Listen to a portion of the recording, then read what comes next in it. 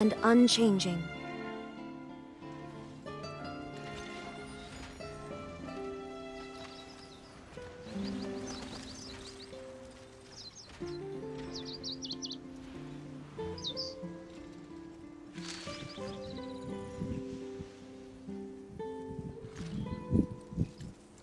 Okay. Testing 1 2 3. Testing 1 2 2. Testing 1 2 3. Uh-huh. Testing. Test.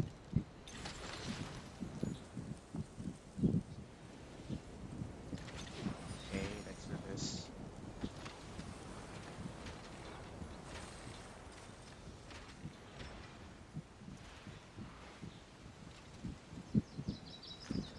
Test. Testing.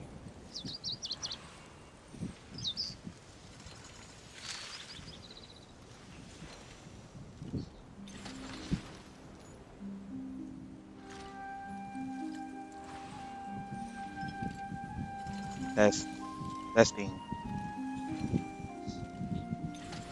Should be fine. Damn. Hagi pa din yung electric fan. Inactivity serves no purpose whatsoever.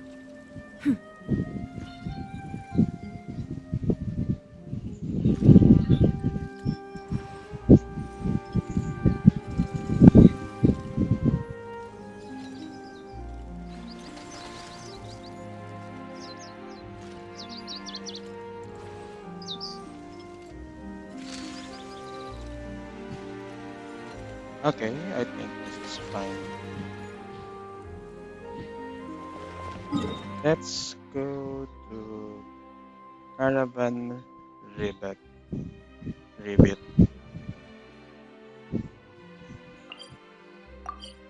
For anything else, wala akong do. I'll just get some drinks.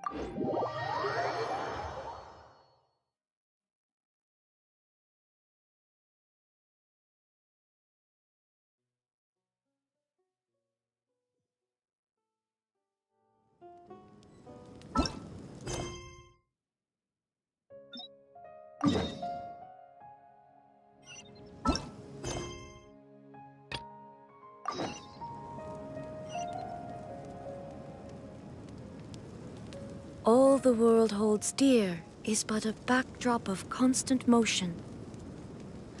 I stand before it, alone and unchanging.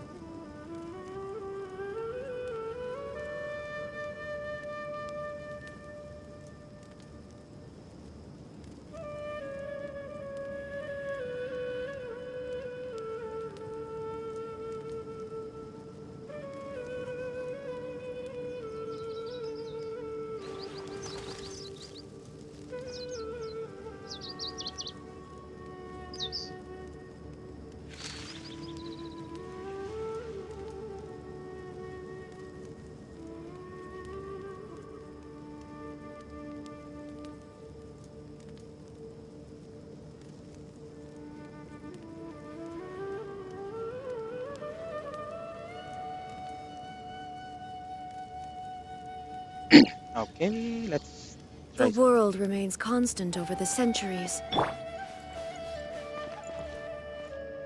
Yeah, Leia's Hello, here. Caravan Rebat! Now let Paimon think. What were we up to the first time we came here? Oh, Paimon remembers! Nahita's consciousness had been trapped by the doctor, but we followed the clues she left behind to help her.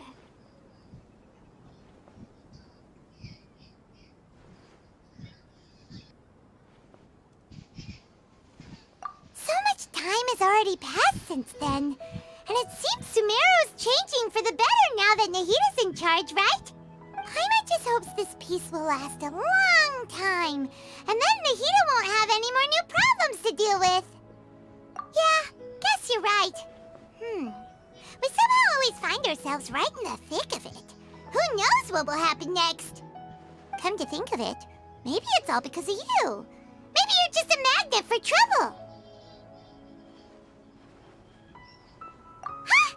Me? Before Paimon ran into you, Paimon never ran into any trouble. At most, when she was super tired, Paimon got caught in some strange whirlpool and sucked out into sea. And even then, you fished Paimon out. Yeah, so that's what happened, Paimon.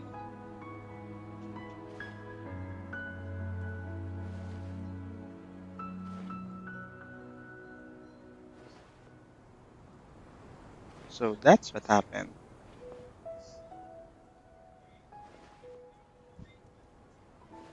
Seriously, Paimon.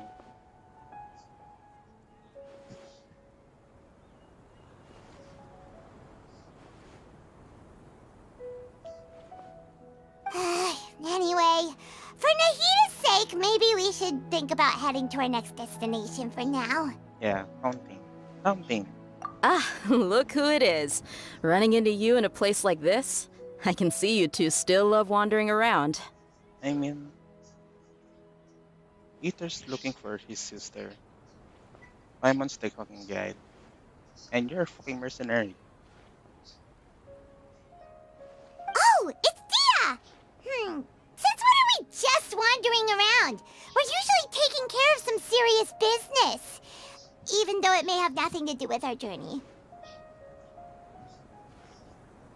But never mind that. What brings you here? Oo nga, ginagawa mo dito. I just finished a commission in the desert for a usual client of mine. Nothing too interesting. Just escorting a shipment of goods. I'm on my way to report back.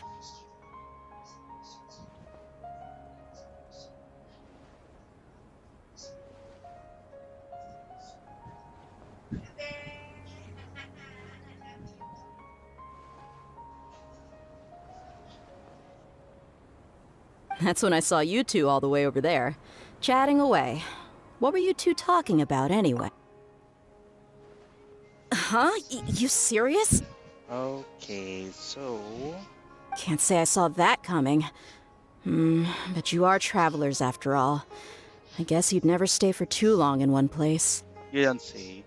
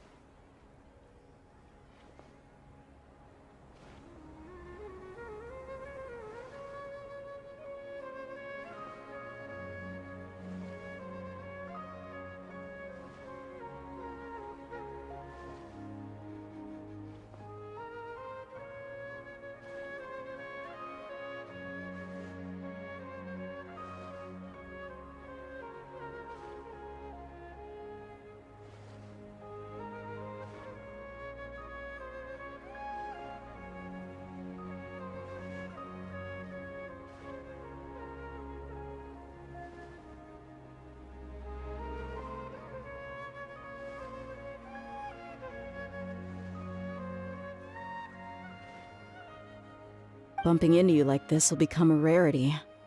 I'm starting to feel sad just thinking about it. Yeah, really, they, really?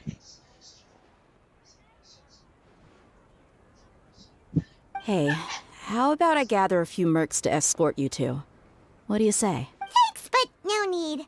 Oh, Paimon had no clue you'd miss us so much. But don't worry, we'll come back to see everyone when we get a chance. Sounds good. All you need to do to get to Fontaine is cross this stretch of desert and navigate some waterways. Knowing you two, I'm sure it won't be anything you can't handle. So, when are you leaving? Oh, wait a sec. Paimon just remembered there. Okay, there's this Sasibaka. I see. Guess you won't be needing a going-away party or anything. Though, now that I think about it, Sumeru... By the way, should we go say bye to Nahida? Oh, good point. Then, I Yeah. guess this is goodbye for now, Traveler in Paimon. Whether as a client or a friend, you're always welcome to come find me. Goodbye, Dia. Bye-bye, Sumeru.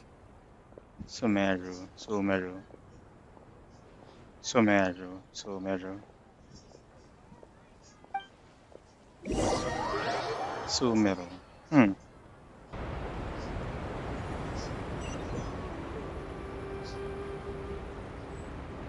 Bleh.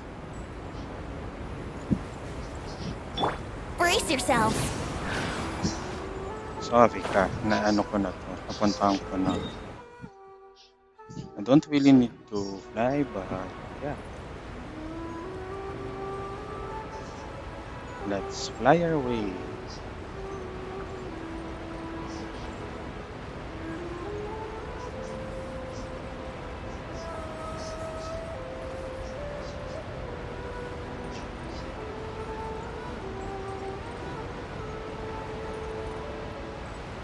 Okay, just a rumble about before reaching to the destination.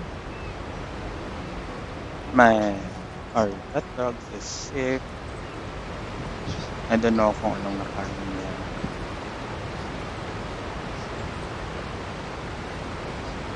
And now we're just taking care of him.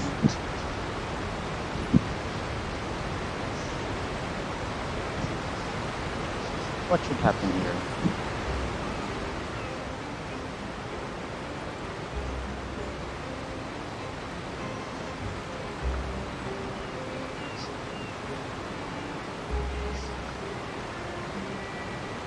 Ramar Harbor.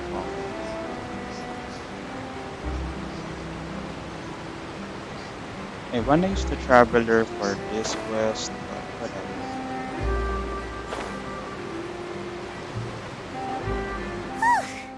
After crossing all that sand and water, we finally made it! Oh, this must be Fontaine's port! Wow! Everything looks so advanced in Fontaine! Paimon's heard that the industry here is extremely developed, and there are all kinds of unusual machines!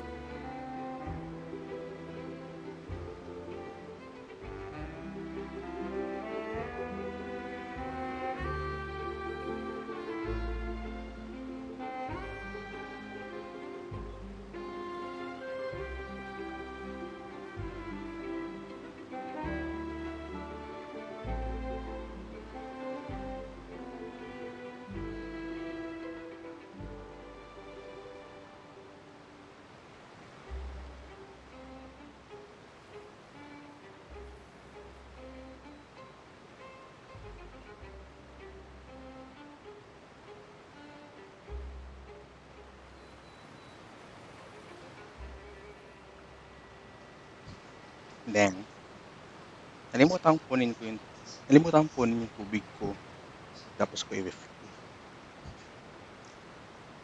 Just seeing the sights as a tourist is nice, but maybe it would be better if we found something. What do you think? Good idea! Seeking out the Seven is probably still our best source for information at this point. Yeah, the more we can learn, the better. So, what do you think the Hydro Archon's like? Will we get along? Nahida said that she has a very unique personality, whatever that means. To learn about a nation's god, start with the nation's people. There seems to be some locals talking over there. Let's go see if we can join the party.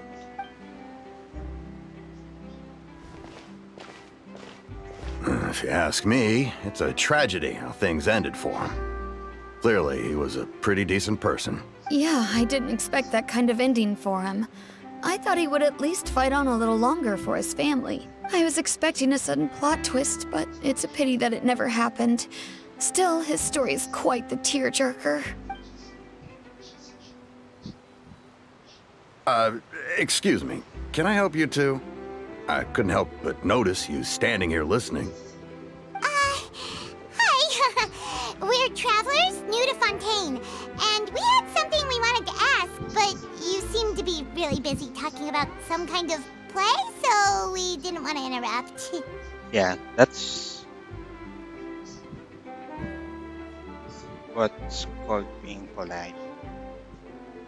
So you're kind of eavesdropping, but you don't want to interrupt them. Play? Oh, no. We're talking about something that really happened. In fact, it's a case that was just heard a few days ago. Okay. So it was entertainment for them. Really? Like, a real trial? But the way you were talking about it and the words you used just now made it sound like some kind of story. Well, good tales are often based on true stories, aren't they? And what you see in reality may also be someone deliberately putting on an act while harboring ulterior motives. Whether something is true or not simply isn't that important. The main thing is whether the story being acted out on the stage is splendid enough.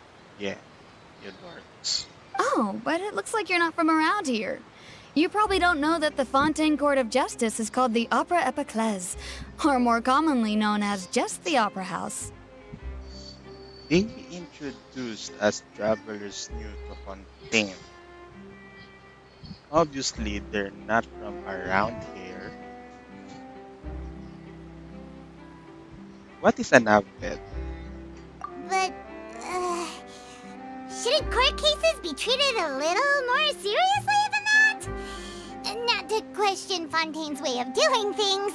It's just that putting someone on trial is usually a very serious thing. No worries.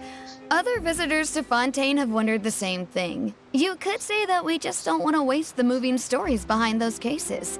And as for your worries about whether the cases are treated with due reverence, we have the absolutely just and honorable Chief Justice Neuvillette, as well as the Oratrice Mécanique d'Analyse Cardinal, a machine created by the Archon.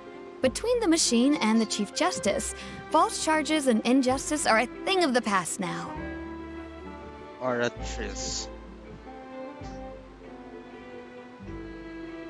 What is Oratrice?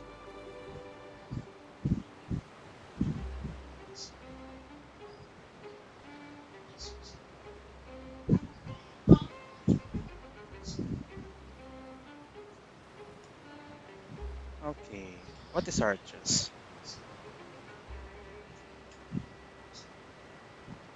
Okay, so the oratress is an orator who makes public speeches,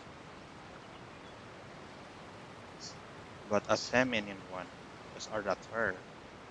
Orator? Yeah, orator.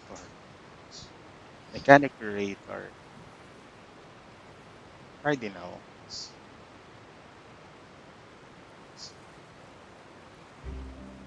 They're not using cardinal as a religious context, but cardinal as cardinal numbers. But I'm not really sure what it means. No, I'm not the bird. The adjective.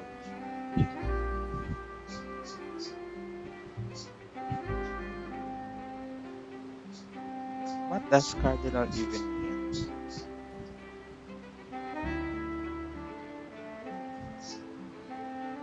Ah,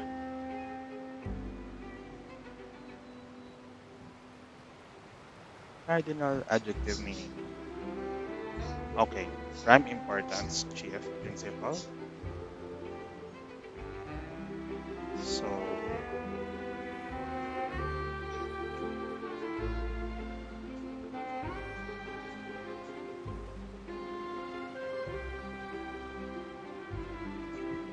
mechanical orator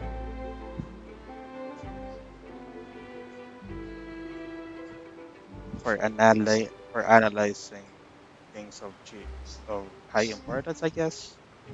Pure trees? Is it some kind of machine too? Oh, Paimon's curious. We should check it out if we get the chance. Wait, Paimon almost forgot to ask you our question. Do you know what we should do if we want to meet the Hydro Archon? Oh, that's easy. Just go to the Opera House. Lady Farina practically lives there. You could definitely say it's her biggest passion. Yeah, that's way too easy.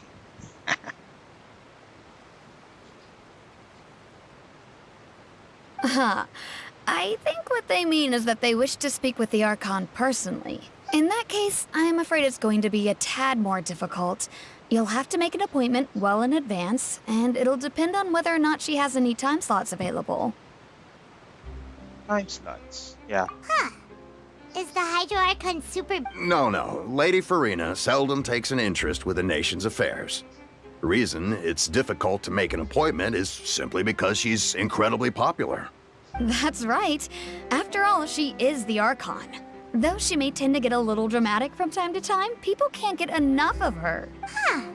First time Paimon's ever heard of an Archon being described that way before. Yeah. Because two of them are incognito.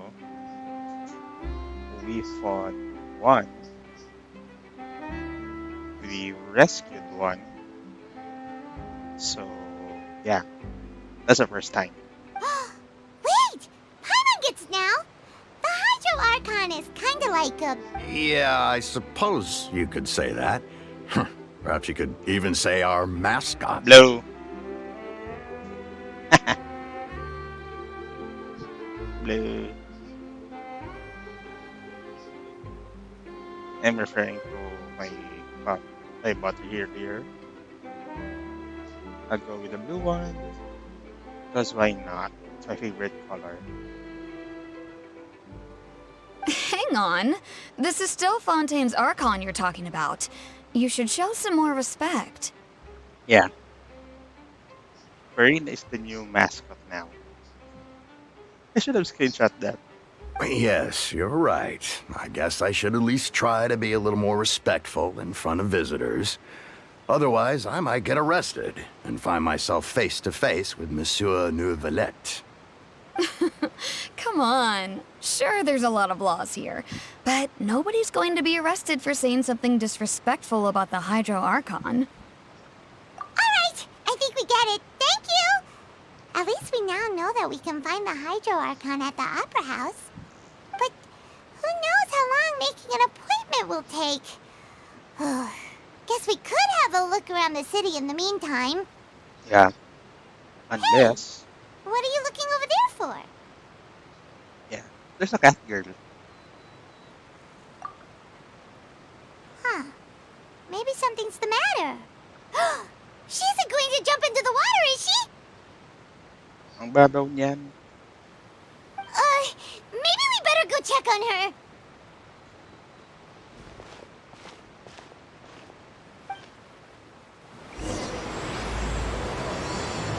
Girl black and white.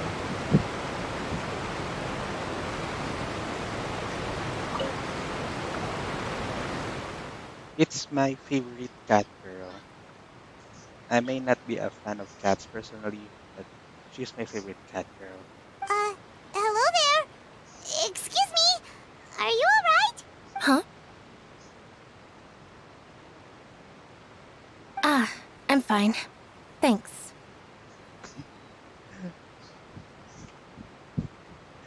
This is that this is the moment when you ask a girl when ask your SO, what's wrong? What's wrong? What's the matter? I'm fine, thanks. But they won't answer directly.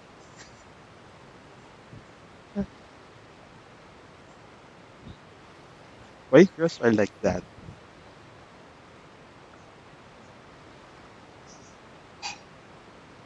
If you ask them something, what's wrong? Oh, nothing.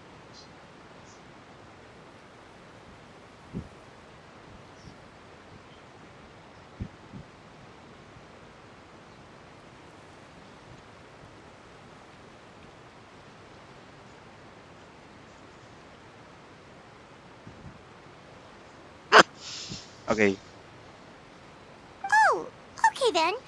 We just noticed that you seem to be worried about something. About many things, actually.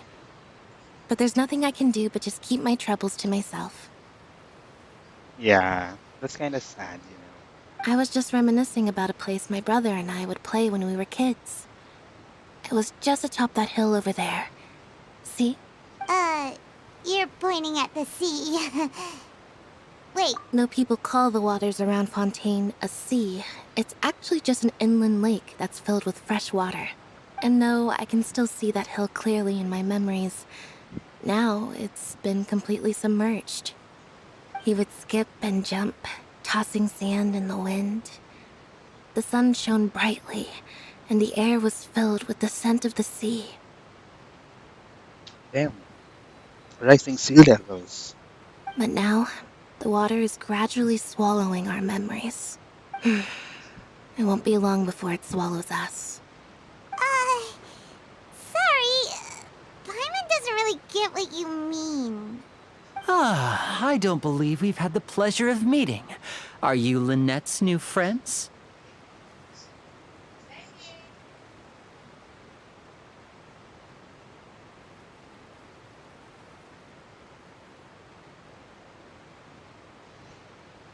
Oh, and you are? Thanks for looking after my sister. She often comes here to reminisce about our childhood, that's all. There's no need for any concern. Ah, allow me to introduce myself. I'm Linny, and this is my sister Lynette. If I had to guess, I'd say you must be travelers from abroad. Nice to meet you. Paimon is Paimon, and this is the Traveler. We just arrived in Fontaine. We were just talking with your sister.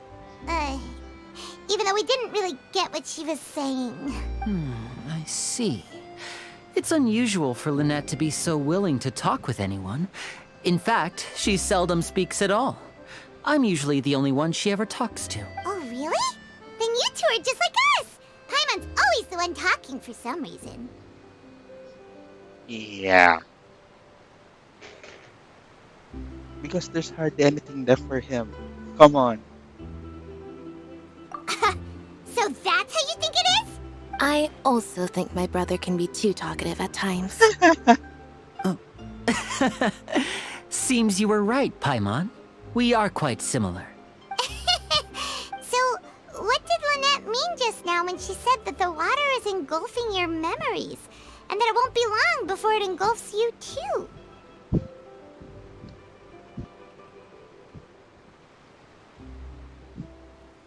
Oh, that. It's from a prophecy that's been circulating in Fontaine for some time now. Well, I suppose prophecy isn't exactly the right word, because that implies a certain amount of uncertainty. There's no doubt about what's happening in Fontaine now. Where to begin? Let's put that question on hold for a moment. We still haven't formally greeted each other yet, have we? Did all the introductions earlier not count? Hello, traveler.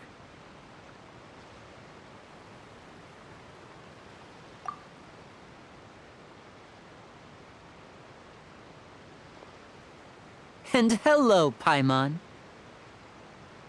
Hey! Why didn't Paimon get a handshake? You're not poking fun at Paimon, are you?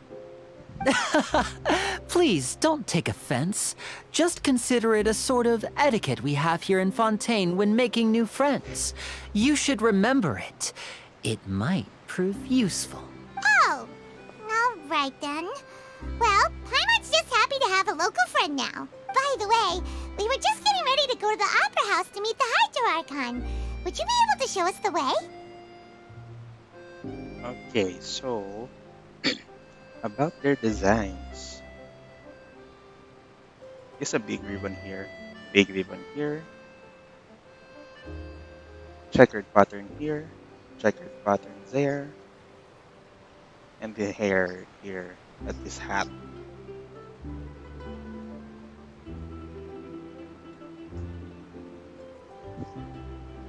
This muffler and this muffler, ribbons everywhere. So you're going to see Lady Farina? No problem at all. In fact, I was planning to go to the Opera House later myself. I'll gladly take you once I finish things here. Please follow me.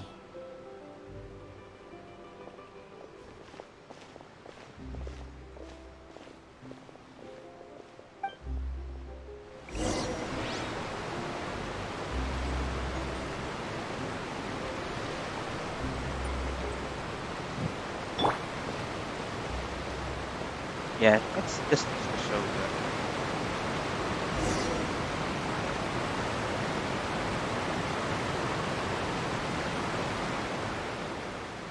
You said you were going to see Lady Farina? Well, it seems Lady Farina has come to see you.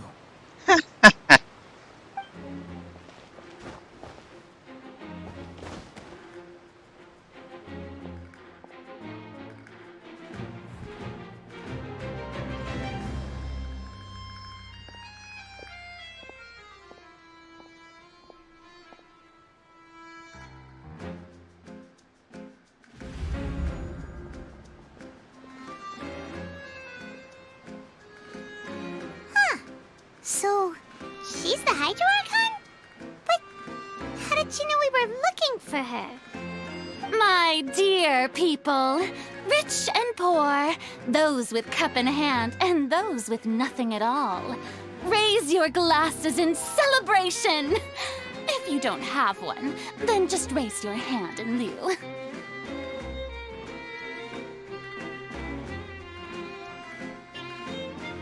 She's so sassy.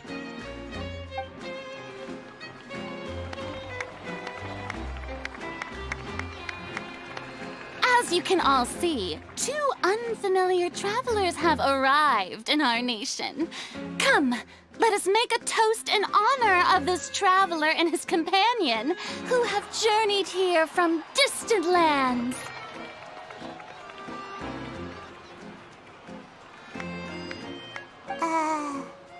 Is she talking about us? Obviously. I've long heard of the turmoil and chaos you've left in your wake as you visited other nations. But I welcome you nevertheless. No, I have come to receive you personally. Yeah. Kinda obvious. Fear is for insignificant cowards. I am a god, and I will never entertain the notion of such meaningless wariness. You can be rest assured, I see clearly your sincerity. So, Farina's eyes are kinda weird as shit. The highlight at the left eye, it's got purple, and here's just a classic. It's not just a color invert of this eye drop pupils. No.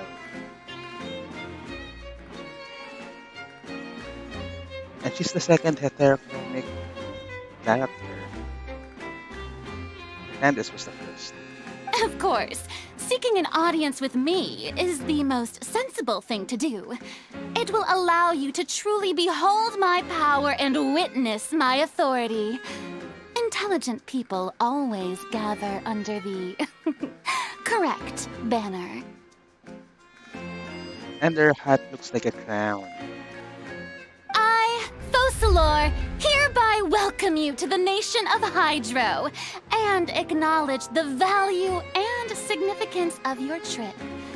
Now, you may rejoice in this. Yeah, Paimon still can't believe it. Feels like we've only been here for a few minutes. But the Hydro Archon's entrance was, how should Paimon describe it? A little over the top? Miss Hydro Archon? How did you know we were coming? I see. As Outlanders, you inevitably lack even some of the most basic understanding.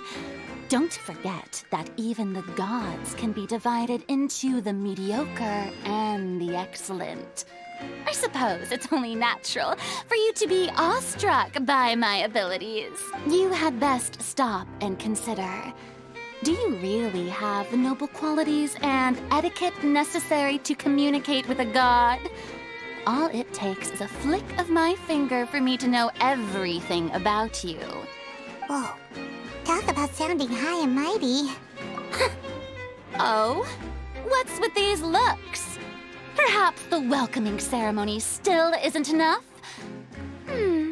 What else should I say then? And her lashes looks like a jester hat. Is she waiting for us to start talking? Wow, I didn't expect to see Lady Farina here. What a surprise! Wait, does this mean they're the legendary blonde traveler? How did I not notice before? Because you're a noob. Hey, what's all the commotion? Oh, is that Lady Farina? Is there some kind of drama going on?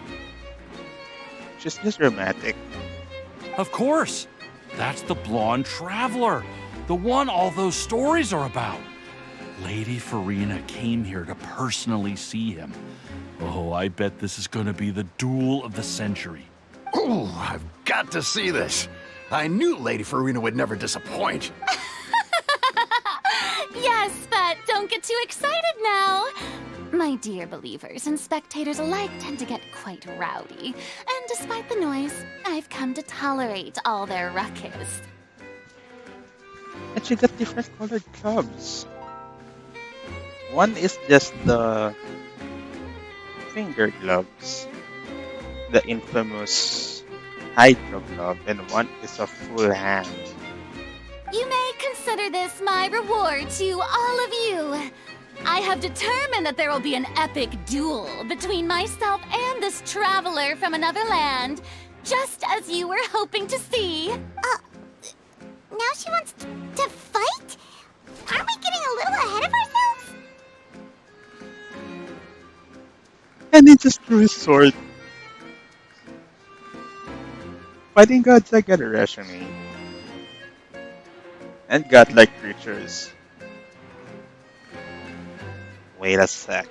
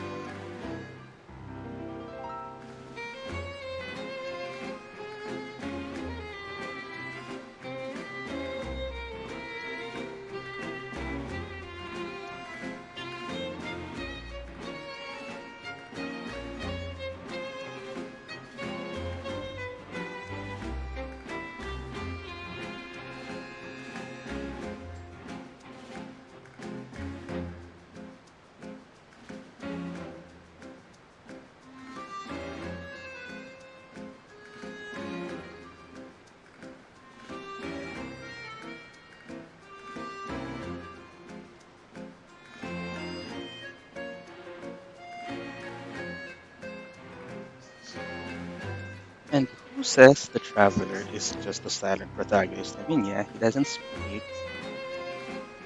in a natural sense, but he's got character. He's got sass in this line. Fighting gods! Gotta resonate.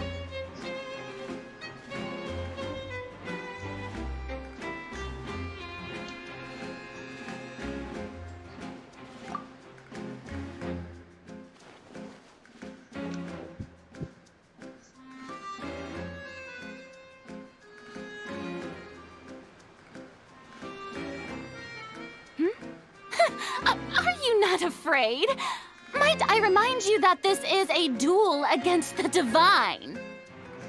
A duel against the divine. Yeah, right. He fought the Raiden Shogun with Doc. What are you trying to do, Traveler? Provoking a god in front of her people?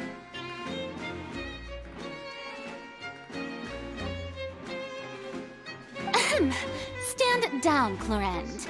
I admire his bravery. Few have the courage to draw their sword against a god. He is obviously a true warrior.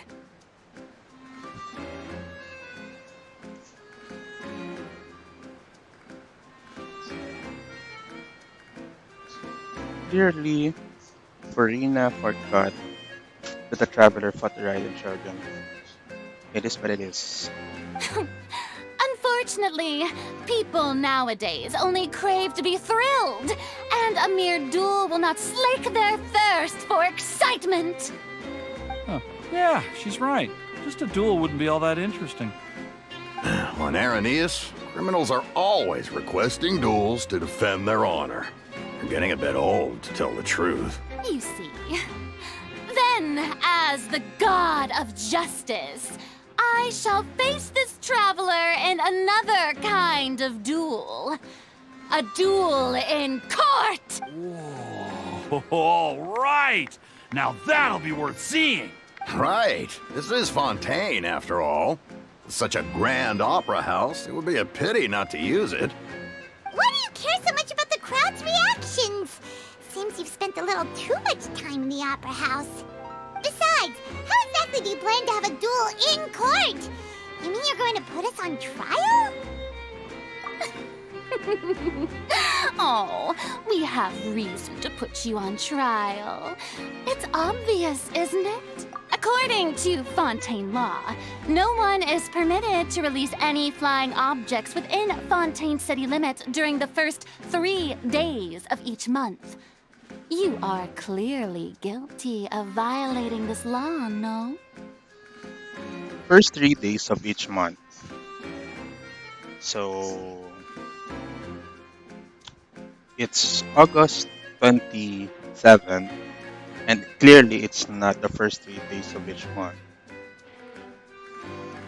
But of course, we're just talking about Genshin logic here, so it is what it is.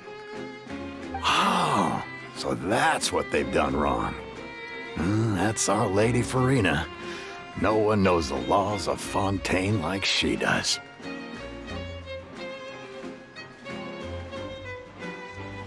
It's like, trust me, bro, I made it all up. You call that obvious?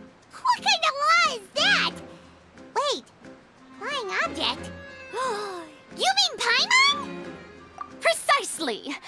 Now, if you two have no objections, then in the name of the Hydro Archon, I order your arrest. But you're the Hydro Archon. My apologies, Lady Farina. I don't mean to spoil the fun. But if you would allow me to interject, I don't think that Paimon here meets the definition of a flying object. You tell her, Linny! Finally someone who's not crazy. How could anyone call Paimon a flying object? Ah, great magician Linny, my beloved citizen. I'll permit you to object. But how exactly do you plan to prove your claim? As a magician who just rained on your parade, I naturally should shoulder the responsibility of saving the show. Yeah. So the responsibility of saving the show. Damn it. So, with such an audience gathered here, allow me to perform a trick for everyone.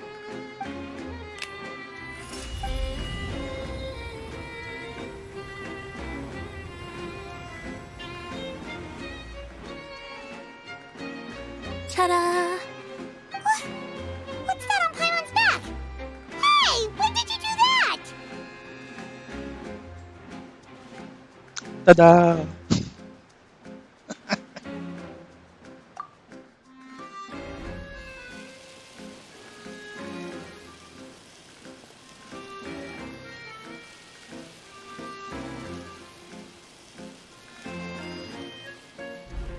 There. As you can all clearly see, Paimon should be classified as, well, something like a balloon. This rope has been in the Traveler's hand all along. It was just that no one could see it before. Huh? You call that magic? You've got to be joking. I thought it was pretty good. Nice one. Huh. I'm not sure what to think. It seems Lady Farina's charges no longer hold water.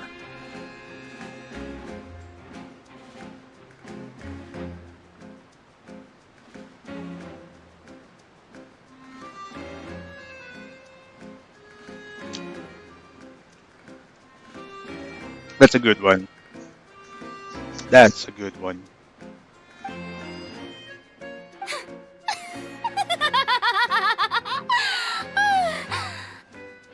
Amusing. Very amusing, Linny. Just the sort of unexpected twist that I enjoy. With you here, today's performance can finally be called complete. Performance? You see all this as a performance? In which case, consider the matter of your trial resolved. The god of justice will not bring charges against an innocent person. But when there are valid grounds, I will not only judge travelers from abroad, but even the gods of other lands. Yeah. She's a crazy one. I look forward to seeing your upcoming performance at the Opera House, Mr. Linny and Miss Lynette. That's enough for now. Toodaloo! Toodaloo!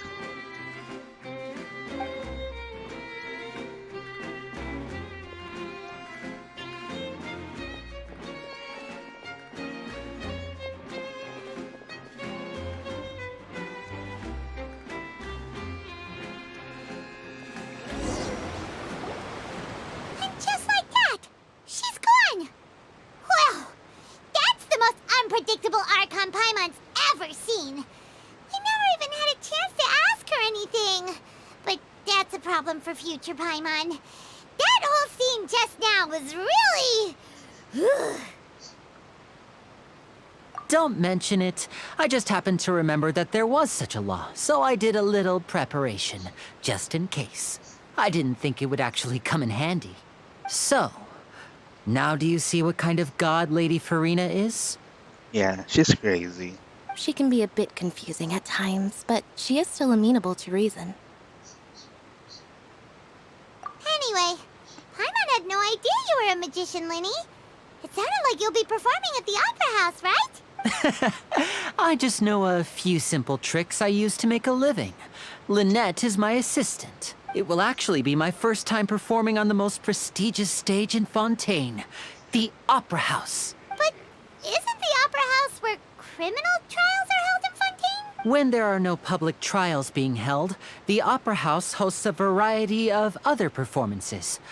To the people of Fontaine, the line between a trial and a performance can be a little blurred. And speaking of performances, I would be remiss to forego this opportunity gifted by fate. Might I invite the two of you to see my performance? Yeah, nice. Free tickets. It's free tickets, boys. My brother's always excited to make new friends. Oh, sure. We don't really have anything to do now, and we wanted to go to the Opera House anyway. Splendid. In that case, why don't we go together? I'll show you the way. I just have something to take care of first. You really mean it? Then I'll take you up on your offer. This is a magical item known as a magic pocket. Perhaps you can help me distribute them to the people here. Yeah, events, but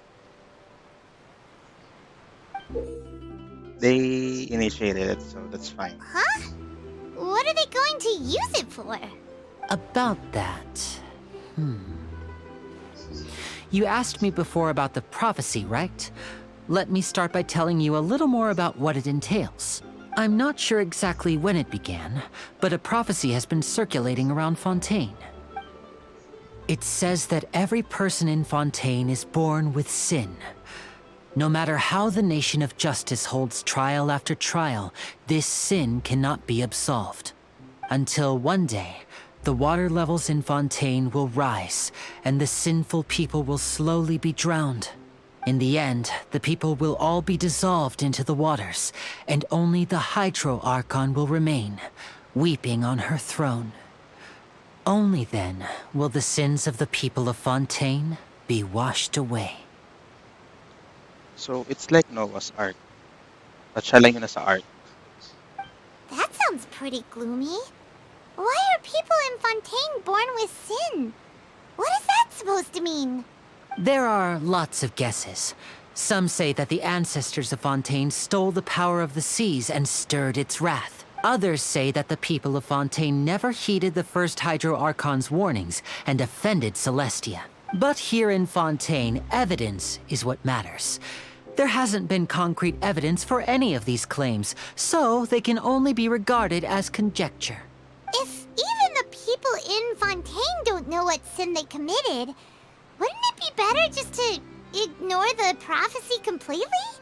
Why bother feeling guilty all the time? That's exactly what the people did at first.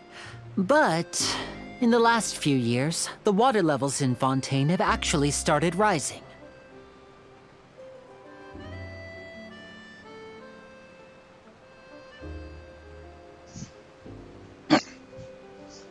So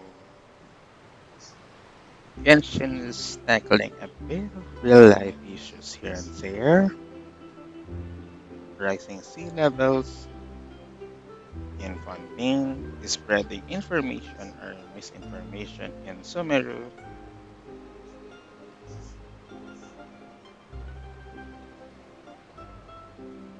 a revolution and fight against tyranny in Inazuma. Liyue is just Liyue. It's just the passing of the torch to the new generation.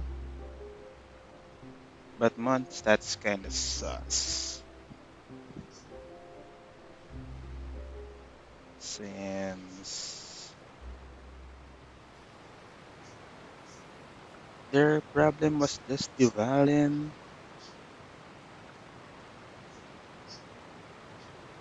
But as soon it's resolved, but since it's just the prologue anyway.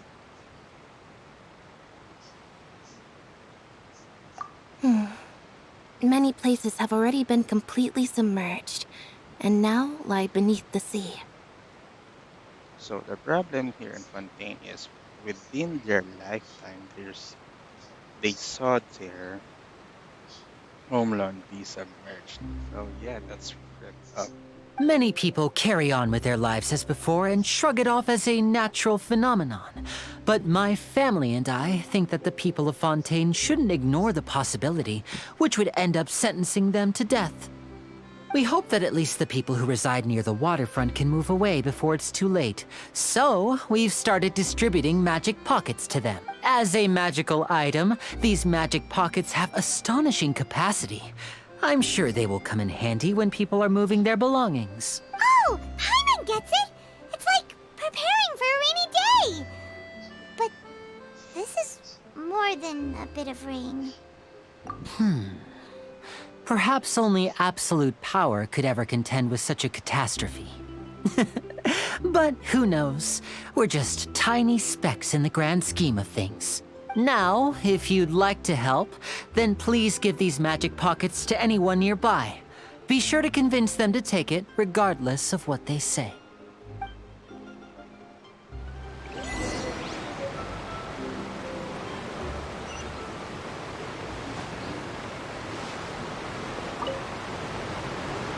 What's this? So you all... What? You mean... No, I believe in the prophecy. But I also believe in another story. The story says that people once lived in the ocean. They were one with the ocean and couldn't live apart from it. This is a good design. This looks like a scale, but it looks like a flower. And at the same time, it looks like the anchor of a ship. But it's two mermaids or melusines here. But as time wore on, people desired to live on land and developed blood vessels, encapsulating the sea within their bodies.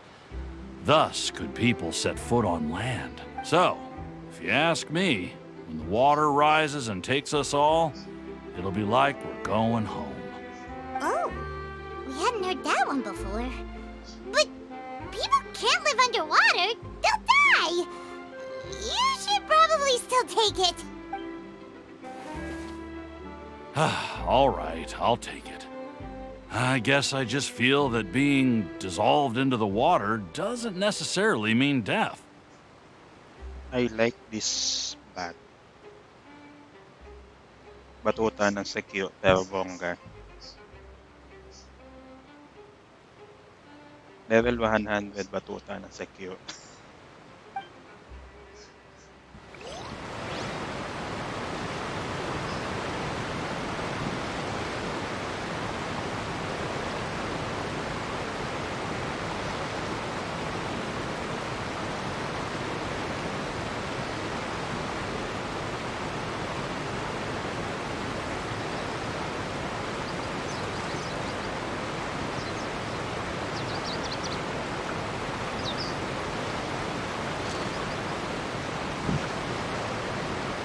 Okay.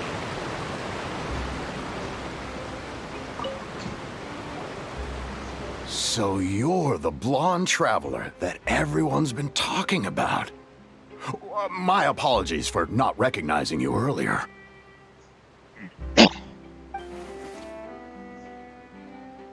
Oh, a magic pocket? Seems you really thought of everything. I guess it's better to prepare for the worst and hope for the best. Thanks. Please, also thank the magician on my behalf when you get the chance.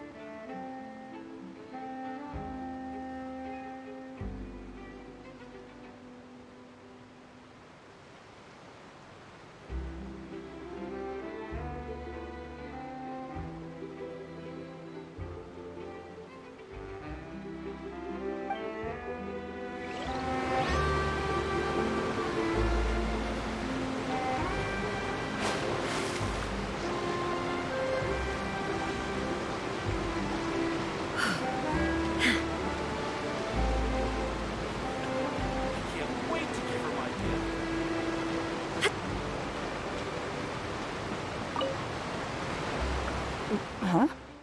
I don't want that thing. Way I see it, if the prophecy's true, it's still gonna be a long time before the water can cover everything. Life is all about living in the moment. What use is there in worrying about the future all the time? We'll cross that bridge when we get to it. You should still take it. You never know when it'll come in handy. Oh, all right, fine. Thanks. It's just that if I start moving, that means I've already given up on the life I have now. I'd really rather not. As they said, you should just take it because you might need it. It doesn't mean move right now.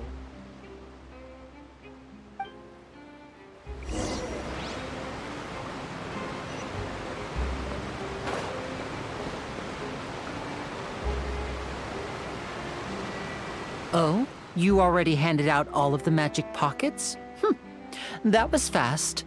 So, what did people have to say? I bet you heard some, interesting opinions. Yes, but that will change once disaster strikes. I know they'll change their minds, so it's only right to help them prepare.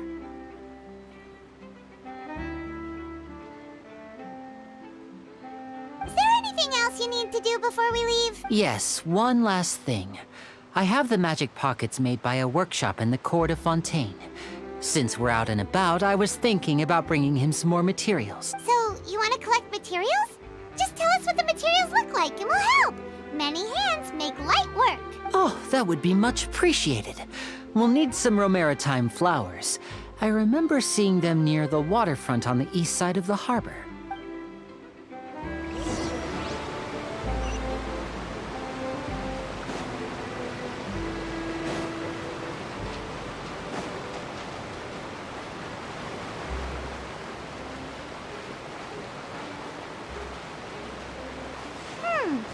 It seems we have to use Hydro to collect Romaritime flowers.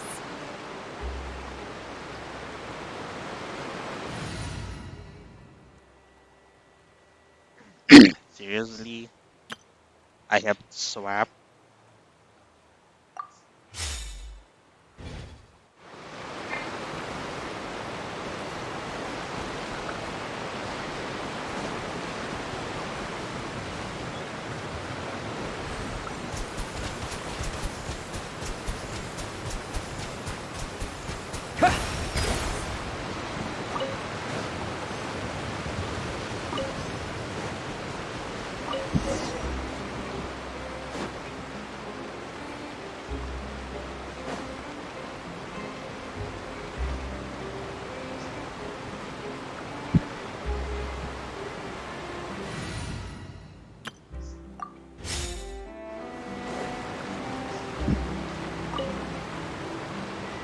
You made quick work of that. I can tell you're an experienced traveler. I've also finished collecting a few here. Maybe next time you'll feel like helping too, Lynette. No way. I'm in power-saving mode today. Otherwise, I fear I may not have any energy left for the performance at the Opera House. Energy mode. Edit power saving mode. Ay. Fine. Though the performance is still a long way off. Now that we're finished here, we should get ready to head back to the court of Fontaine. So, we're going to the court of Fontaine before we head to the Opera House? Good. Paimon wants a tour of Fontaine's largest city and try...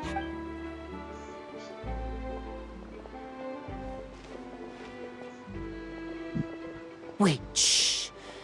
Have you noticed that person over there? The young girl. Huh? What's wrong with her? Paimon didn't notice anything. She looks sus, that's it. She's obviously a thief. Magicians and thieves practice similar methods. We divert attention, and a distracted audience is one that won't discover what you're really doing. Watch her movements carefully.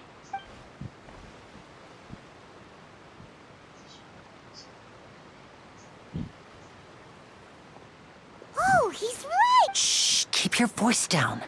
We need to think of a way to catch her, but it seems she's very alert. Perhaps we should split up. You two can ride the lift over there and wait up top. I bet that'll be her escape route if she tries to run. All right, let's go.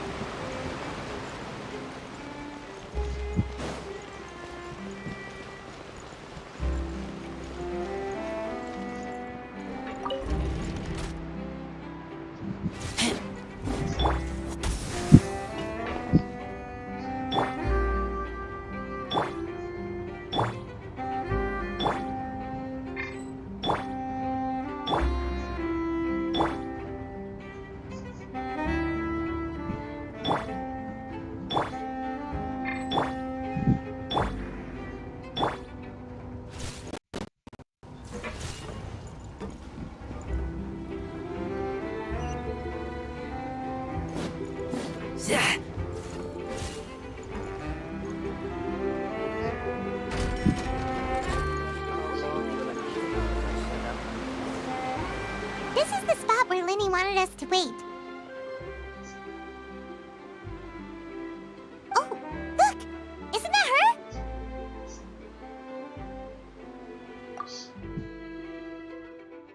Oh no! Did she notice us? She started running the other direction! What should we do? Should we chase her? You're right. She might also be trying to lure... Oh, Nothing's happened for a while now. Paimon wonders if Lenny caught the thief. Yeah, let's go.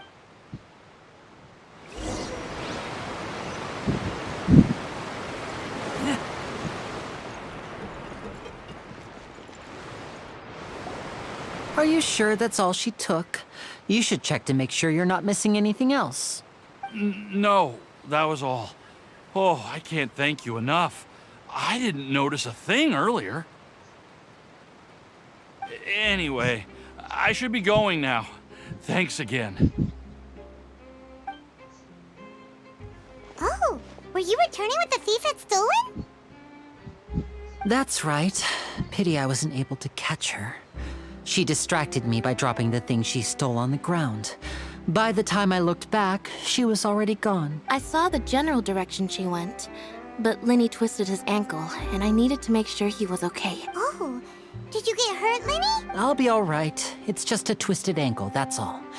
In fact, it's feeling better already. If you want to play at being a hero, at least try not to get hurt doing it. Imagine what would happen if you managed to derail our performance as a result. You're right, you're right. Sorry, Lynette.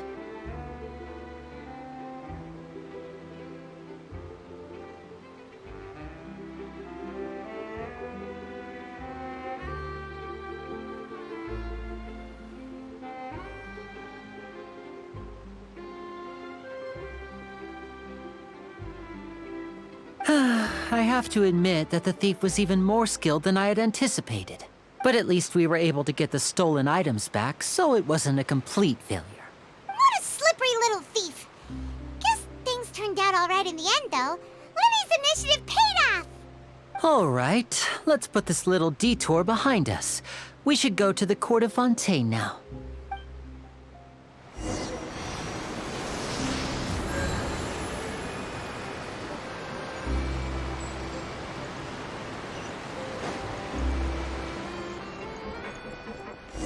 How long will it take if I set out?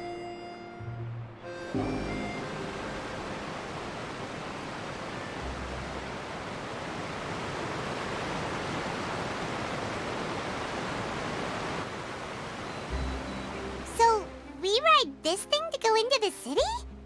What an ingenious way to get around. People in Fontaine really know how to use water. This is an aquabus. It allows people to travel between several key locations around Fontaine.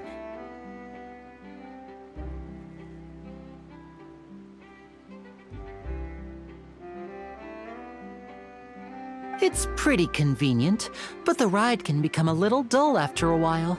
The scenery is always the same. That's why it's better to travel with friends. So you mean it's still boring even when I'm riding with you? No, that's not what I meant. It's just that, well, you don't really talk that much. Besides, it doesn't really feel like a real trip when it's just the two of us. It's the same as being at home. Whatever.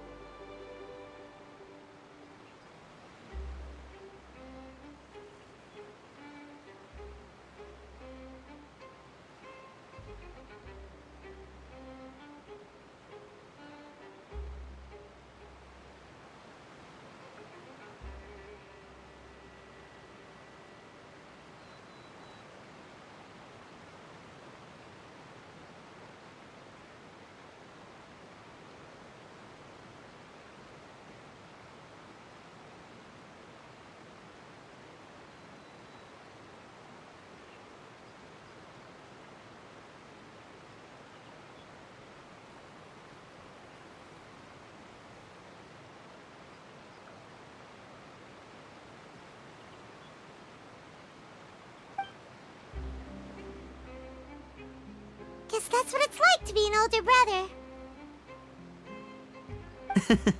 It's about time for us to leave. Let's get on board.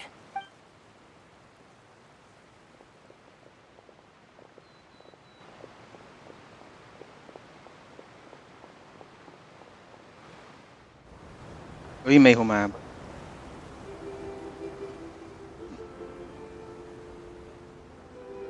Huh? What? Traveler!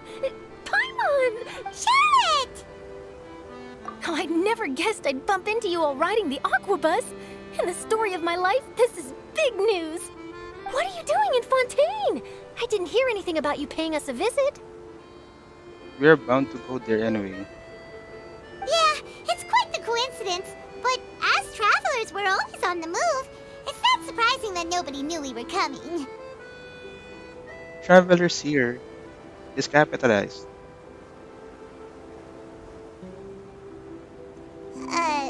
Though we still have no idea how the Hydro Archon knew about us. Oh, let Paimon introduce you to our new friends! Oh, no need for introductions, Paimon. I would recognize the great magician Linny and his assistant Lynette anywhere. I wouldn't be much of a reporter if I didn't know who they were. It's a pleasure to meet you. I'm Charlotte, a reporter for the Steambird. Nice to meet you. From the Steambird, huh? We've often relied on your paper to promote our performances. It's an honor to meet you. Now that everyone knows each other, Fontaine suddenly doesn't feel like such an unfamiliar place. So, what have you been up to lately, Charlotte? Any big news? Not too much. When there isn't any breaking news, I mainly cover the trials at the Opera House. You could still manage to keep readers' attention as long as you tell things from a clever enough angle, even if it's the same old topics. For example, reporting on how a scammer once deceived vulnerable girls into relationships, or how a financial criminal was once so poor that they ate a single piece of bread for 5 days.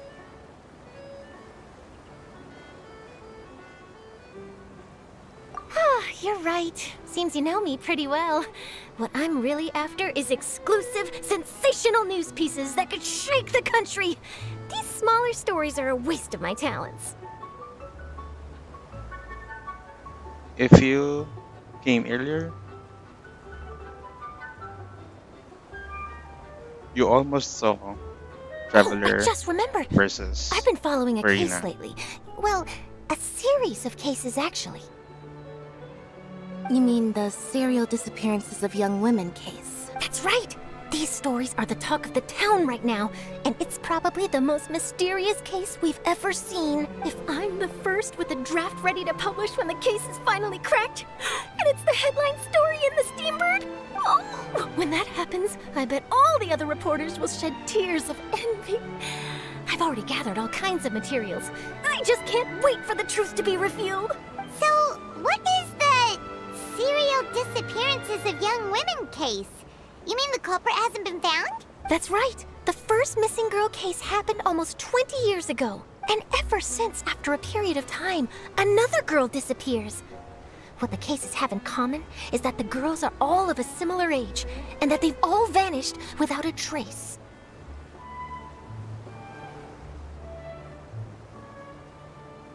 But the scariest part is that to this day, none of the girls have ever been found. Many suspects have been arrested over the years in connection with this case, but shortly after each arrest, another disappearance would always happen.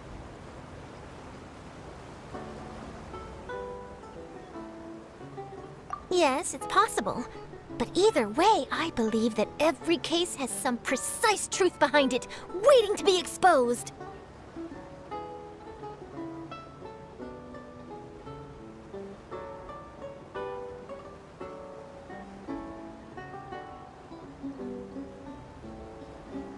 Yes, I agree. And at the very least, the family of those missing girls deserves some sort of explanation. I just imagined for a second what I would do if Lynette were to suddenly disappear. I'd pay any price to get her back, and then find a way to track down the culprit.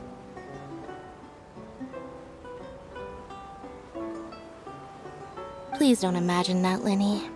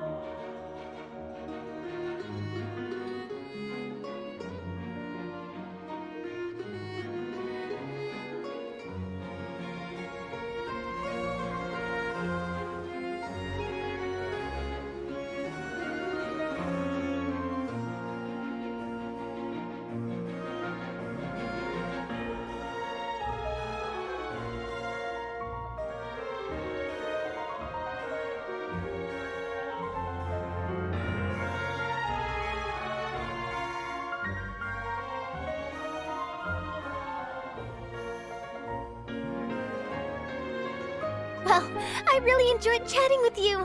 Life should be full of pleasant little surprises like this.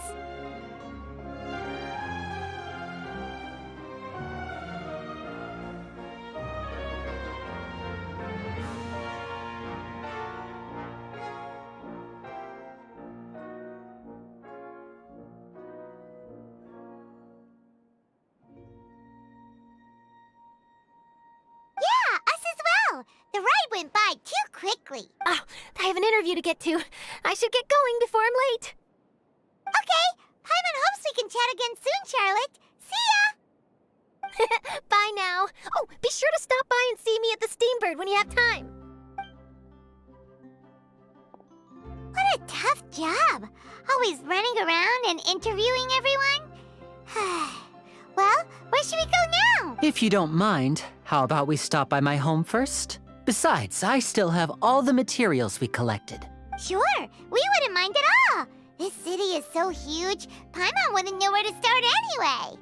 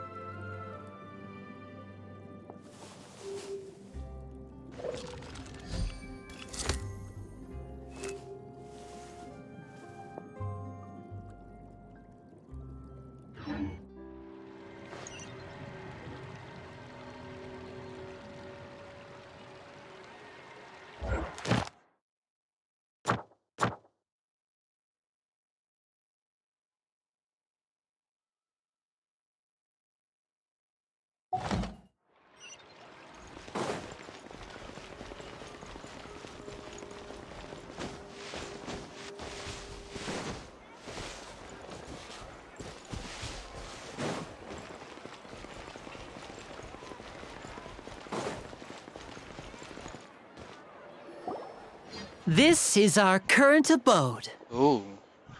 Ah, Fremine, you're home. Where did everyone else go? I have some new friends that I would like to introduce.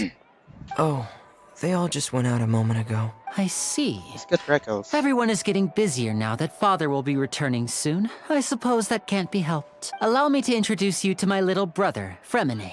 He is a phenomenal diver. Hello. Nice to meet you. Paimon is Paimon, and this is the Traveler. Oh, you sound very proud to have a diver as a brother, Linny. Linny, could you come here for a moment? This guy is wearing shorts, yeah. But underneath it says diving suit. So I guess this is fine.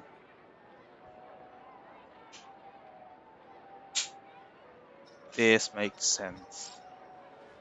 Hmm? What is it, Fremine? Do you have something to tell me? Yeah, just go for it.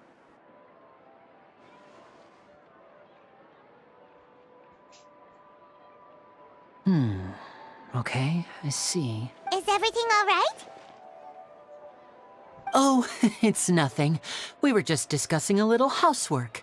Sorry for the interruption. Oh, before I forget, the Traveler and I collected more materials to make magic pockets. Were you able to get any, Fremine? Yes, I went diving and gathered lots of materials. I was about to give them to you. That's our Fremine, always quick with the underwater work. All right, I'll take these to the workshop.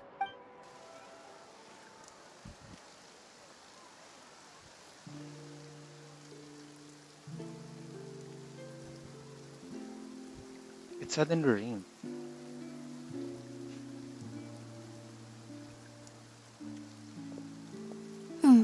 Looks like rain. You don't say. Oh, you're right. But wasn't it clear and sunny just a moment ago? Fontaine's weather sure is weird. I'm afraid that's just how it is here.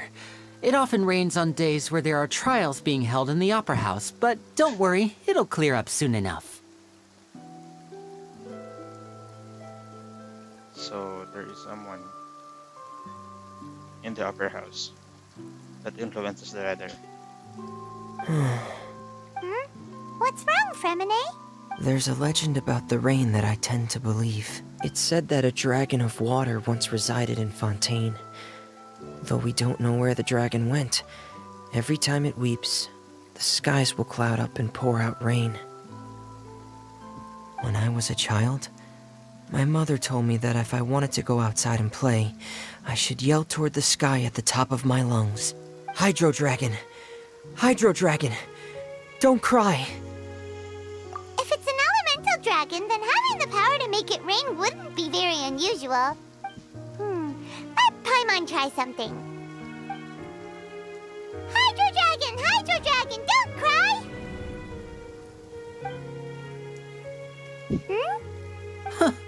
Doesn't seem to be of any use. It is just a legend after all. You know, you might be a more popular magician if you understood the concept of romanticism. Or could at least play along. Sorry, it might be because we've never met the Hydro Dragon. Perhaps it can't be comforted by the words of strangers.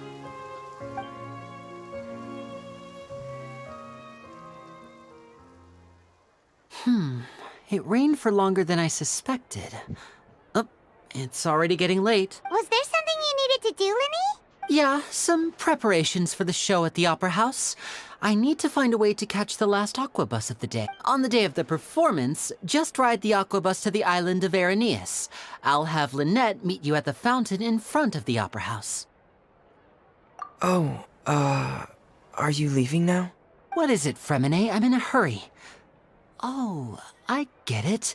You feel nervous delivering the materials for the magic pockets, is that it? Perhaps we could trouble the Traveler to help us take these materials to the Beaumont workshop and deliver them to the owner there? I'm afraid that Fremine can be quite introverted, and the boss there tends to be pretty talkative. Fremine has always been a little afraid of her. No trouble at all. Don't worry, we're on the case. Sorry for the inconvenience. I'm quite useless when it comes to such tasks. I'll think of a way to make it up to you. Oh, no need. This will be a walk in the park for us.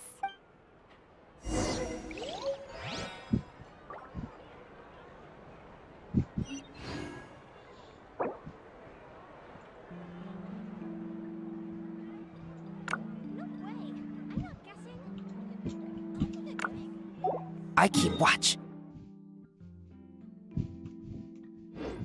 You leave, you call me.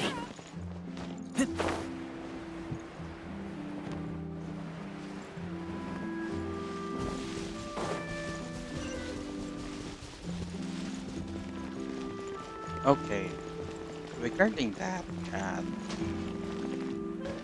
that chat I sent in you.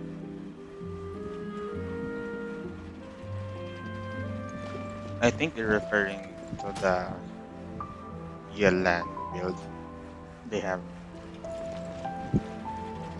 Because I was asking them, how's your Yelan? Hello? Is there anyone here? Because we got it within the same patch. Oh, hello there. New customers? Looking to buy, or do you need something made? Or perhaps you're just looking for a chat with me. Oh no, we're just here to deliver some materials. Here they are. They're for making... what were they called again? Ah, these must be for Magic Pockets.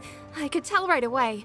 I've already made several orders worth now. No need. They've already prepaid several batches worth. When they told me what they'd be using them for, I even offered them a discount, but they insisted on paying the full amount, saying that I had a business to run. It seems both their hearts and their pockets are made of gold. Wow.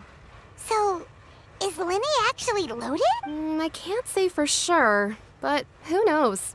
Maybe there's good money to be made being a magician in Fontaine. Hey! Is this machine what you use to make stuff here? It looks really advanced. Why use your hands when a machine can do the work? It would be a waste not to use the latest technology. And wasting is a kind of crime. But where does a big machine like that get its power from? Well, it's a little complicated. I'm not sure I can put it in layman's terms for you, but basically, everything we usually use here in the city is powered by indemnitium.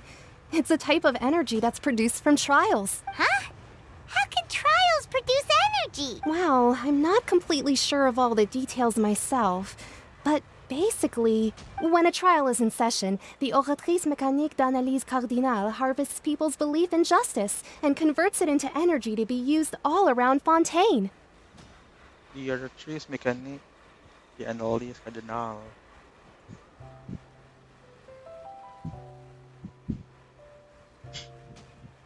Just say mechanical judge. So that's what its other function is? Paimon heard that the Oratrice was created by the Archon to make judgments.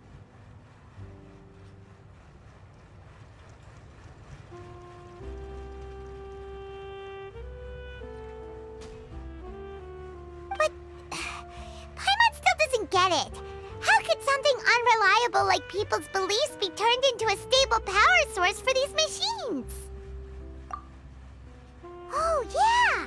So that means the Hydro Archon relies on the machine to take the energy created by belief and turn it into power for all of Fontaine, right? Even though I've never heard anyone really put it that way before, it sounds like it makes sense. Besides indemnitium, we have another type of energy. It isn't produced by the power of the Archon, but it is unstable by nature.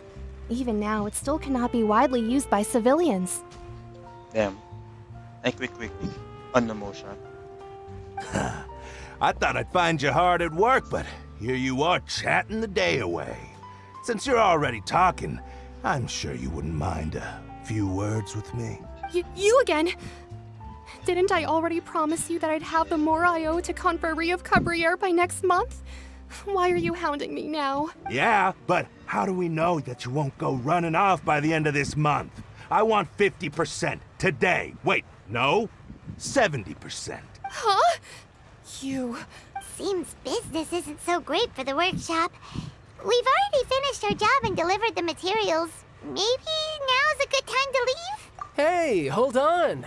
Before you go around trying to collect payments, why don't you settle your own debts first? So may utang pa kita kay Kitag. If Confrérie of Cabriere wants to poach clients from Northland Bank, that's fine. But I'm afraid you still owe the bank a hefty sum of mora. So why don't we work things out between us first, before you get back to your little conversation here? You're from Northland Bank. Traveler, Paimon! I didn't think I'd run into you here in Fontaine. What are the chances? We're surprised to see you too! What are you doing here in Fontaine? You didn't want to stay in Snezhnaya? Long story short, I've already been in Fontaine for some time now, and honestly, things have been pretty boring. But it seems that fate brought our paths together today. Not only will I have some good friends here now, but ones who always seem to find trouble. Either way you look at it, it seems things are going to get a lot more interesting now. Pretty sure we'd want to avoid anything that you'd find interesting. Besides, our trip here has gone pretty well so far. Right, Traveler? Hey, you, Northland Bank boy. Aren't you forgetting something? Don't interrupt. It's not often I run into the Traveler like this. Why don't you wait for me over there for a while? You kidding? Aren't you the one looking for us? You really expect us to sit and twiddle our thumbs while you catch up with your friends? Listen to me, boy. If you want your mora, fine. Why don't you come and take it? Oh no. He challenged the fucking Harbinger. Hey, I just said not to interrupt. Oh, by the way, Traveler, the last time I took Tonya and Tusser ice fishing, Tusser said, Hey! That's way over the line! All right, boys, let's see who has to pay up now! Can you at least let me finish one sentence? Fine. Though the bank told me not to get rough with our clients, you're the ones who started it. This is an act of self-defense. You two will have to be my witnesses, okay? I'm sure this won't take long.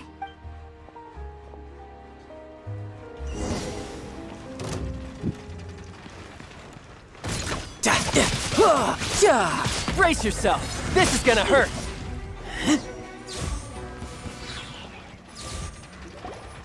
Oh, what's your deal, Brad? How are you so strong if you're just a staffer from Snezhnaya's Northland Bank? Wait, don't tell me you're...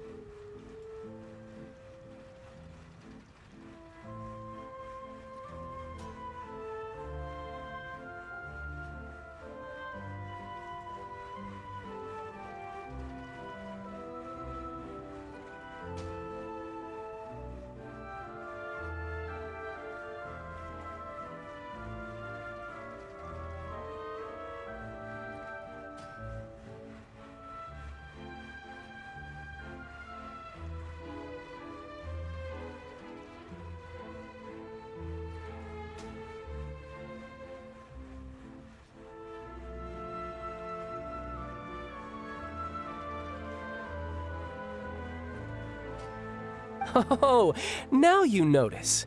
It's a little late, don't you think? Just make sure you understand that you don't mess with Northland Bank. Got it?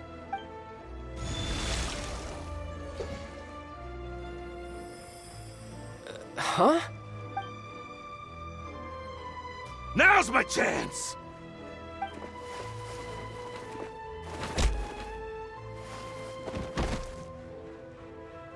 Huh. That was weird. I'm not sure. It's as if I suddenly lost control of my hydropowers when I needed them. Maybe there's something wrong with my vision? Probably. Strange. How could that happen? First time Paimon's ever heard of someone losing control of their vision. Never mind. It doesn't matter. If I want to stay sharp, I shouldn't be relying too much on my vision anyway. Besides, I always have my delusion in case I need it. How should I answer? Concerned? Or not giving a shit? So what are you doing in Fontaine, child? And don't say it's work for Northland Bank. Well, I guess it's because I've been in a bad mood lately. Huh? What kind of reason is that? Wait, since when do you feel down about anything? I don't know. Maybe I still have a lot to learn about myself.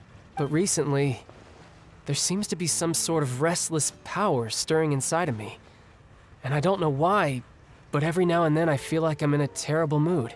Maybe you losing control of your vision just now is connected with that power you're feeling inside. That is a possibility. I can't remember if I ever mentioned it before, but when I was 14, I fell into some unknown abyss. It was during that time I learned nearly all of my abilities. The one who took me under her wing and taught me was named Skirk. She was always quiet and very mysterious. Nobody knew where she came from or what she had been through, and she was always very strict when teaching me combat techniques. I'm not sure if the rain could be heard at the background, but it's raining strong here. One time, I asked her why she was willing to take me on as an apprentice. From what I could make of her answer, it was because I had awakened it, and traces of it remained on me. She said that all my combat training would be useful in the future. Could be the abyss. But what is it? What did you awaken? She never explained that. But my guess is that it's related to a dream I saw when I had just fallen into that abyss. In my dream, I was in the deepest depths of the sea, and the boundless seabed was all around me. But in front of me appeared a whale that was so massive, I felt like I couldn't breathe. A whale? Oh, that sounds familiar! When we fought against you before, you summoned a huge whale that seemed to leap at us. Is that the one? That's just an abstract form of a whale that I create using my elemental powers. It takes that shape because the scene I dreamt of the whale has always been stuck in my mind. I'll never forget it. So you used the whale as inspiration for one of your moves? Huh. Seems a little twisted to Paimon. So why don't you just go ask your master? Maybe she knows the answer. You make it sound so easy. Ever since the incident I experienced there, I've never stopped searching for Master Skirk and that unknown abyss. But it's been years now, and I've still found nothing. There isn't even a trace of the place where I remember falling into the abyss. Oh, it sounds like some kind of ghost story. Yeah, I'm out of leads at this point, but there's nothing more I can do. It seems that strange encounters in this world tend to be elusive like that. Oh, seems the time really flies when I'm talking with you. I just remembered I have somewhere else I need to be, so I should get going. What? More work for the Northland Bank? No, it's more of a personal appointment. Lately, I've been sparring with some of Fontaine's official champion duelists whenever I'm feeling bored. Official champion duelists? You mean it's their job to duel? Yep. In Fontaine, before a criminal goes to court, they're given one chance to defend their honor by requesting a duel with an official champion duelist. The champion duelists are all powerful fighters selected from among the nation's best. And the duel itself is a no-holds-barred fight with no specified stopping point. So engaging in such a duel is regarded as a symbol of defending your honor. If a criminal manages to win the duel, they'll be acquitted. But if they lose, they'll have no choice but to stand trial. And the worst-case scenario is, though it's rumored that Fontaine has a death penalty, from what I can tell, no one has ever been officially sentenced to death. So really, the only people who opt to duel are those who have suffered a grave injustice in being accused, or those who greatly value their honor. Otherwise, why gamble with your life?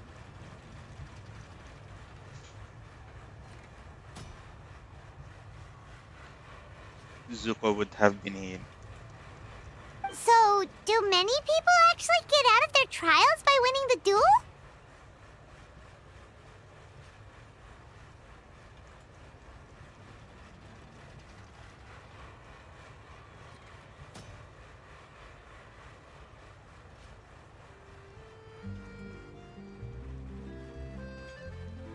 Apparently, it's exceedingly rare for anyone to actually win. Fontaine probably enacted this system as a way to show that the nation respects the honor of its citizens. Besides, none of the champion duelists are to be trifled with, which is exactly why I was itching to face them as soon as I got to Fontaine. Apparently, the one I'm meeting today, Clorinde, is the strongest of the champion duelists. I had been asking her for some time before she finally agreed to face me today. Well, that's child for ya. Paimon feels like we heard that name somewhere before. Clorinde. Huh. Oh, before I forget, I want you to have this. Huh? Your vision? You're seriously just giving it away? I'm just worried that it could become uncontrollable again. I'd be pretty upset if it got in the way of my duel, so I think I'll be better off without it for now. Besides, I just need you to hold on to it for a short while. I'll come retrieve it when I have some time later. Paimon knows what you're up to. You just want an excuse to come talk to us again, don't you? Whatever gave you that idea? I'll be in touch later.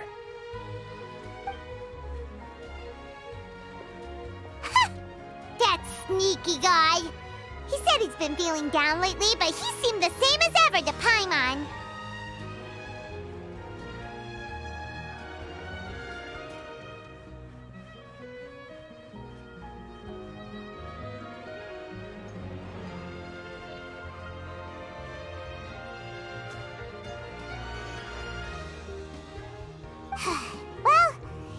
guess we don't have much to do for now.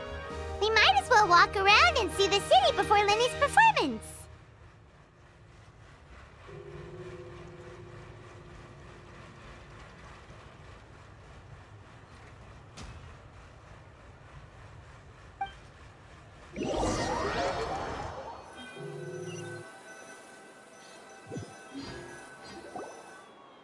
Wow! Who could have seen that coming? The reporter who was barely around for most of the story was the murderer all along! Sorry. Paimon was just surprised, that's all. Whew. Paimon never saw that twist coming. The murder mystery novels here are amazing!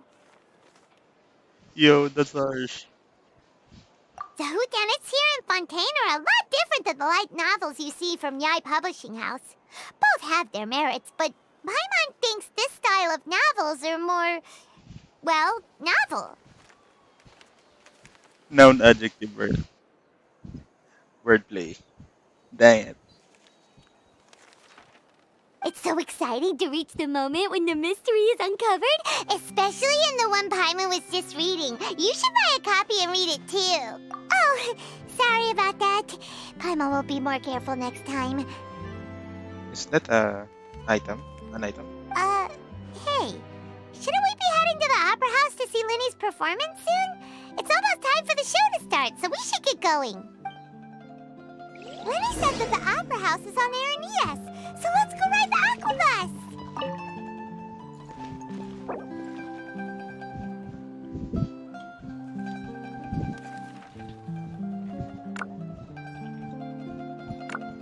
Investing too much emotion puts you at risk of doing something irrational.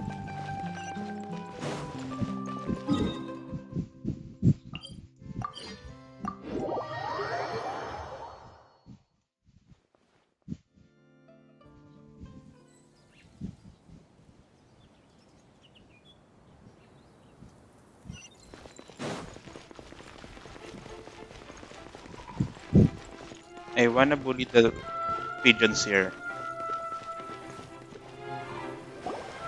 Whoa! Now this is fancy! The Opera Epiclese. What a place to hold a performance! No wonder Lenny and Lynette were looking forward to it. Huh. Looks like there's a lot of people standing around the fountain up ahead. Oh, Archon, please bless us with a bright and healthy child. We pray. I don't know why you always feel the need to ask so much. I'll be happy as long as our child is healthy and lives a peaceful life. I guess if they're our kid, then there's no doubt they'll turn out smart.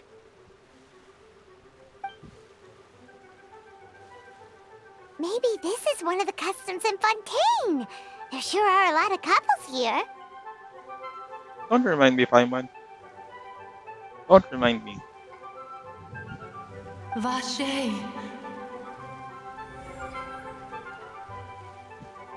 What's wrong? Vache. Vache. No, Paimon didn't say anything. Are you hearing things?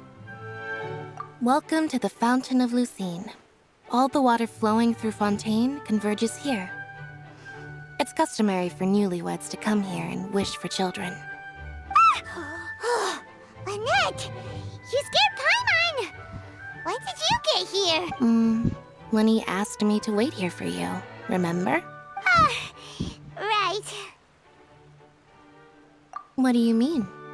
There are a lot of people here right now. Hey, you're not trying to scare Paimon, are you? Besides, it's the middle of the day. It's not the time for eerie things. I see. I might be able to tell you something that could help explain the voice you heard. Okay, seriously. In fact, you might not be imagining things at all. I suspect that what you heard is a result of your hypersensitivity to the hydro element. Others in my family have had similar experiences. It's because of his sensitivity to the hydro element? But what would hearing a voice have to do with elemental power? When do you cry, Paimon? Wait, what? What does that have to do with anything? Just answer me. When do you cry? When Paimon's really sad? Oh, and when Paimon's super happy. Oh, and also when Paimon's really, really scared.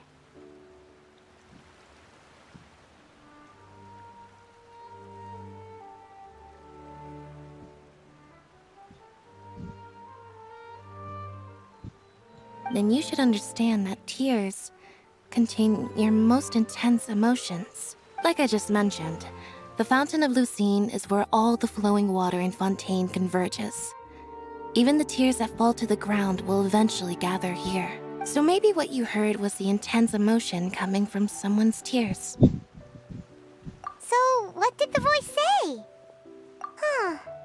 If you were hearing their emotions, then Paimon wonders what happened to them.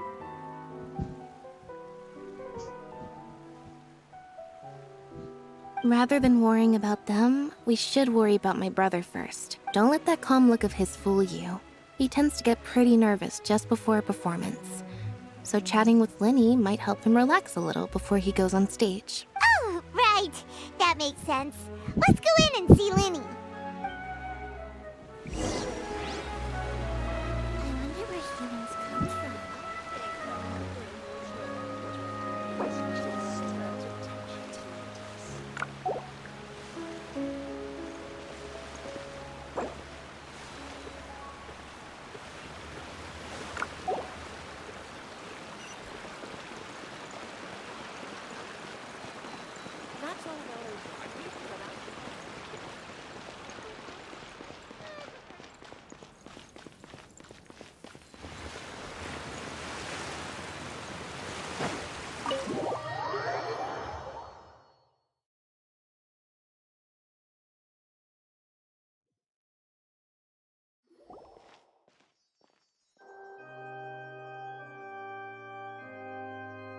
Traveler and Paimon, good to see you. I knew you two would come. Are you kidding? We wouldn't miss it for the world. We've been looking forward to it. I can tell, judging by how early you've arrived. But you're actually right on time. The audience still hasn't started entering the venue yet, which means now is the perfect chance for us to take you to the best seats in the house. Wait just a moment, I'll fetch the tickets.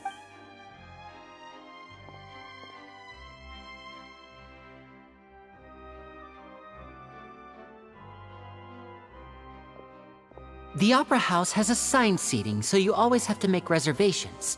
I've already reserved your seats, and here are your tickets. Ooh, front row seats! Thanks, Linny!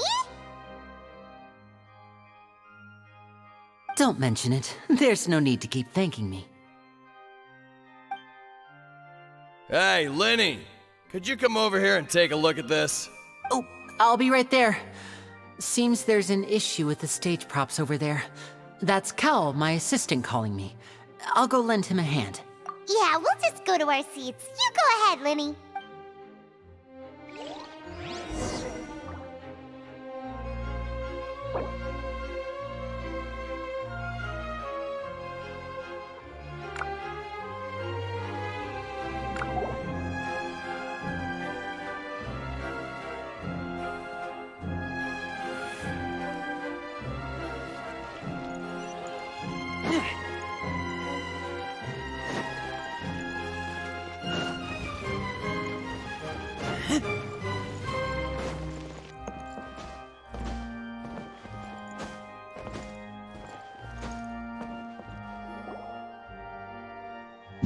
Oh. Monsieur. Oh, these should be our seats. Come on, let's sit down.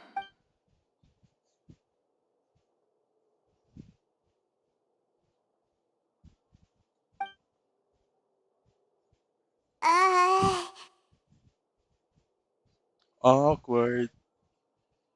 Hey, Traveler.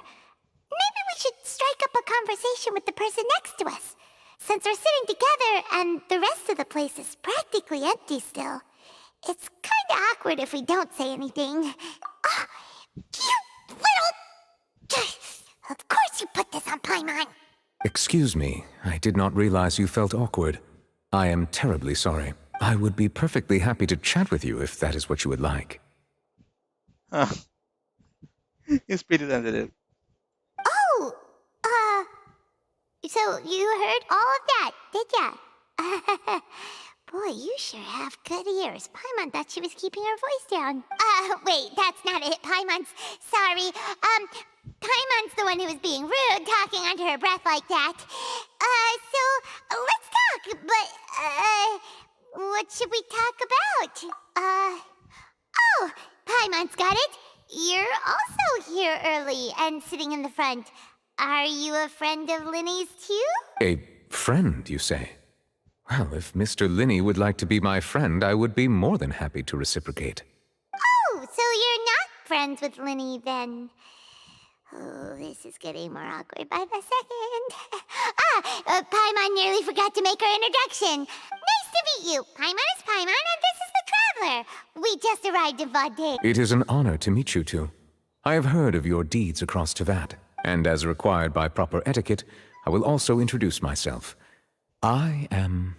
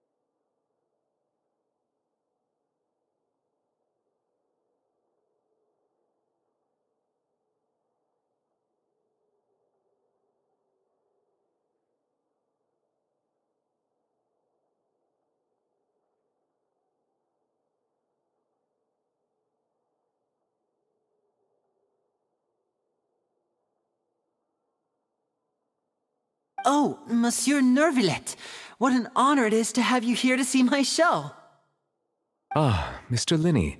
I should say it is in fact an honor for me to see your performance in person. Wait, Nervillet? Could he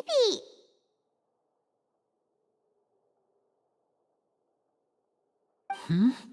I saw you all chatting just now, but it seems you still don't know who Monsieur Nervillet is.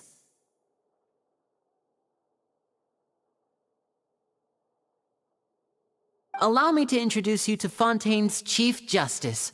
That seat is always reserved for him. It wouldn't be too much to say that he's the symbol of justice and honesty here in Fontaine.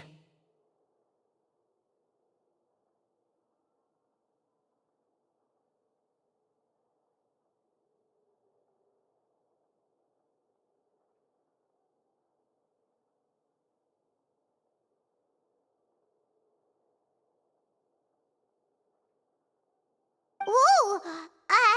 Sorry for being so rude just now. Paimon had no idea you were such an important person. No offense taken. Being Chief Justice is merely what I do for work. Nearly every person has their usual reserved seat, so I'm not so special, really. And by the way, I should probably let you know, even though I would prefer not to, there's someone sitting up there in the VIP seats that has been striking a pose for quite a while now. I believe she is trying to give you a most elegant and impressive first impression. So I think you should take notice of her sooner rather than later. Otherwise, she may become flustered.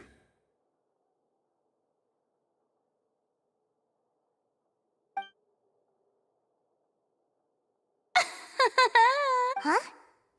Oh, it's Farina, the Hydro Archon. Huh. She sure has a smug and satisfied look on her face. Guess she has no idea that you saw right through her act.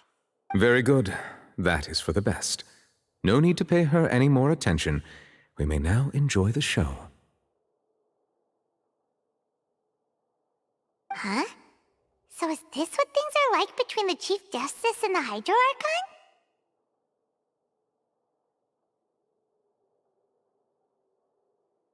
All right, please wait just a moment longer. I've pretty much finished my preparations, and the performance will start as soon as the audience has made their way to their seats. Yay! The show's finally about to start! Paimon can hardly wait! Paimon's never seen a real live magic show before!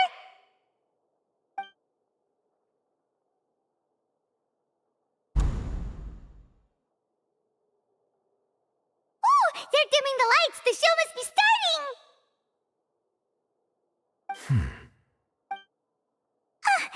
Sorry. Paimon will try to stay quiet. Welcome, one and all, to the Opera Epiclese. I am the star of today's show, Linny.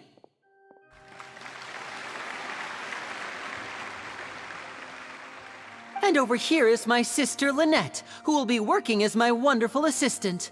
Please, let's give her a warm welcome. Hello, everyone. I know she may seem to be a little sleepy right now, but that's just a sign that she's nervous. Whatever. Now, some of you may be thinking, two vision holders who can freely manipulate elemental powers performing magic is not true magic at all. So, I would like to take a moment to assure you that elemental powers will have nothing to do with what you will witness on the stage today.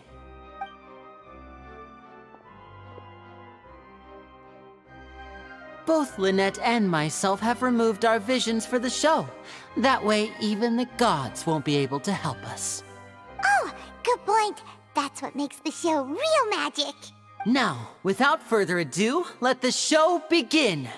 Lynette will now exit the stage to make some preparations. I know you might miss her, but don't worry. She'll be coming right back on stage momentarily.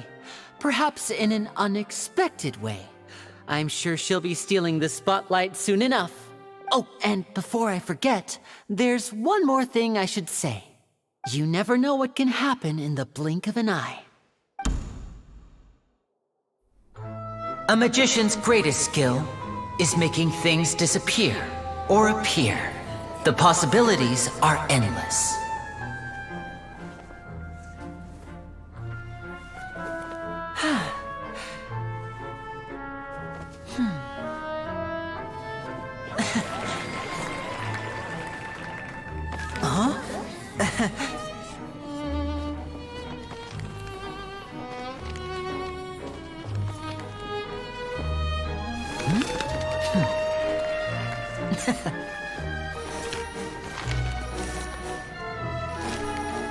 But this isn't what you came for. These little tricks, you've seen them all before. So it's time for something truly extraordinary, don't you think? This one's a little tricky.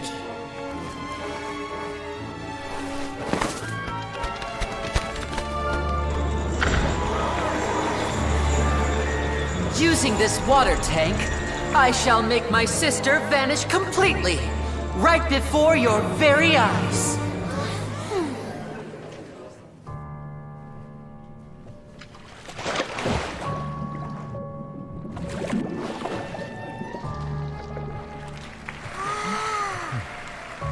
It's actually quite simple. She'll just turn into air bubbles and float right out of the top.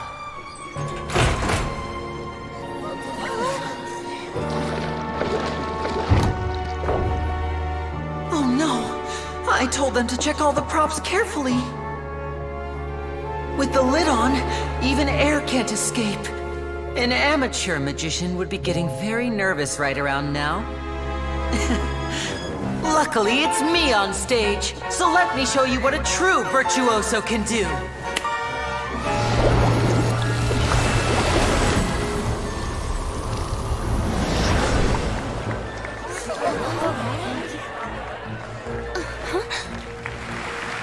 Lynette, are you still there?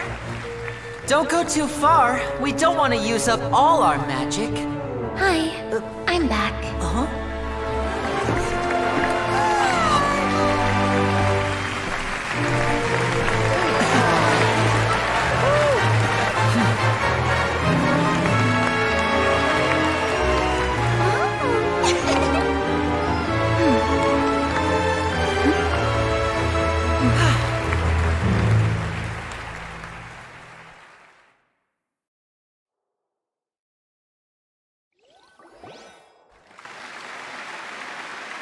Whoa! What in the world just happened? How did he do that? Hyman didn't see him do anything. Wasn't Lynette inside the water tank? How did she disappear and then reappear out of nowhere? If we could see easily through his tricks, then that would mean that his skills are still lacking.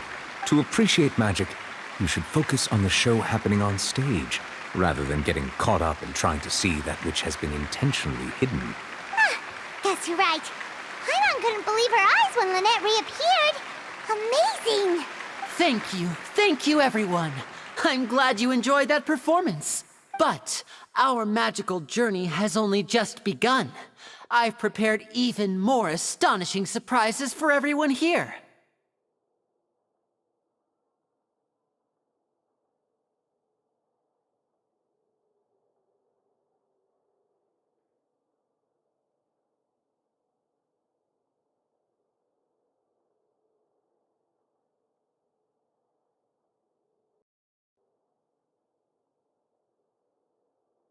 The magic of transformation and disappearance can go far beyond what you've just seen.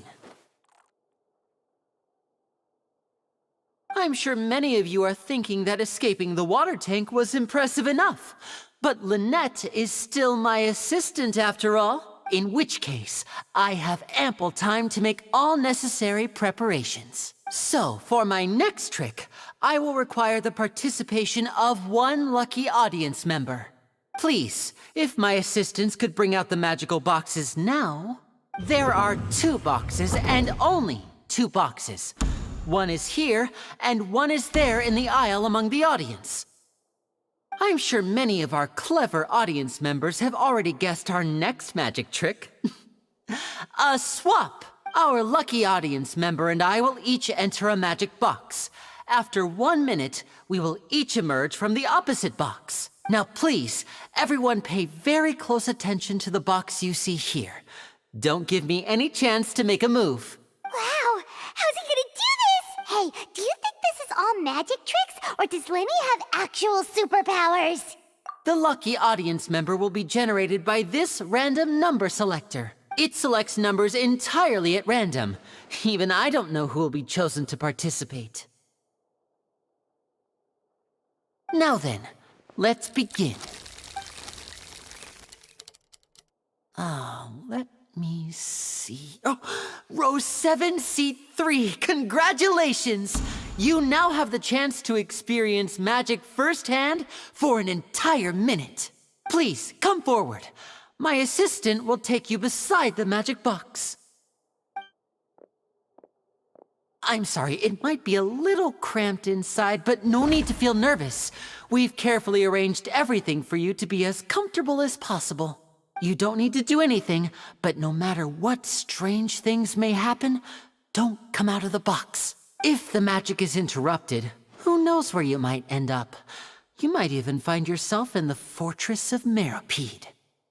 Oh, okay. All right. Before I enter the magic box, there is one more thing I need to ask the audience to do.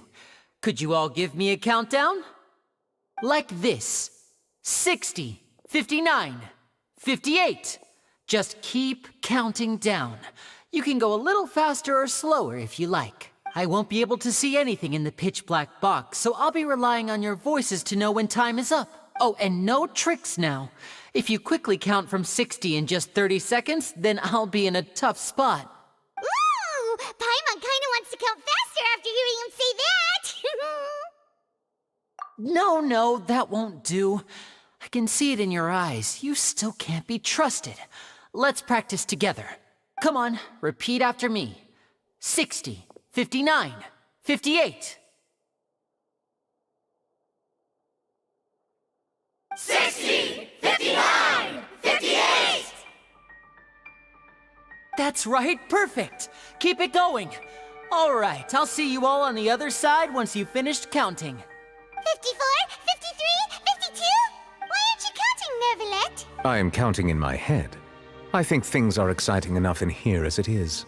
Merely a consequence of my identity and personality. Do not worry about me. Just enjoy the show. Oh, all right. You look so serious that Paimon thought you might be feeling uncomfortable or something. 40, 39, 38! Mr. Linney, are you all right in there? Is everything ready? Yes, I'm fine. I'm just double-checking the direction of the magic. It would be a disaster if we get sent to the wrong places. For example, midair right above the audience. Even though he's saying that, Lenny doesn't seem nervous at all. Ah, what was that noise? Did you hear it too?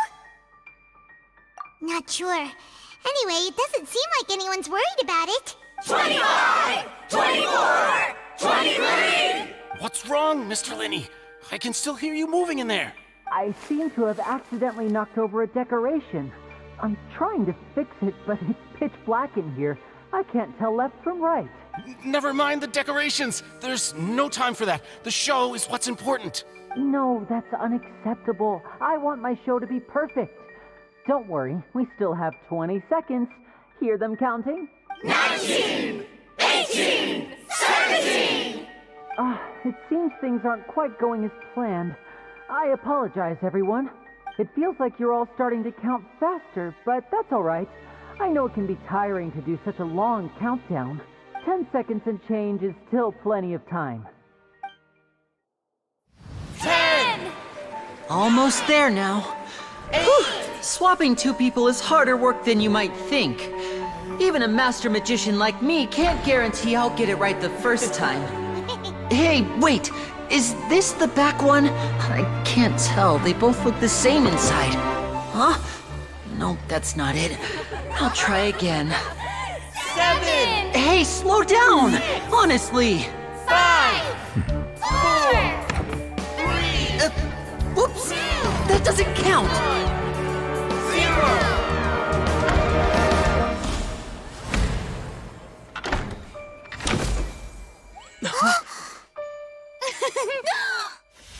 Ta-da!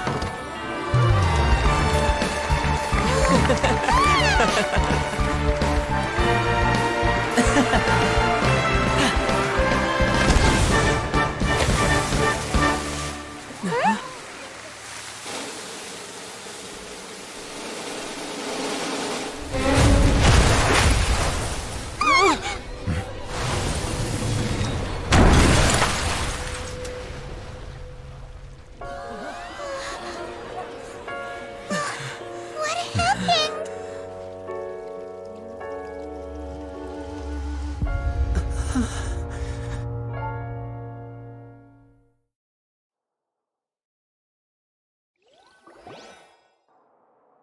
Huh? Is this part of the show? Mr. Linney, you're going to use magic to fix the stage now, right? What happened? Oh no. Maybe this isn't part of the show. The girl was still in that box, right? This performance is over. Medical staff with me. Guards, secure the scene and detain all the performers. Seal the exits. No one is allowed in or out at this time. Yes, that's right. If this was just an accident, then we must investigate the cause. But if this was all part of some scheme, then those accountable will not escape the judgment of the God of Justice! No need to be alarmed, you two. We'll get to the bottom of this soon enough.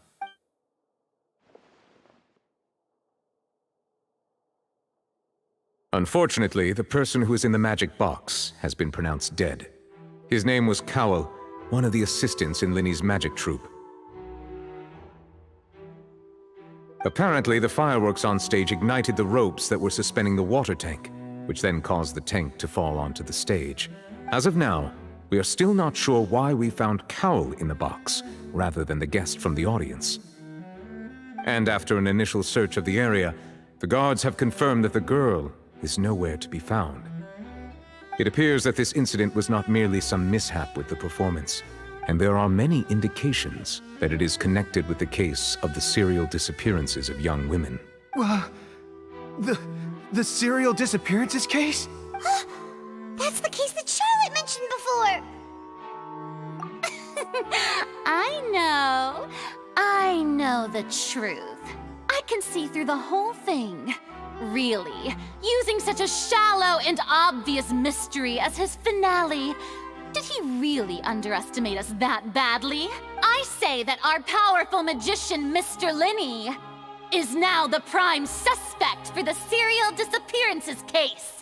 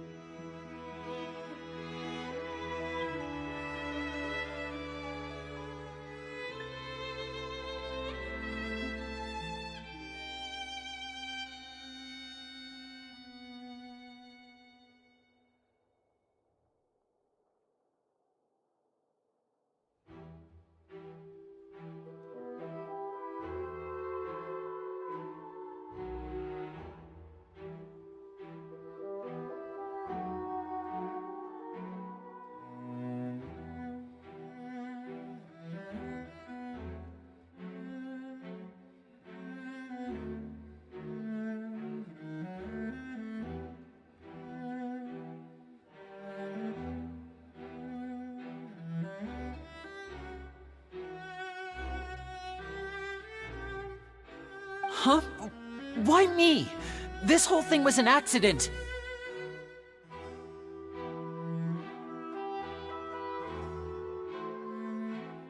Oh, this all occurred during your magic show, did it not? The missing girl disappeared after being chosen, did she not? The deceased is one of your assistants, is he not? Now that I think about it, that whole speech about magicians making things disappear was nothing more than a provocation, a bald-faced challenge. That can't be right! How can Lenny do this?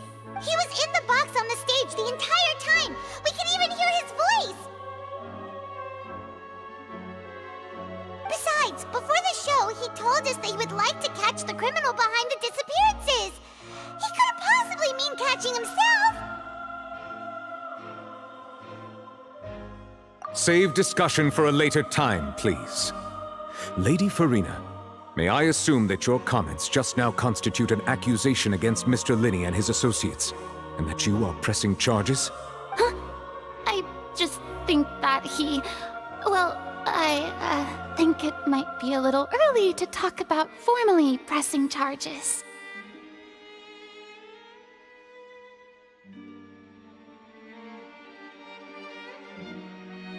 But what Lady Farina said just now makes perfect sense.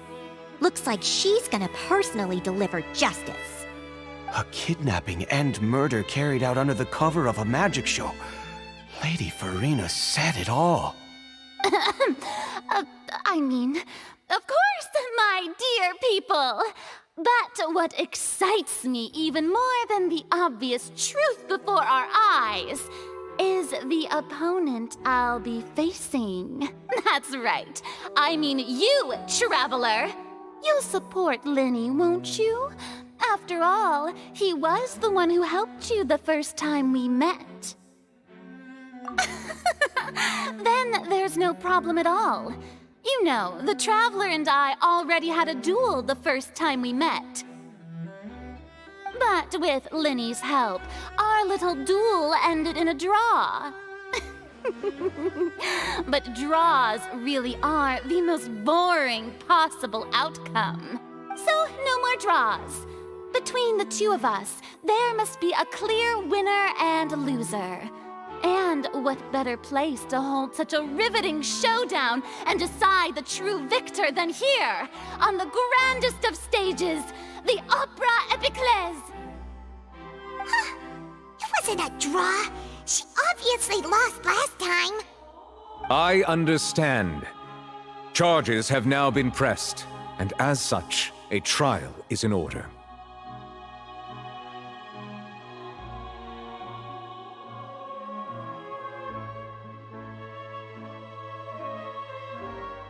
Well, Traveler, seems Lady Farina has set you in her sights.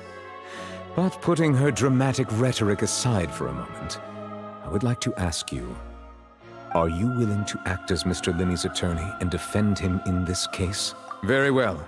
The trial will be held a day from now in the Opera House. Both sides may investigate the scene to build their cases and search for the truth.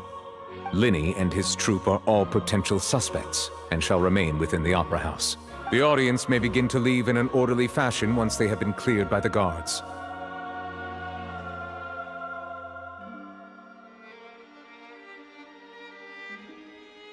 A day isn't that long.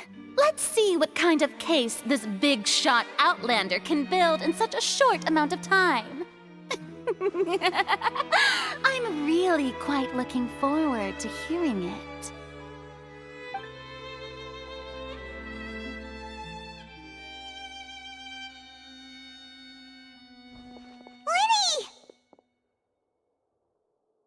Sorry about everything that happened just now.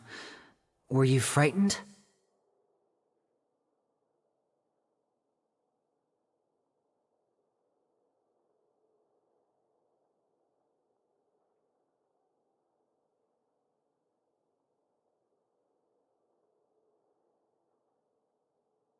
Of course! Who wouldn't be scared after witnessing an accident like that? Yeah, I'm a little shaken up myself. How could this happen? And poor Cal.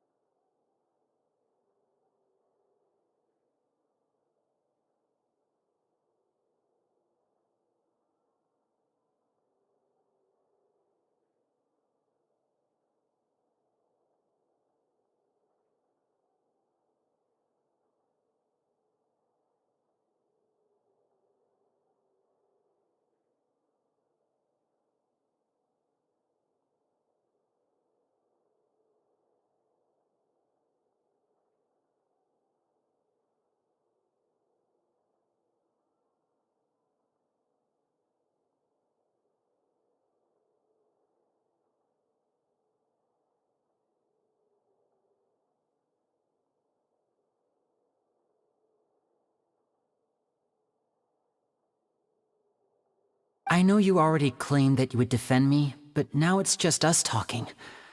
Tell me, do you think I could possibly be the murderer?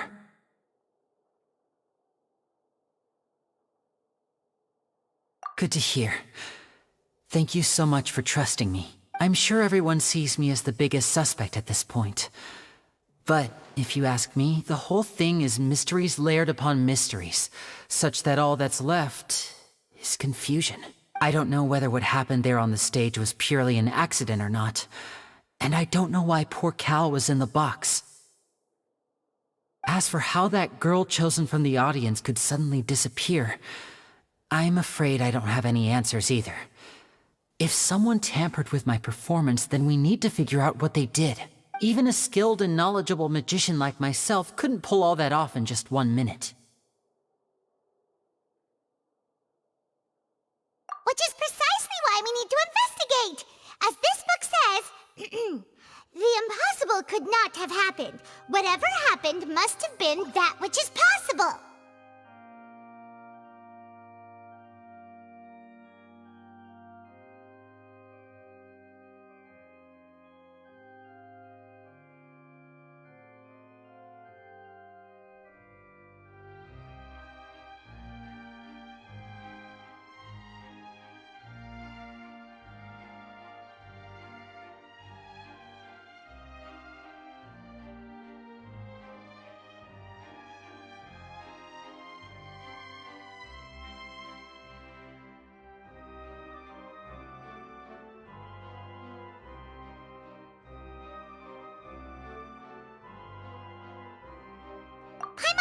when we were reading at the bookshop in the city earlier. Pretty cool, huh? Don't worry, Paimon used her own savings to buy them. It wasn't from our travel funds. I think they look cute on you, Paimon. You have good taste, Lynette. That's the right attitude. Feeling depressed isn't going to help me now. I need to get back to my normal self.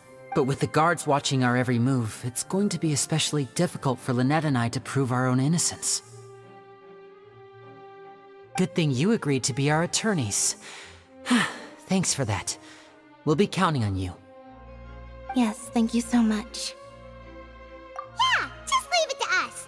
Oh, since we're going to start investigating, Paimon has a question first. Where did Lynette go during the performance? Ah, well, I'm afraid that would involve some of our essential trade secrets as magicians. The secrets behind our magic are past saving, Linny. I suppose you're right. The truth behind our tricks is going to be important evidence that will be weighted during the trial. 'Tis truly a pity. As a magician, our magic show is a work of art. We've poured countless hours and spared no effort in perfecting it. But if revealing our secrets will help you uncover the truth behind what happened, then it will be well worth it. We should go somewhere else if we're going to discuss our magic tricks. We'll go speak with the guards, and in the meantime, you can go investigate the stage and the seating areas. Alright, let's go have a look while the investigation teams are still here.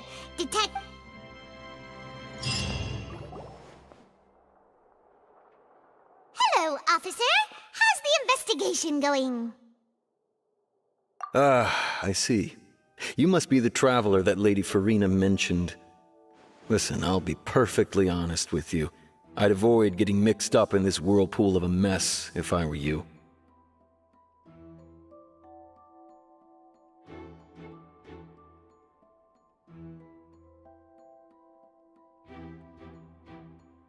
Huh? What do you mean? Come with me and you'll see.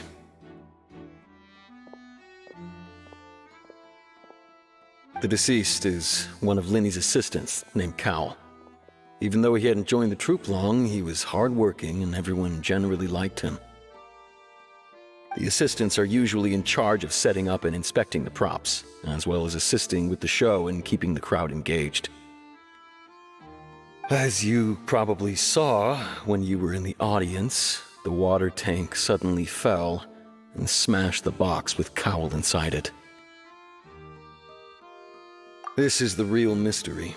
We've already searched the scene and were unable to find any traces of the girl. However, if you look carefully, the box was positioned directly under the water tank. The ropes holding the tank were then burned by the pyrotechnics on stage, causing them to snap. All these factors lining up so perfectly makes it hard to see this as a mere accident.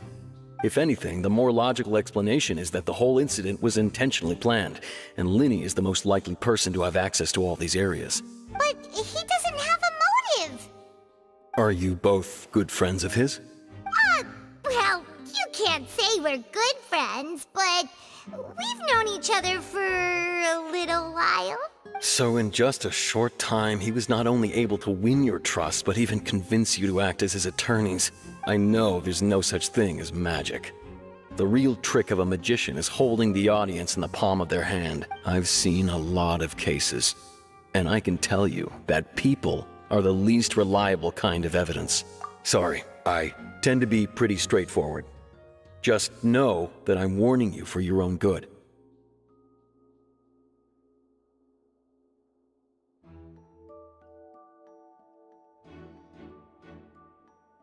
Anyway, you may investigate the scene of the crime yourselves if you're curious. Who knows, maybe you'll be able to come up with some new evidence.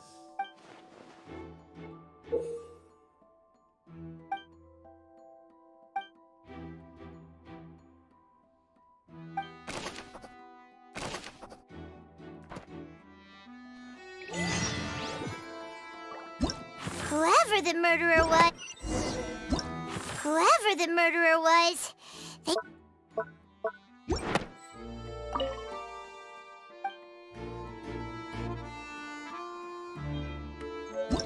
Whoever the murderer...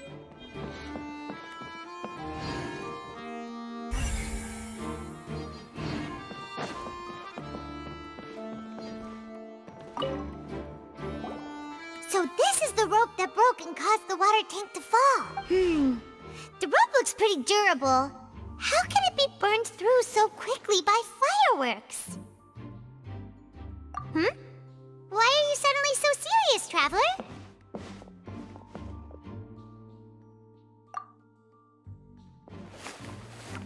Whoa. Look! This bit is made from different material! Most of it was burned away, but there's still a little bit of it left. Huh. So if a rope meant to hold something was made with that kind of material in it, then that means... Wait! Why don't you write all this down? Let's take notes!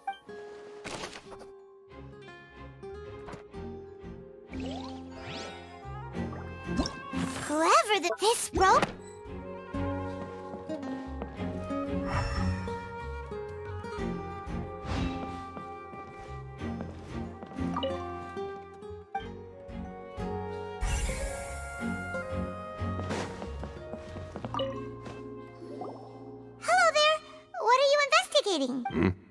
Oh, this location has also been cordoned off because the Magic Troop members are currently considered prime suspects. The investigation team is still collecting evidence. The seats were all booked in advance, so we were able to deduce the missing woman's identity by checking the guest list. Sure, it's not like this is confidential information. We will publish it later anyway when we petition the public to help us find the missing person. Her name is Halsey. She's a painter from Fontaine who's made a bit of a name for herself. Apparently, she wasn't a regular at the Opera House, but she'd been feeling some pressure with her work lately, which made her decide to come see the magic show. The Magic Troop members all claim not to know her. We have looked into her social connections. It seems that she has no personal grievances or conflicts of interest with the suspects. Simply put, she wasn't related to the Magic Troop at all, which matches the features of the previous serial disappearances. Were the victims of previous cases also chosen at random? That's how it seems to us, in any case. Apart from the fact that they were all young women of around the same age range, there really weren't any other connections between them. Okay then. No need to be so formal. If you do happen to see the missing girl, please be sure to contact us. It is of utmost importance that we get to the bottom of these disappearances.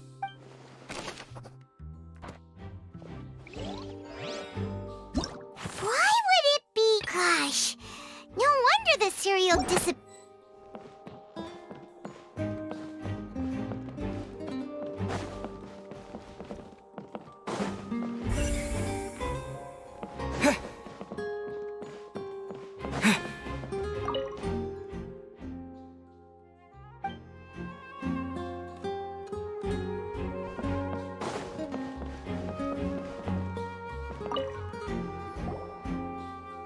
The investigation team has some new findings.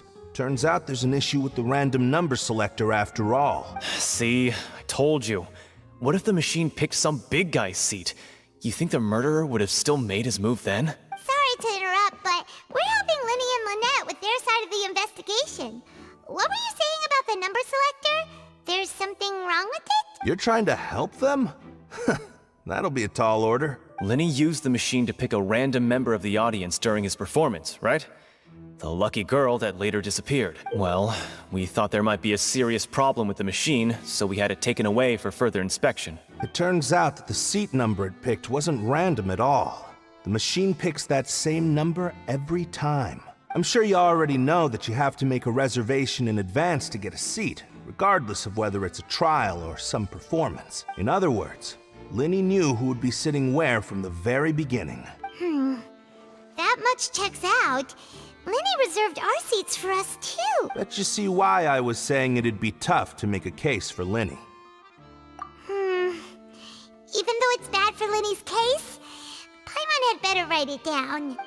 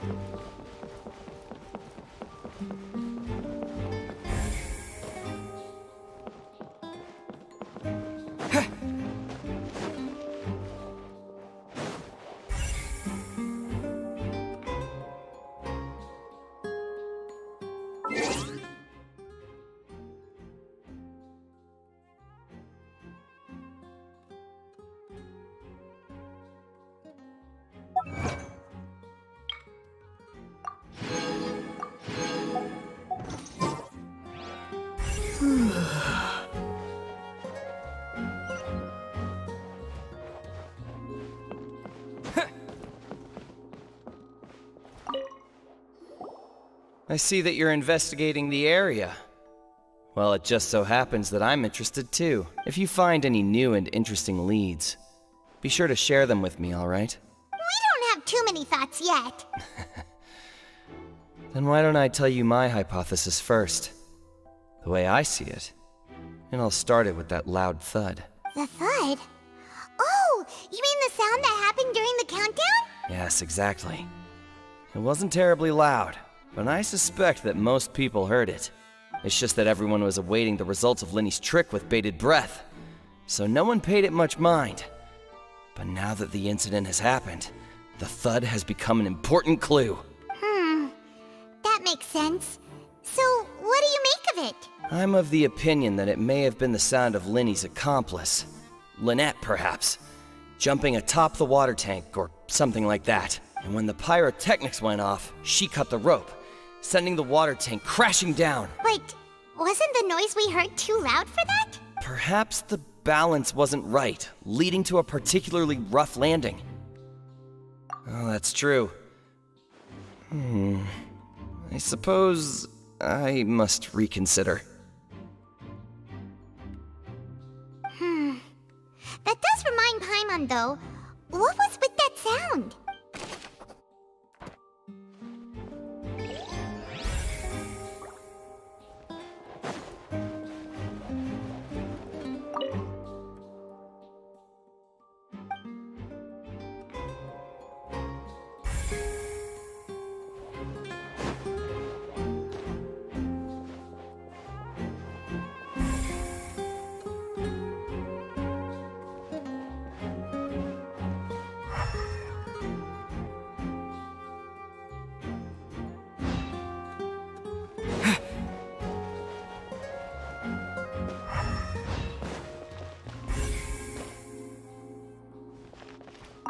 Linny's still talking to the guards. It seems he'll have a lot of explaining to do. I think someone will be assigned to monitor us later, but that's alright.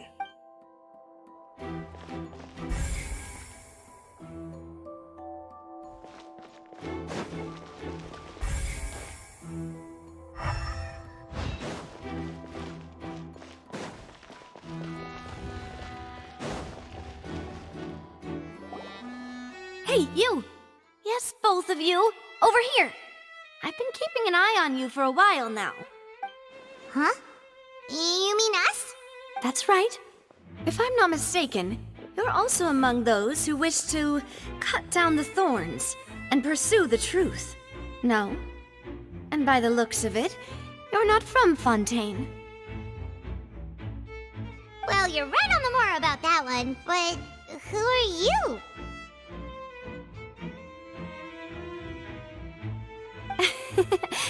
Have you never heard of the Spina di Rosula? From mediating disputes and providing protection to solving conundrums, you name it, Spina di Rosula does it. And I, Navia, have the honor of being its renowned president. Though those who play by our rules call me boss. I'm Silver, her attendant. Pleased to meet you. And I'm Melus. Demoiselle's various daily needs and affairs are under my purview. Huh? Boss? Demoiselle? What gives with the names? Well, I am the second generation president. Malus and the others are still used to my previous title. My apologies, Demoiselle. Should you prefer, boss, I will endeavor to use that instead. No need. You don't have to call me boss. Just Navia is fine. Okay, if you say so. Not that we're members of Spina di Rosula anyway. All merely trifling details. Never mind. Now, back to the situation at hand. That's right. I've always kept an eye on the serial disappearance cases. My interest stems from a matter back from my father's time. Judging from the look of things, I find Linny an unlikely mastermind. Really? We think so too! That's why we're looking for clues now. But how did you come to that conclusion? Intuition, naturally. My unparalleled intuition. Farina sure was quick to point the finger at Linny without any decisive evidence whatsoever, wasn't she? But that's not uncommon for her. If you remember, the Justice had to interrupt her and ask if she was pressing charges just to keep her from getting carried away. Anyway, a trial begins the moment someone levels charges. And, of course, there was no way Farina was going to back down in that situation. Sounds more like you just don't trust the Hydro Archon. Well, what's your opinion? I must admit that she can be interesting at times, but liking her doesn't mean that I'll blindly agree with her. All right, I've answered your question. Now, it's time you answer mine. Wait a minute, did that answer count? Well, I say it does. But don't worry, you won't hear any pointless questions from me. In your opinion, do you think it's right to treat a trial like it's an opera? Well? And why would that be? See, Silver and Maloose? I told you they'd be different. Most astute of you, demoiselle. I too think that the traveler's response was most excellent. No matter how wonderful the script or how fervent the audience's expectations may be, the trials that go on stage here must be based in fact. And if that can be done, boss, then... All right, that's quite enough, Maloose. Anyway, I like your answer. You passed with flying colors. Now, I need to make some preparations, following which our joint investigation shall commence. You two shall be my assistants. Wait! Since when did we become assistants? Oh, well, I can be the assistant, sure. Or your companion, if you like. I'm really not that fussy.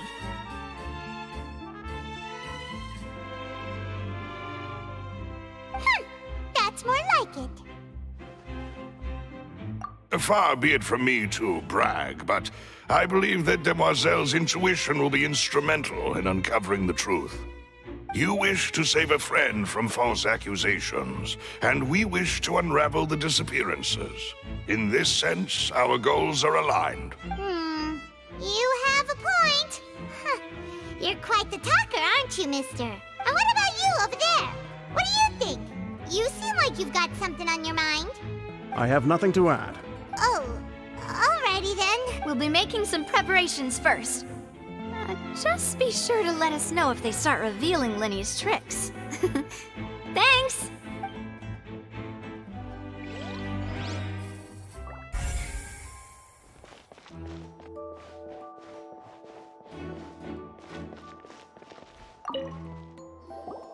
Sorry, but no one can freely enter or exit the Opera House at the moment. If you wish to leave, you must register your identity with us first. No, we're not leaving. We're representing Linny and Lynette as attorneys, so we're investigating the case. Were you always guarding this entrance? Yes. After the Chief Justice gave the order, everyone coming in or out must undergo a strict inspection. So, the missing girl couldn't have left from here. At least, not from that point on. I doubt there was much opportunity then, either.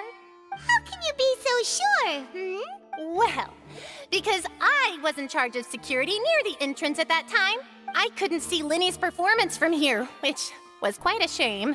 Just my luck. But still, I did not abandon my post. And I stayed put no matter how loud the applause was. If someone had so much as even approached the door, I would have noticed it, let alone if they had tried to leave.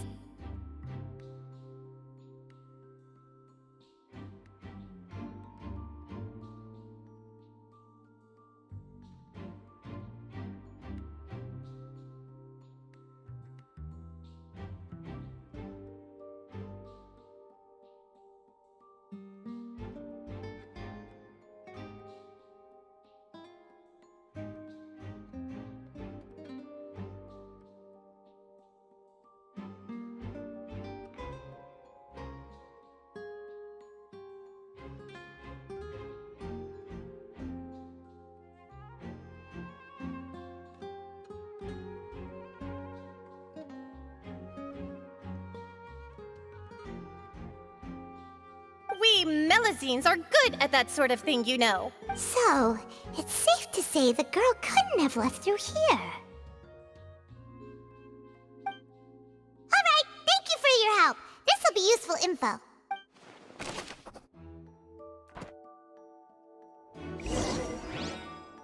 We've checked everything of note here at the performance venue.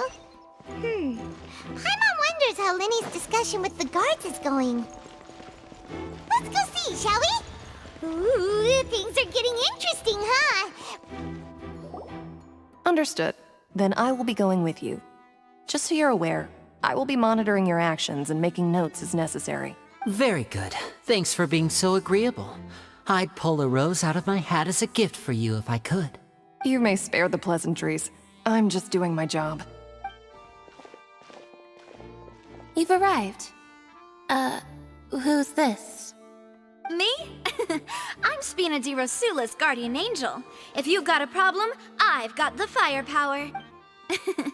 Sorry, I got a little carried away there.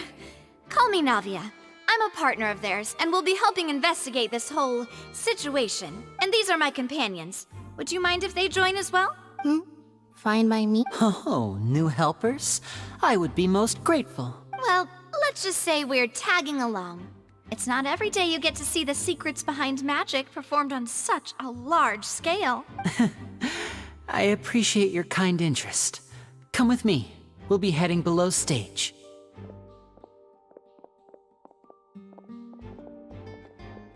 Huh? Below stage? Yes, a world of secrets is hidden beneath this magic box, prepared specifically for this switcheroo trick.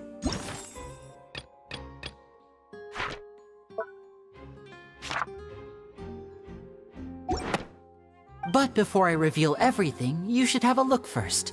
Notice anything strange here?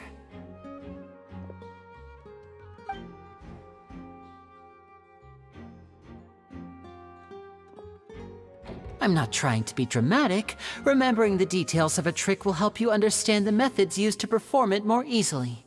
Huh. Weren't there balloons and other decorations here? Where did all that go? Ah, good eye. That said, you're still far from discovering the answer. The back? You mean the inside of the door? What's different about it? Paimon didn't notice anything. Very good indeed. I thought you might not be able to catch that, given that you were sitting in the first row. The back of this door was patterned. Those patterns are now gone, replaced by a smooth wooden board. So, if you put 2 and 2 together, what do you get? Exactly. All right, let's go. I'll tell you how it works as we head down.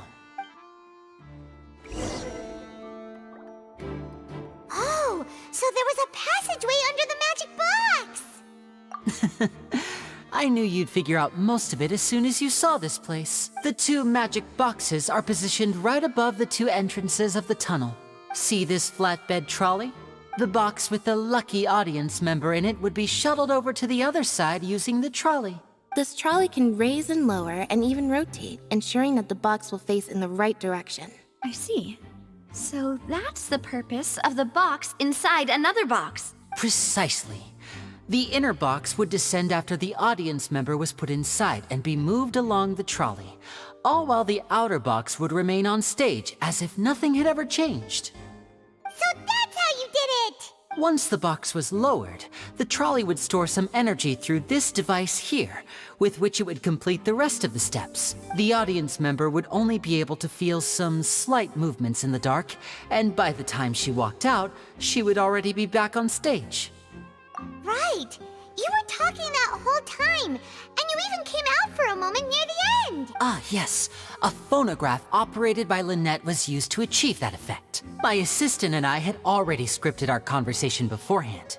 When the countdown began, I had already gone to the opposite box via a tunnel using that ladder.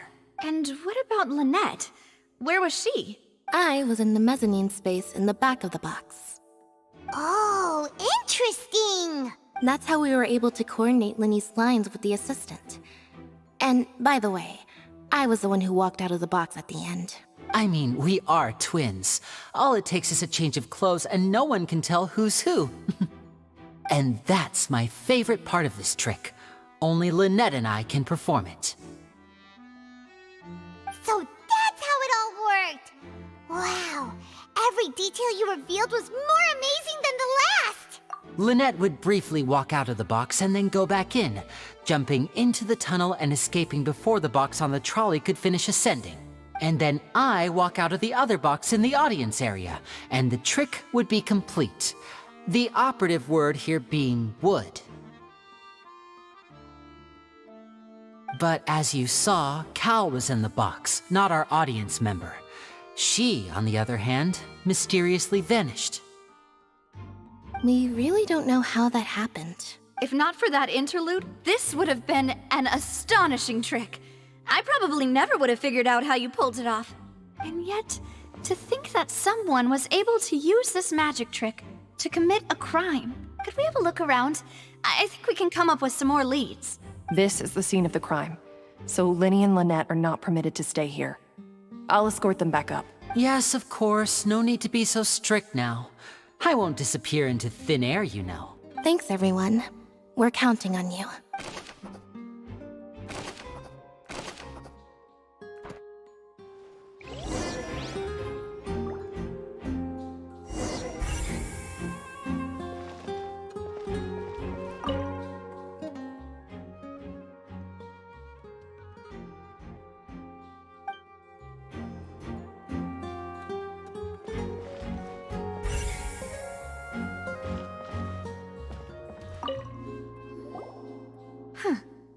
What's this?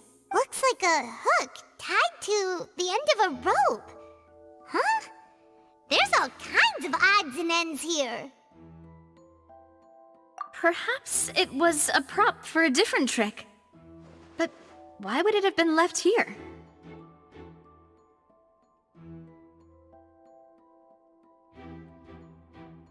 Whatever it is, let's make a note of it first.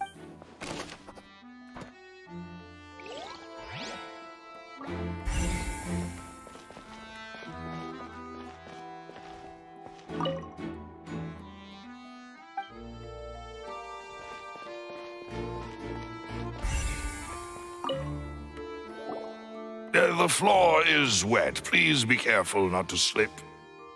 Speaking of which, why would there be water here? Oh, Paimon knows! It's one of those tricks where you pour water into a jug and then flip the jug over only for the water to disappear. And here's a broken vase. Huh. Did the trolley knock it down while moving? That can't be. The trolley moves along tracks from start to finish. It couldn't have hit the vase at this distance. Let's note this down too and think about it later.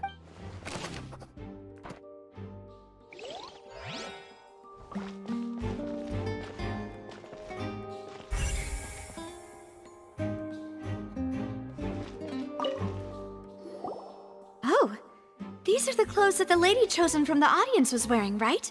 Her clothes are here, but she's nowhere to be found. Right. And do you really need to do that if you're kidnapping them? Ugh, this is so confusing. Paimon doesn't want to be a detective anymore.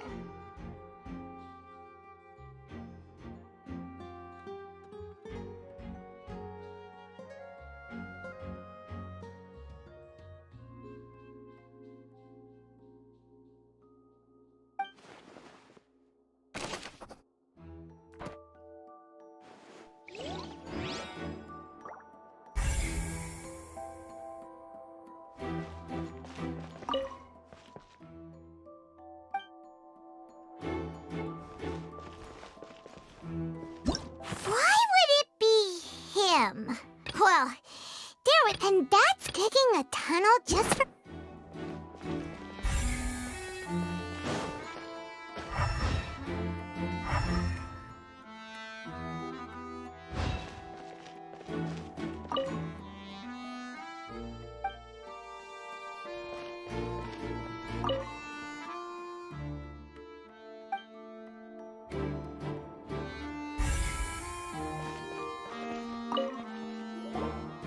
What is this place?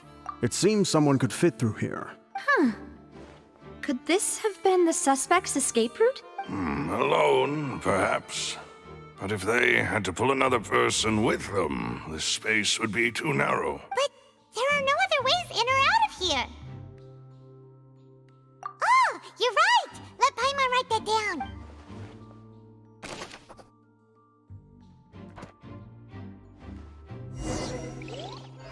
Seems we're just about done investigating down here. Yes, let's head back up.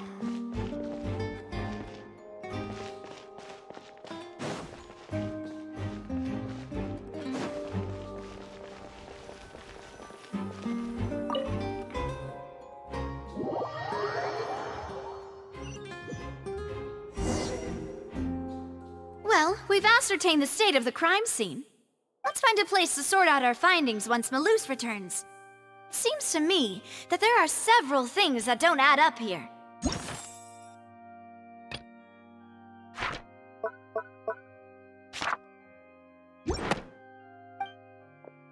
Apologies for the wait, demoiselle. So, what did the guards say? Did the criminal escape through the vent? They believe the odds of that are very low, since the vent leads to the Opera House's basement. The guards have checked the area carefully. No one left through the basement during the performance or after the incident, and no one was found hiding there. So the tunnels become like a secret chamber then! You know, like the kind you usually see in novels! The plot thickens. Halsey's disappearance and Cowell's death are both quite inexplicable. No wonder Farina was so confident in her accusation.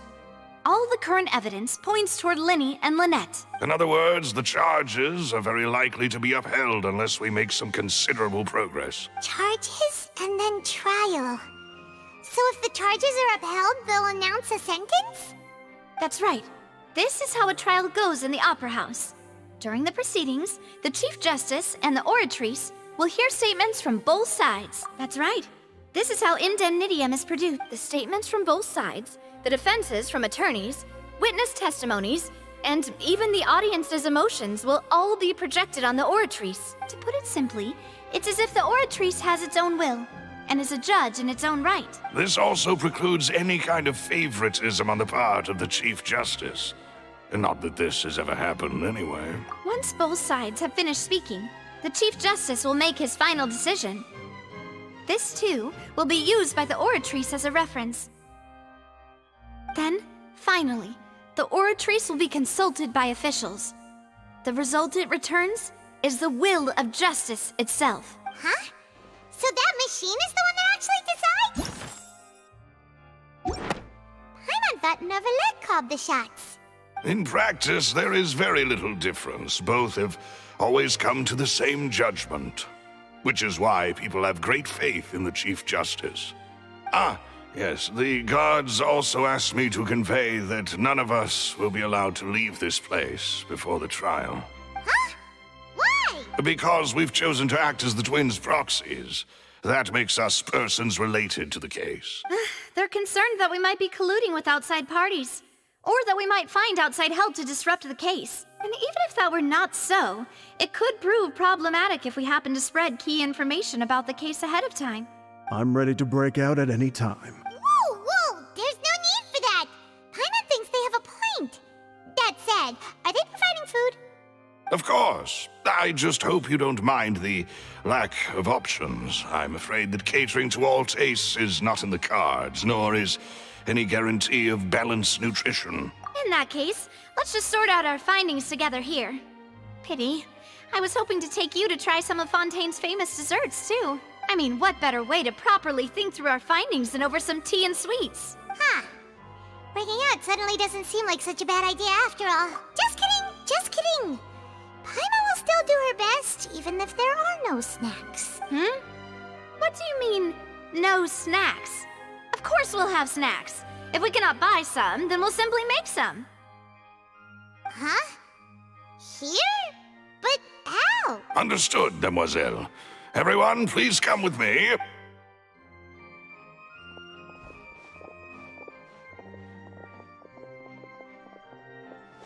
Wait, you're carrying a portable stove with you? Yes, I must be prepared to meet the demoiselle's baking needs whenever the fancy strikes her.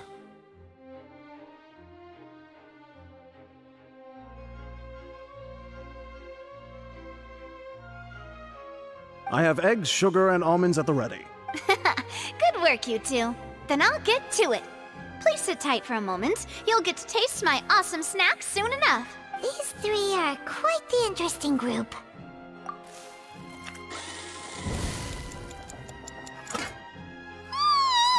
And Paimon thought it smelled good while it was still in the oven! Oh, it's even better now. Paimon can't stop drooling. From the way you had these two guys carrying all that stuff around, Paimon thought you'd have them do more during the baking process, but you ended up doing the entire thing by yourself! Beating the egg whites, grinding almonds, everything! I was applauding. And I was giving encouraging smiles. Paimon was just thinking, aren't you worried about getting your fancy dress dirty beating egg whites and baking like this? Well, I don't think it's carved in stone anywhere that fancy ladies can only read books, sip tea, ride horses, and play the piano. I just really enjoy making snacks. Don't underestimate beating egg whites, by the way. It's a real arm workout. You also need to beat them to just the right consistency, or your macarons will crack.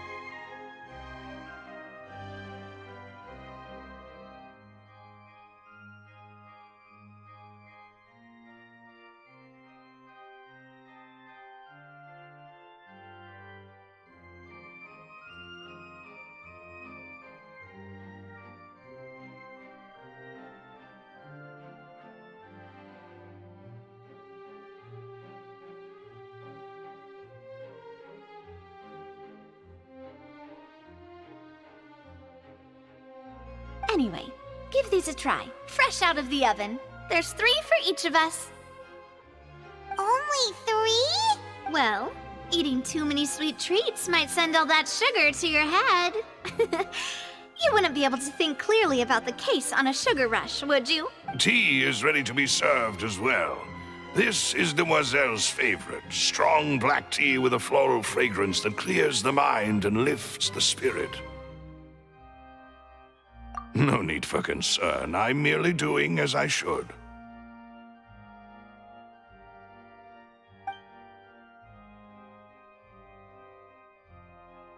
All right then. Down to business.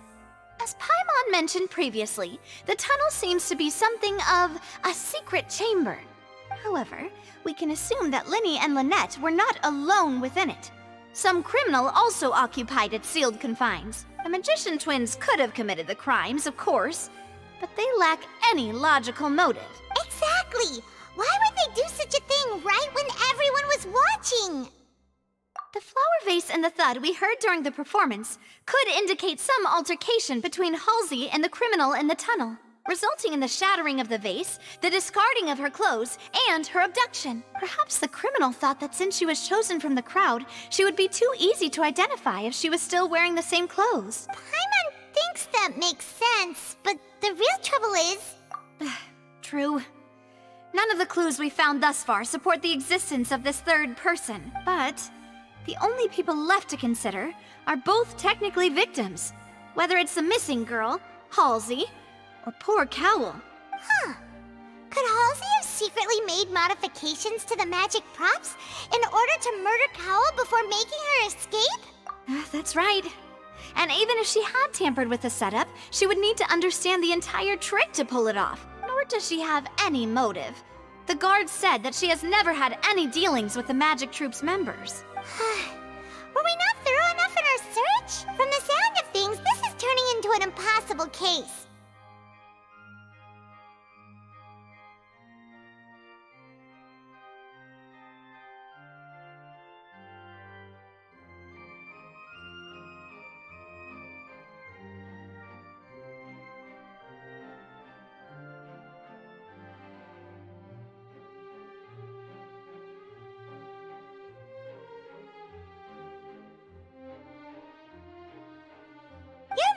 macarons are amazing though, Navia. They smell great! They're nice and crisp and super sweet! They are my specialty after all. And I see you've already had 5 of them. What? 5? Oh, that can't be right. Paimon only counted 3, honest! Please don't worry about it. At my age, a few less sweets might actually be a good thing. No.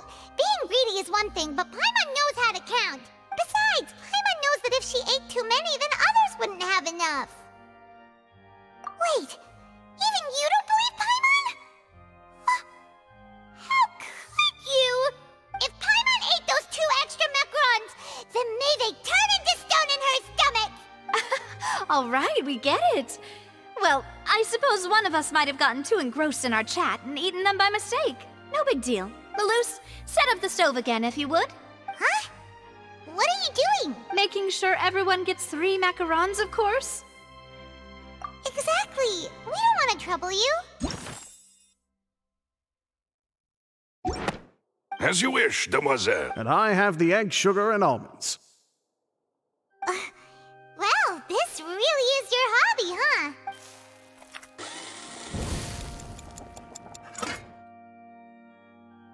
Well, that's it for snack time. I'm going to have another look around the area. I don't know what we're looking for yet, but we've still got some time.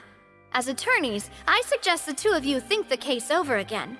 It would be awkward if you got all tongue-tied on stage during the trial. Alright, thanks for your help, and for the snacks. It was nothing. A small task for the Spina di Rosula. Silver, Malus, it's time to go. I'll be back if I find anything new.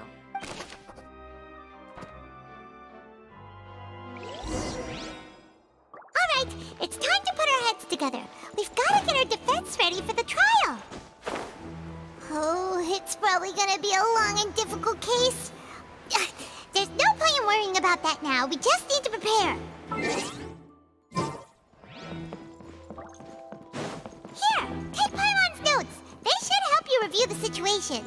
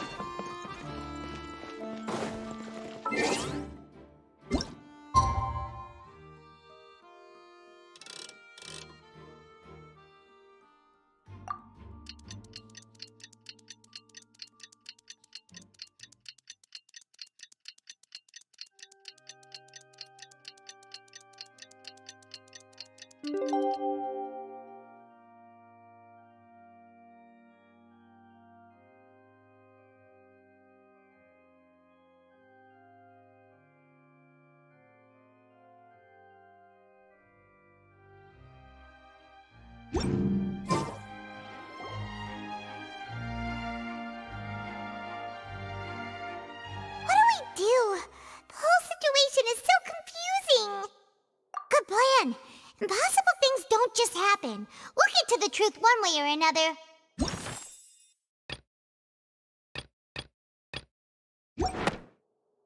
Just relax. Even if everyone else suspects Lenny and Lynette, at least we will be supporting them from the stands.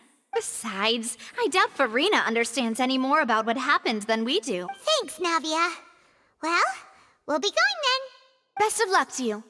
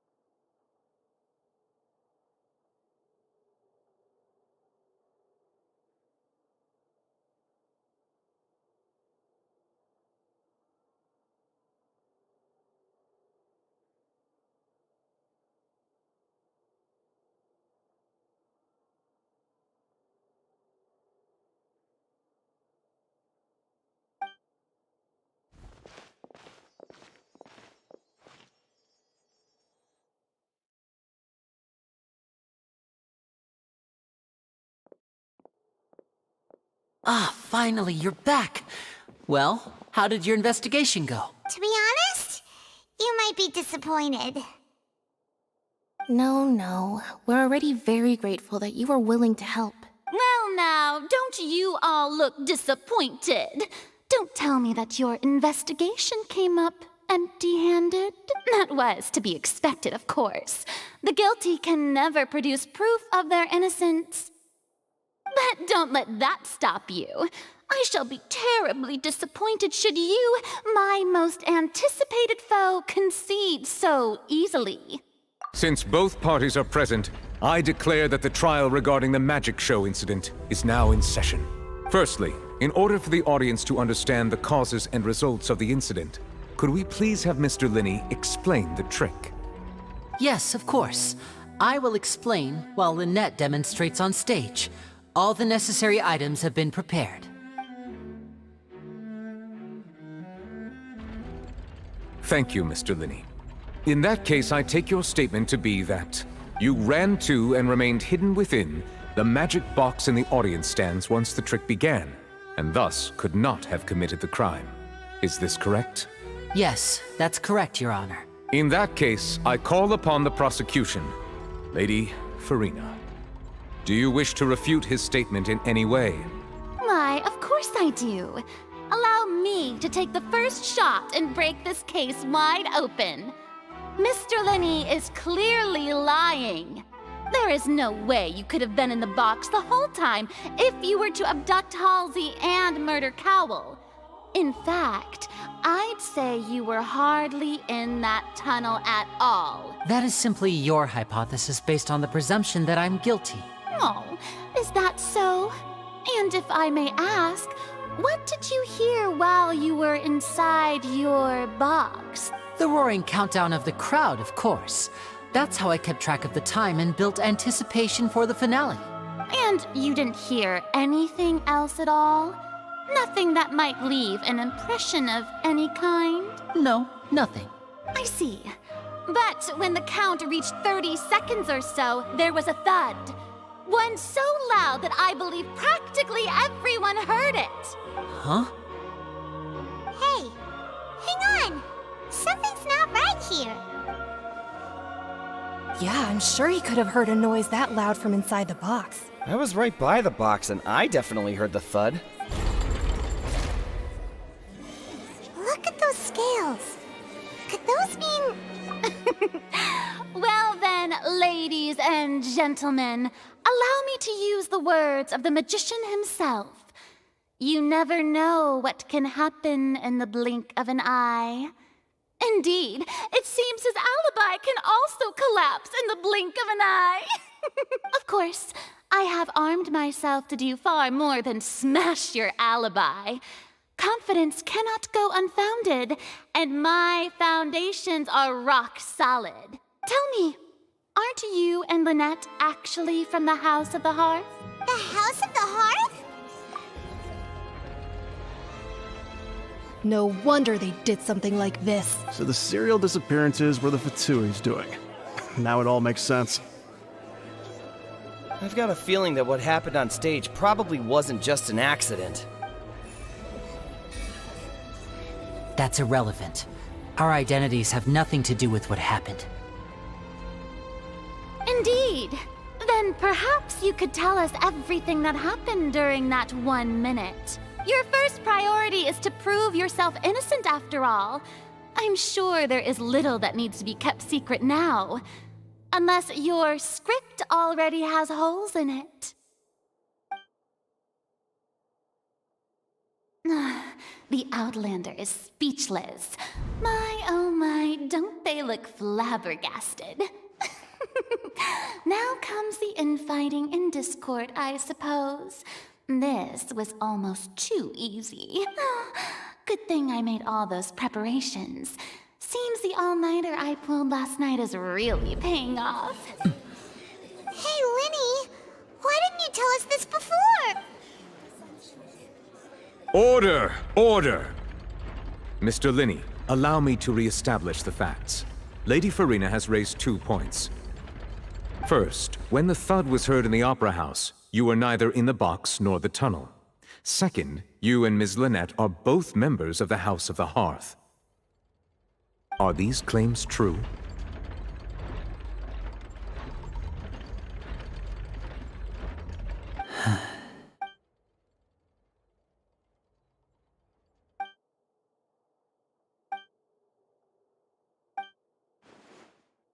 Please answer my question, Mr. Linney. I'm sorry. Yes, they're true, Your Honor. I knew it! Well, that's it. We might as well move on to the sentencing already. What should we do now? Granted. In that case, what is your request? Is that really necessary? They're already as good as guilty. The defendant deceived their own attorneys. What is there left to discuss? Order! Order, I say! Your request is reasonable, and we shall adjourn. This trial will reconvene in 1 hour. So you would stick to Mr. Linney's defense even after knowing what you do now? You certainly have more professionalism than I thought. In that case, my dear audience, let's allow the joy of victory to steep for a little while longer.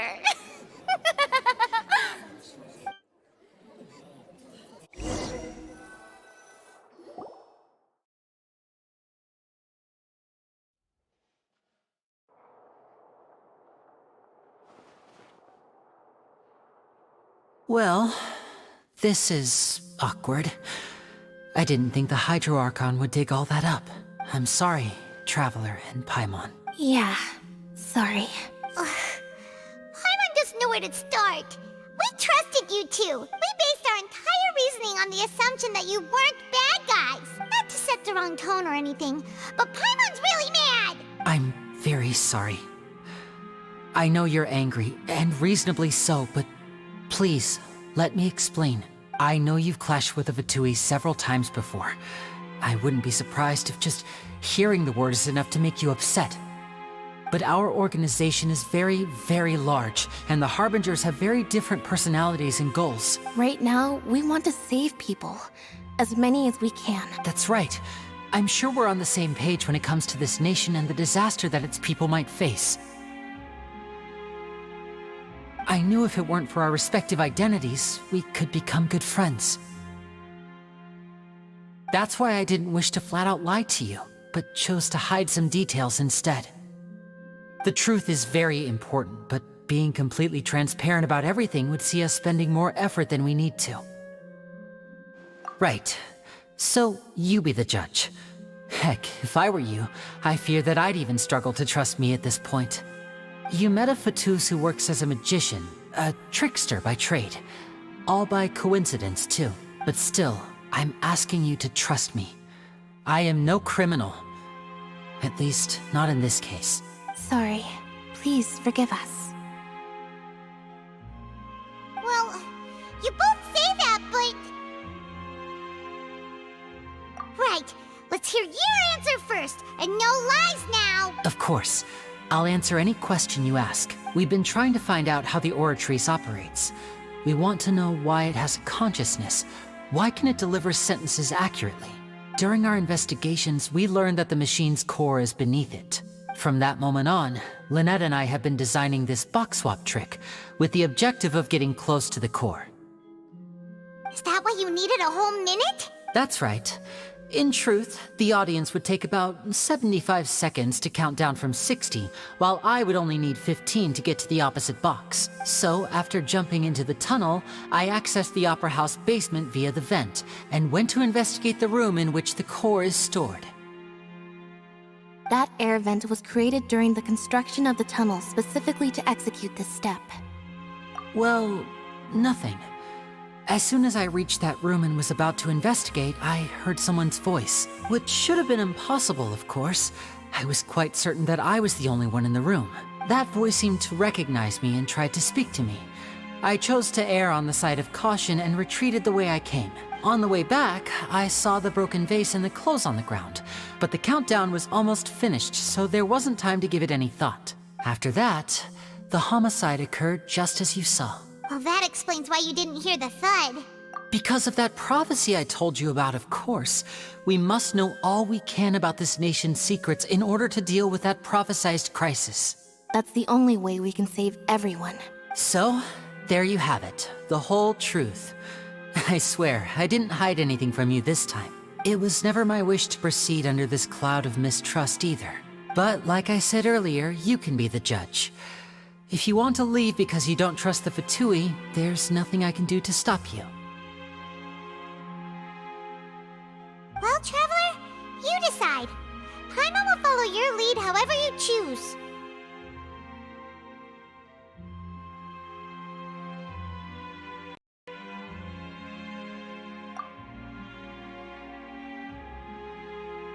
Okay, thank you. Thanks for giving us a chance. The current problem is that the scales are tipped pretty badly against you two. If we want to refute the Hydro Archon's accusations, we're gonna need a seriously watertight defense. Huh? Oh, Paimon thinks she gets what you mean.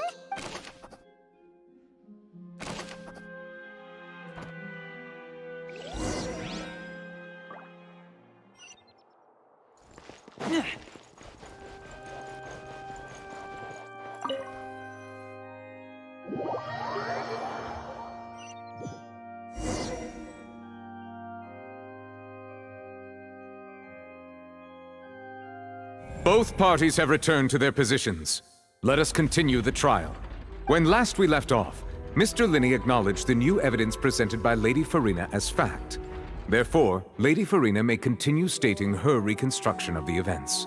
Ugh, that took long enough.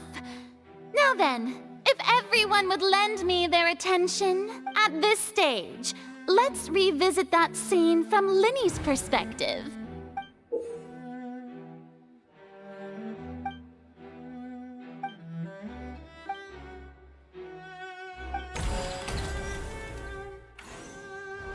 As the countdown began, he entered the tunnel. When the flatbed trolley passed, he opened the box and got into an altercation with Halsey, which caused the loud thud. He did not realize that this sound could be heard by everyone in the opera house, which is why he claimed earlier that he could not hear the sound.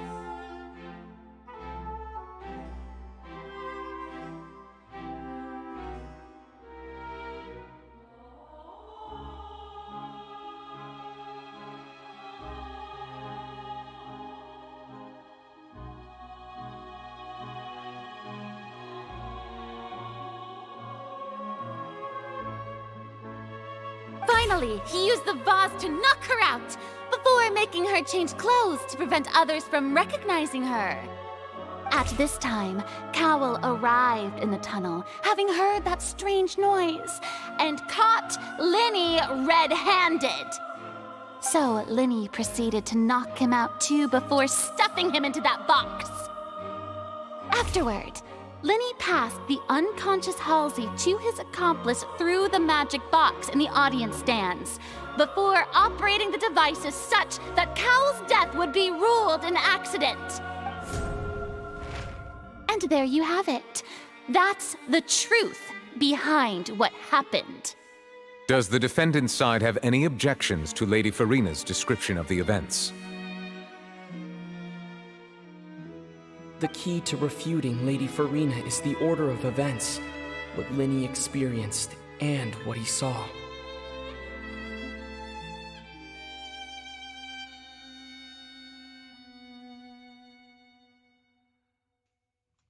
It's just speaking his mind.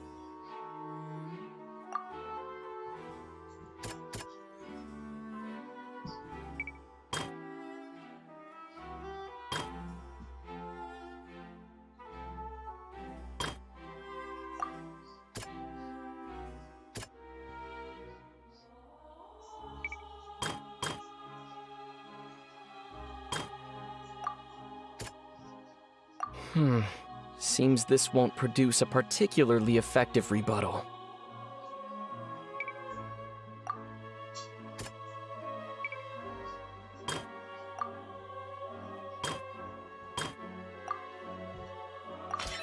According to Linny, he left via the vent after entering the tunnel. He couldn't have had that altercation with Halsey.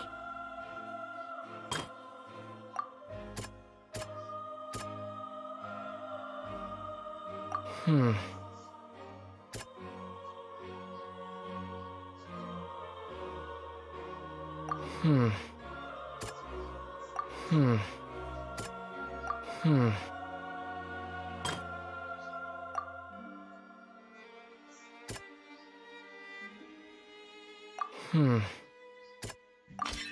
Linny went to the room that contains the Oratrice's core.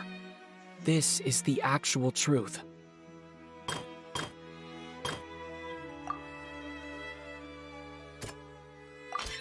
Linny did not take part in the underground altercation. He only witnessed traces of the aftermath. Attention! Ace Detective Paimon has something to say! When the countdown started, Linny did indeed go into the tunnel. I'll get him, Paimon.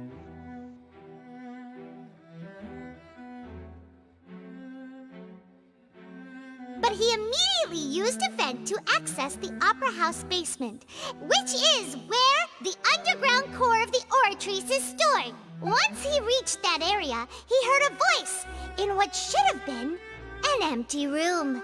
Since he felt something was amiss, he returned immediately. The crime scene had already developed by the time he reached the tunnel again, and in order to complete the magic trick, he did not remain there for any length of time. Finally, he reached the surface, and that was when the accident happened from his point of view. Therefore, he's innocent!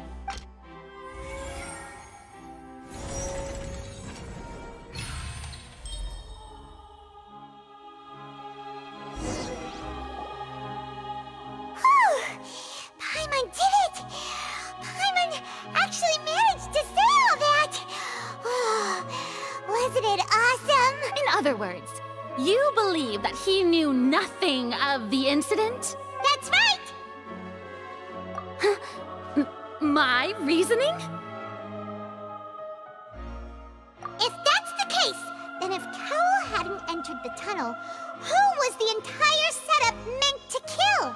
Assuming that what you say is true, Linny only needed to kidnap the young girl to cause a new disappearance case. What would the point of killing someone on stage be? Oh, they have a point.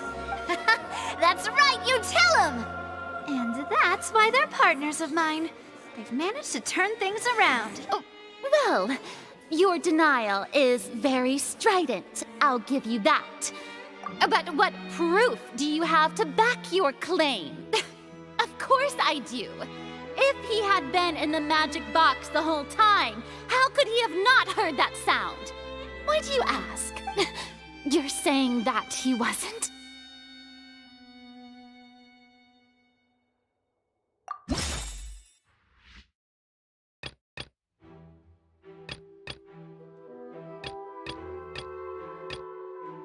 Are you sure we don't need I'm to sorry. give this more thought? Paimon thinks there's something off here.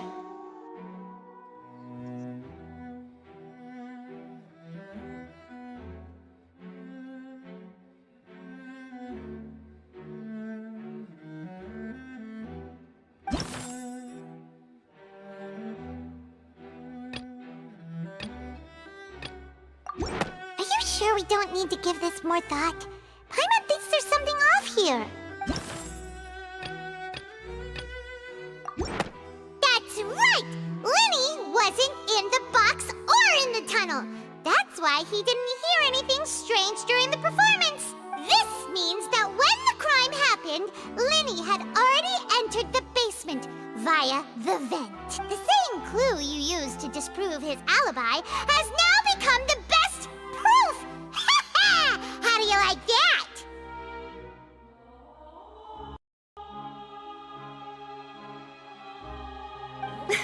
Well played. To think you'd use such logic. Well then, if it wasn't Linny who committed the crimes, then who was it?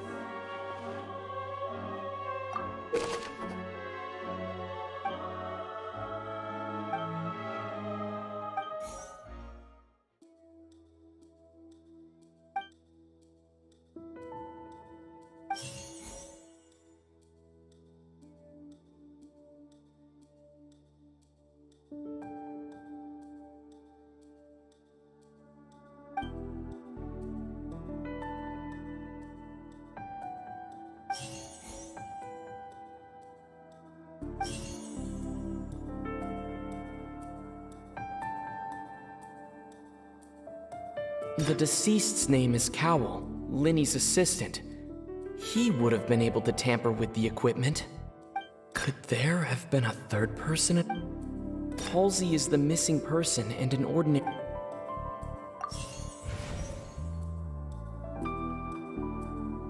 Could there have been a third person?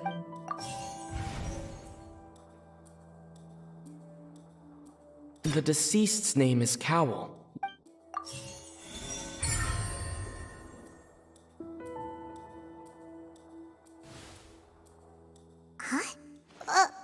That can't be right.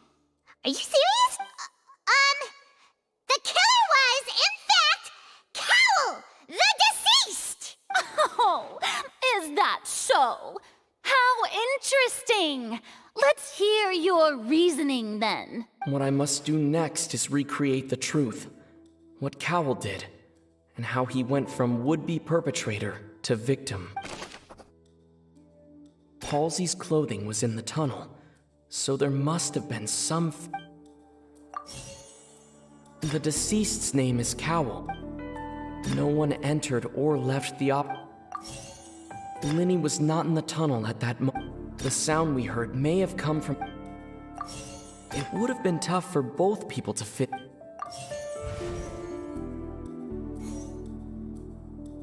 Linny was not in the tunnel at that moment. The deceased's name is Cowell. No one entered or... The sound we heard may have come from a clash, but...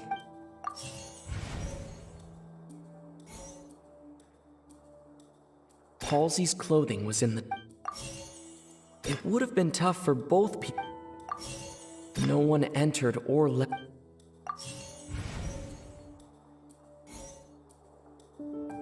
The sound we heard may have come... The deceased's name is... Halsey's clothing was in...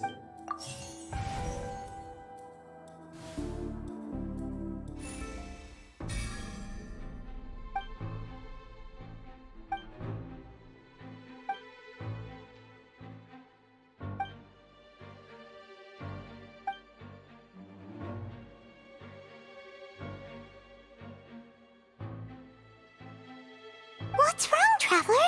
Are you still having trouble I see how it is. Look, since we're at a dead end, why not consider a different track? Just like the trick as it transpired, the end result must have been utterly different from the magician's initial design. If only we knew how Halsey disappeared. Well, that would be nice, but the tunnel only has 3... And it's not like this is a magic trick where you can just make a real live person disappear. You know, like you did from that water tank, Lynette.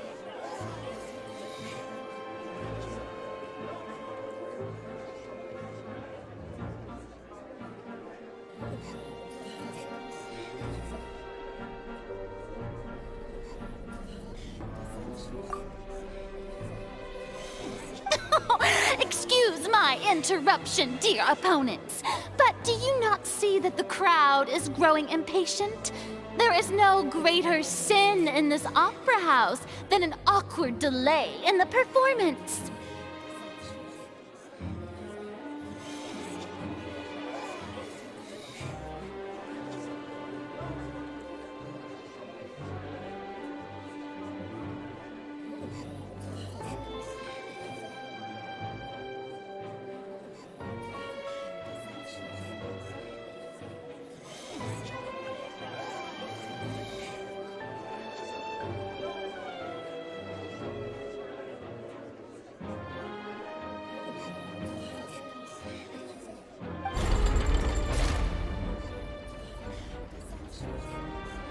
If the defense is unable to make further effective arguments, we will move on to the next stage of the trial.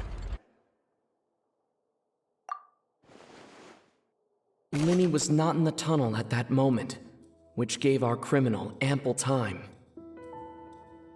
The sound we heard may have come from a clash between the missing Halsey and the criminal. The deceased's name is Cowell, Linny's assistant. He would have been able to tamper with the equipment.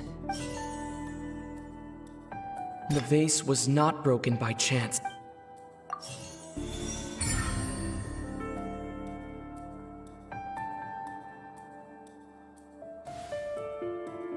Oh, Paimon gets it! It all comes together if Halsey disappeared instead of being kidnapped. Lynette escaped from the water tank, vanishing gradually and leaving only clothes behind. If there's a similar method where a person could be transformed into water... Oh, just a moment, please. I do hope you know how preposterous you sound at the moment. How could a person ever be transformed into water? This is reality we're talking about here, not some magic trick. Must we really? I should think that of anyone. Your friend Linny already knows this truth very well. Magic tricks are ultimately just illusions and misdirection. But Halsey's disappearance is very real. We're talking about two completely different things. Even so, I trust the Traveler's judgment. The truth must be out there somewhere. Perhaps some new line of reasoning may open if we try to gather all the focal points that don't make sense. Since Cal was the deceased, we haven't placed much attention on him. But given that we aren't making much progress with the case, it wouldn't hurt to have a look at his belongings, would it? People really do come up with all sorts of harebrained schemes when at the end of their rope. The way I see it, your suggestion that we broaden the scope of our investigation is nothing but a tactic for stalling the trial. Nevertheless, I believe that this is a reasonable request on the part of an attorney. Since the trial does indeed appear to be at an impasse, I believe that additional evidence may help us make more progress. Guards, please step into the lounge and examine the personal effects of the deceased Cowell. We are still examining the items, but we have already made critical progress that we feel must be shared with everyone post-haste.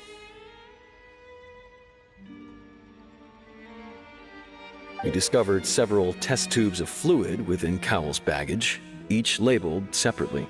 The notebook in his backpack claims that these fluids are water from the primordial sea. The primordial sea? The note's contents also indicate that Cowell belonged to an organization that sells illegal drugs and that he had an accomplice. The notebook has many entries concerning safe usage of these fluids, in which the keyword dissolve appears many times. One of these tubes was labeled Opera Epiclese, along with yesterday's date. It is empty. The notes also state that these dissolution properties work exclusively on people from Fontaine. It's likely that Halsey was chosen as some sort of test subject. As such, we believe that the defense's hypothesis is, in fact, supported by sufficient evidence. You've gotta be kidding! People dissolving into water? Could something so ridiculous actually be true? Wait a moment. This reminds me of a certain prophecy, but it's just a coincidence, isn't it?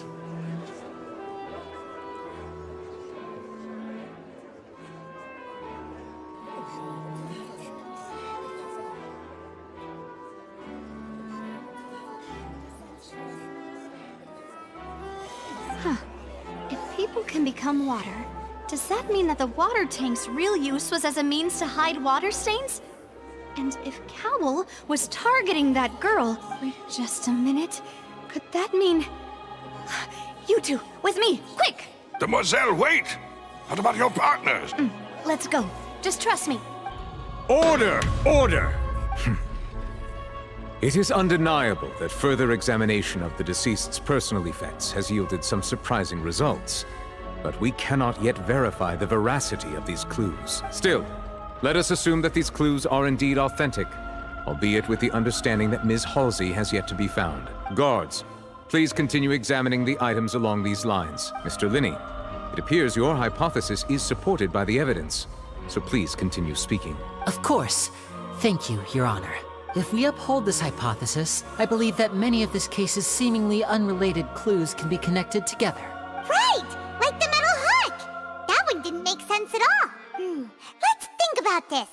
Cowell's methods must have something to do with that water from the primordial sea.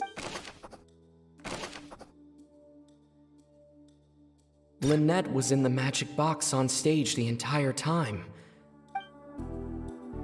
The rope that held the water tank up was lit by the fireworks and snapped.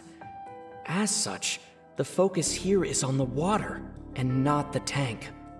The deceased's name is Cowell. Now it seems like the hook rope was not meant for another magic trick, but was instead some... The water from the primordial sea... The rope that held the water tank up... Lynette was in the magic box on stage the entire time.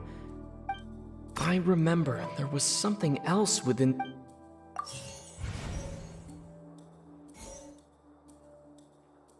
The water from the primordial sea should already have been... Lynette was in the magic box on... Now it seems like the...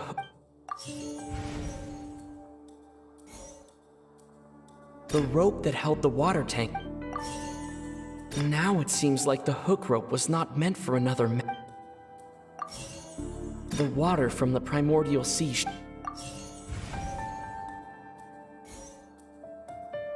Lynette was in the magic box... The deceased's name is...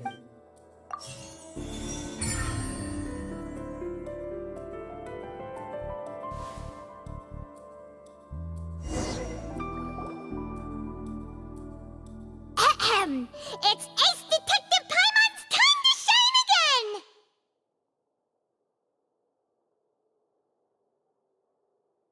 In the original plan, Cowell would tamper with the water tank rope and the number selector securing his target. When the magic box containing Halsey was lowered, the metal hook would retract gradually and pierce the balloon at the top of the box.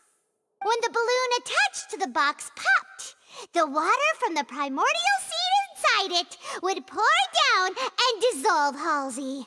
Afterward, Cowell would enter the tunnel and break the flower vase to conceal the water inside the tunnel, with the remaining evidence being covered up by the water tank on stage.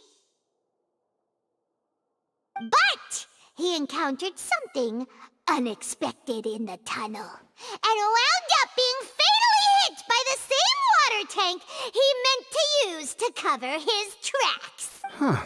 That does make sense. That actually links together a lot of the more confusing pieces of evidence.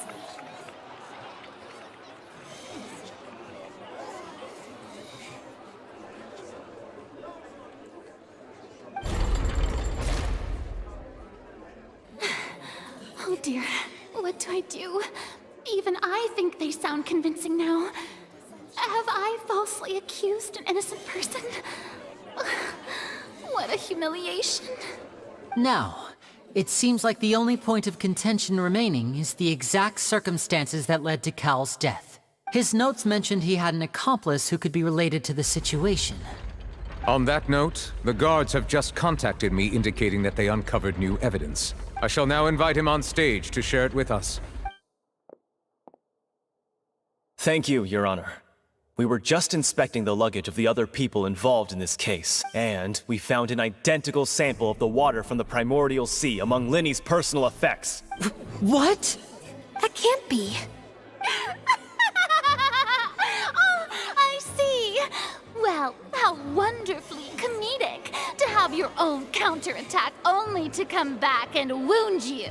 Does this not, my dear citizens, my loyal audience, allow me to present my reasoning and bring this performance to a swift close?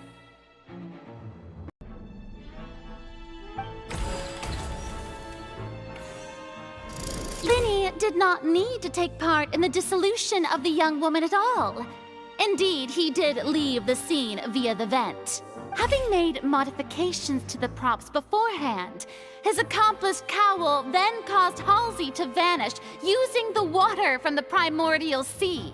But upon his return, in cruel avarice, Linny desired sole credit and prepared to do away with his partner in crime. Ultimately, he knocked Cowl out, and the tool meant to cover the crime up also became a murder weapon.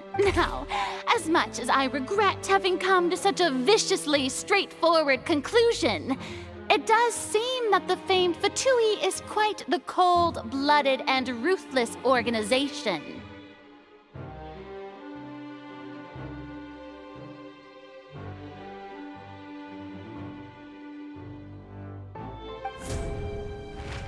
Am I right, Mr. Linny? We've used up all the evidence we collected. There's no way for us to make a rebuttal here. Is this the end of the road? Oh no. Paimon can't think of anything either. It doesn't look like there's any way around this. Seems using the water as new evidence was too good a move. Why did this have to happen now? I think we've all seen enough now, and we have ample witnesses to my flawless reasoning. I believe this is indeed the finale! Now then, my good, noble Chief Justice, should we not, in your view, move... Excuse me, everyone, but I must interject! Miss, I must ask you not to shout, and to respect the ongoing legal proceedings. Oh, come on, don't be hasty. I have a good reason for interrupting, you know. Now, would anyone here like to take a little break from all this debate and see a little magic? I'll show you an amazing trick. One that can bring a young woman who has disappeared back in the flesh, right before your very eyes. Please, do the honors, Mr. Linny, if you would be so kind. What in the world is she saying? No offense, miss, but miracles like that are beyond my scope as a magician. Come on now, don't be silly. Magic is all about misdirection, isn't it? It often conceals the truth while presenting a fascinating illusion. But once everyone believes the illusion, can't magic reveal the truth to them once again? And wouldn't such a trick be the most marvelous finale to today's performance? Come on, Linny and Lynette. Give it another go. Don't worry. Spina di Rasula has made the necessary arrangements on your behalf. But as the magic makers and stars of the show, I think I should leave the final performance to you. I understand.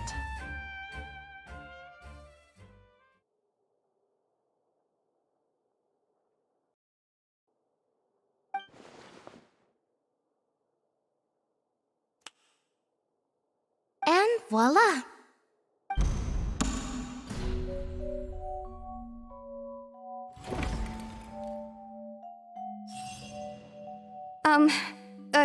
Sorry for the interruption. Wait, isn't that Halsey? So the whole thing about people dissolving wasn't true after all? To be clear, I'm only here because this person told me that if I testified, the merit of doing so would lessen my sentence. I was hiding outside this room listening to the proceedings because I was afraid that I would be the one put on trial. I was just feeling happy that no one had noticed me, and then before I knew it, she caught me. That'll teach you to underestimate us three.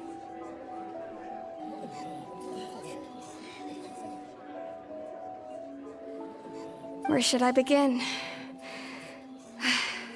I'm sorry. I'm the one who killed Cowl. I admit it. What? Why? Firstly, my name isn't Halsey. It's Lillian, and I'm originally from Mondstadt. I heard that Linny's show was gonna be a real thriller, but I missed the chance to buy a ticket, so I stole one. That's how I make a living. I steal stuff here and there. And I'd never been caught before. But I was noticed at the harbor a few days ago, and I barely got away. Lenny was the one who caught me in the act. Hey, no wonder you look familiar. So you were the thief! Liddy even mentioned that you were pretty skilled. Well, and I thought that would have been the end of it, but then the number selector chose me. He even mentioned the Fortress of Meripede. That's a prison, isn't it? So you can imagine how shocked I was. I thought he was on to me for sure. So I played along with the show while looking for an opening to flee. But then I got water poured on me for no reason, and then someone jumped into the tunnel to nab me. I wasn't going to take that lying down, so I knocked him out and stuffed him into the box. There was nowhere to run from there, though, so I had to change my clothes and hide in a box containing performance costumes. I slipped out after the first guard arrived at the scene and continued hiding inside the opera house. Can a person even hide in there?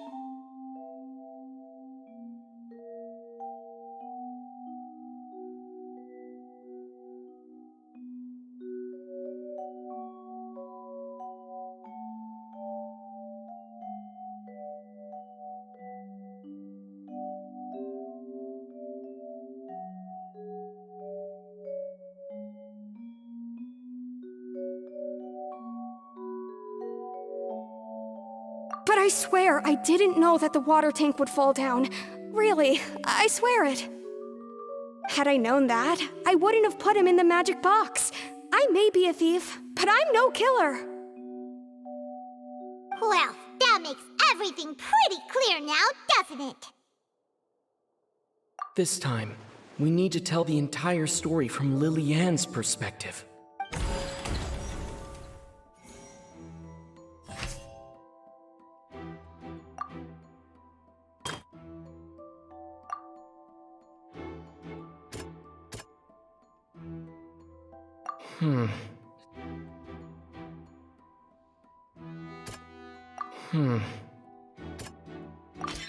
The strange sound wasn't from a fight.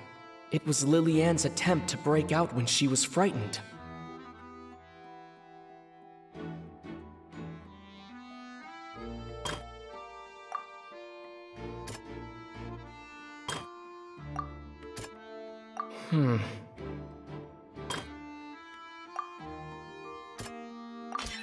The flower vase was not broken to cover anything up, but was smashed during the struggle between Lily-Ann and Cowell.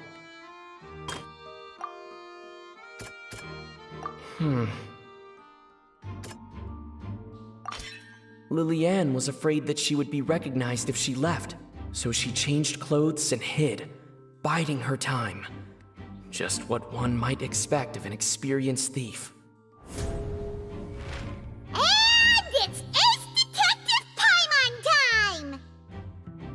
Having been selected out of the blue, Lily-Ann panicked.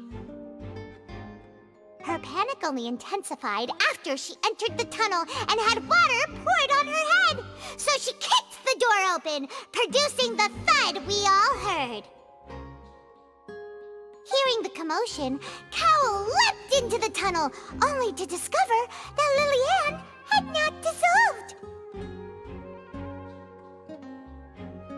He did not know that Lily-Ann was not from Fontaine, but was a thief who made her way in by stealing a ticket. Mistakenly believing that the water from the primordial sea needed time to take effect, he tried to force Lily-Ann back into the box. The two broke the flower vase during the struggle, but Lily-Ann came out on top, knocking Cowell out and putting him in the box. With no way of escaping, she changed her clothes and hid in the costume trunk until the performance ended.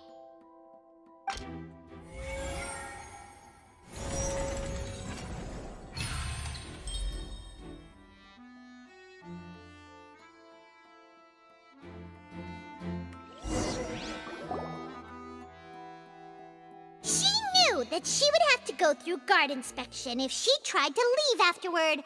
So, she has been trapped in the Opera House these last 2 days.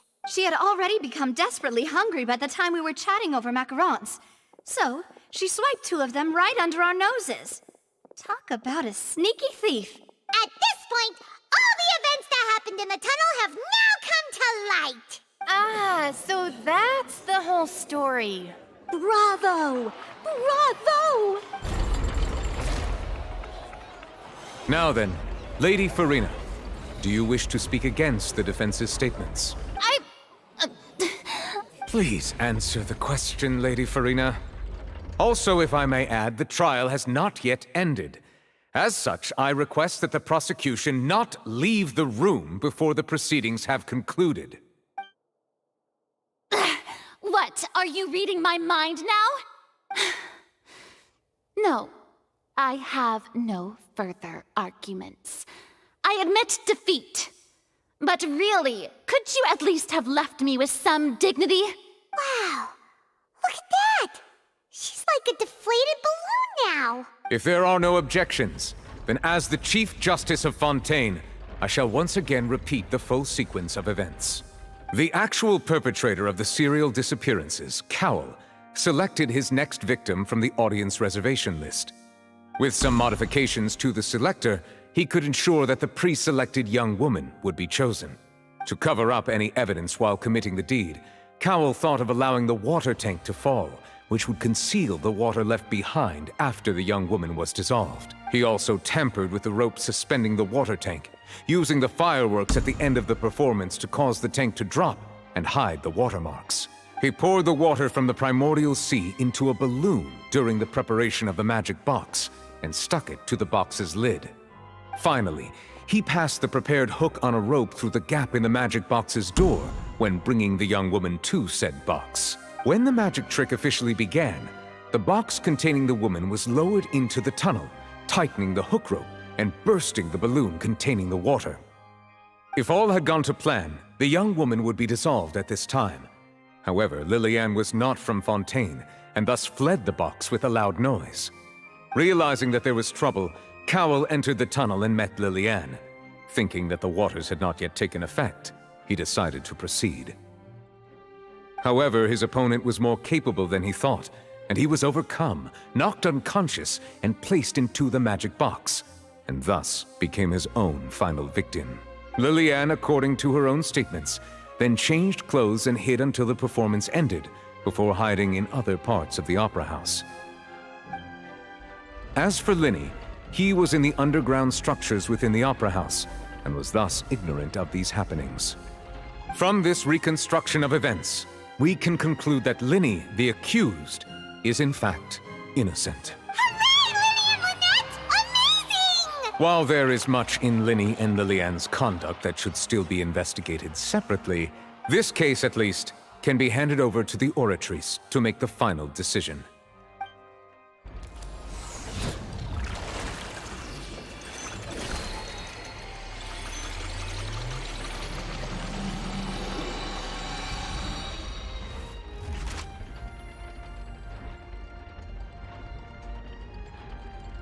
As such, Linny and Lynette are officially declared not guilty. Victory for Ace Detective Paimon! Great work, partners.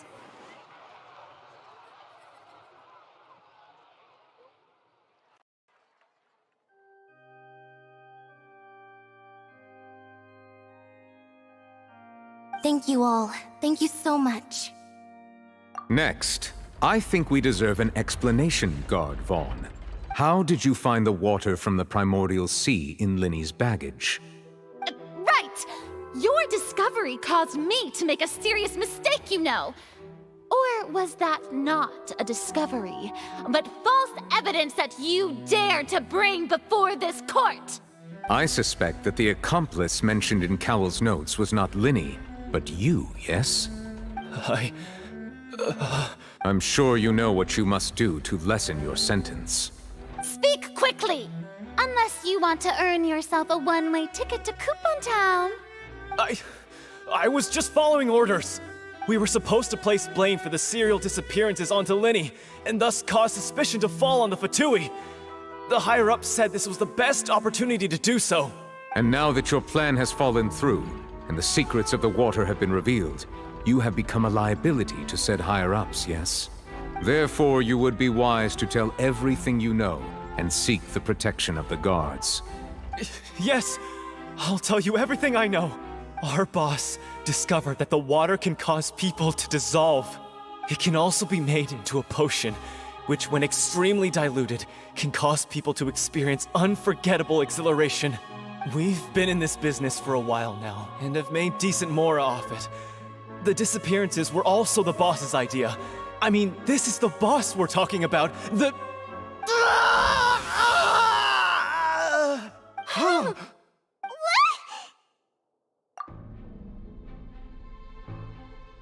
And now he can no longer talk. Such ruthlessness. I shouldn't have expected any less of them. An outrageous act. All present, please submit to inspection immediately.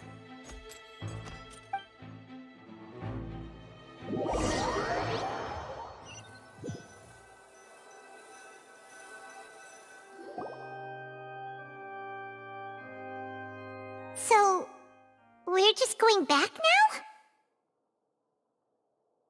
That's true, but... Traveler, Paimon! Please wait. Lenny... I know you may not want to speak to me right now. Maybe you don't even want to look at me. But still, let me thank you again for defending me to the end, even after you learned that I'm a member of the Fatui. I guess. But regardless, I'd like the opportunity to set things straight. I didn't approach you with any ulterior motives or ill intent. I've spoken to you as myself, just plain Linny this entire time. As for why I'm a Fatus, it's because the goals of the House of the Hearth align with those of an orphan like me. That's all.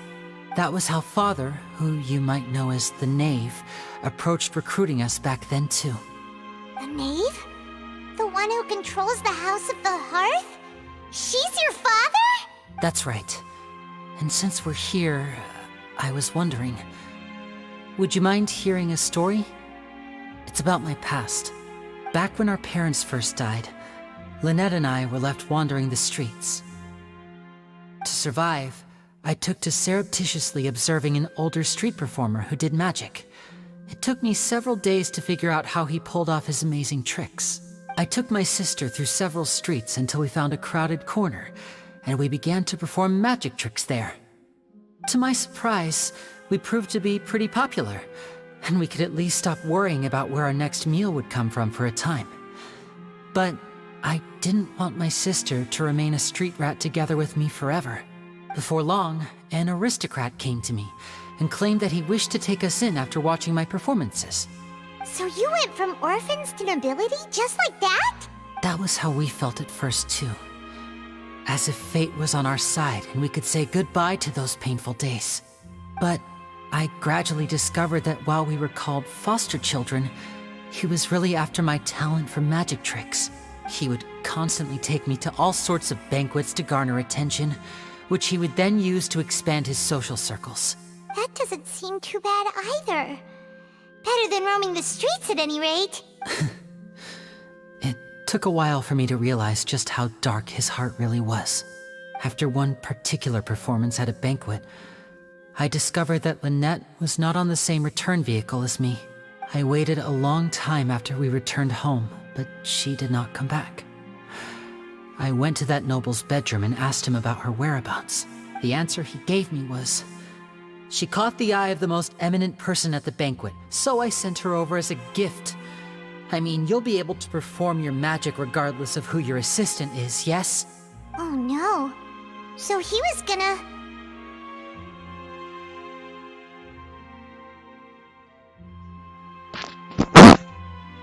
That's fucked up. That's so fucked up. But wouldn't Fontaine's laws deal with such people? As far as outsiders are concerned, this is a relationship That's akin fucked up. to adoption or foster care. and they have their ways of escaping the eye of the law. I managed to ferret out the location of the mansion of that so-called eminent person and hurried through the night. But by the time I leaped over the walls, avoided the guards, and made my way in,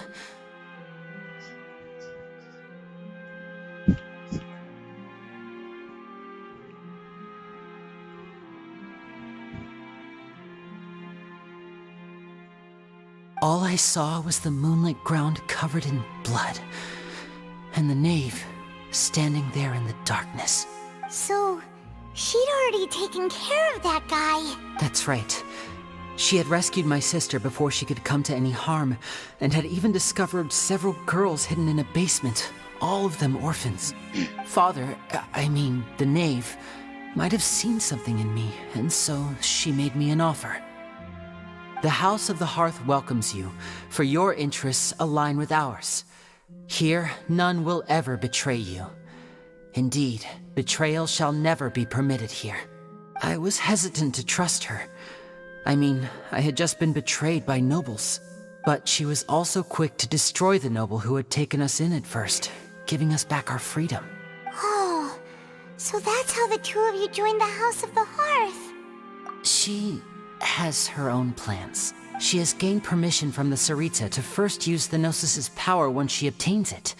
She plans to use it to find a way to break the prophecy and save Fontaine. Yep. So, she believes in that prophecy too? That's right. The whole House of the Hearth is currently working to combat that crisis. Today's case has also proven that people from Fontaine can indeed dissolve into some sort of water, thus further supporting the prophecy. All of us house members here, Lady Arlecchino herself included, are from Fontaine. We won't give up on defending our homeland. To us orphans, the only connection we have left to this world, apart from our family, is our homeland. So, from small deeds like distributing magic pockets to huge schemes like stealing a Gnosis, everything is aimed at dealing with that prophecy. Well, yeah, there's the still child. It's all right. I understand. The only thing I can do is relate all this to you. I just hope you can understand that even as a member of the House, I have never stopped making my own decisions, and that I believe what I'm doing is right. If you should need anything at all in the future, feel free to find me. I will do my best to help you, as plain Linny.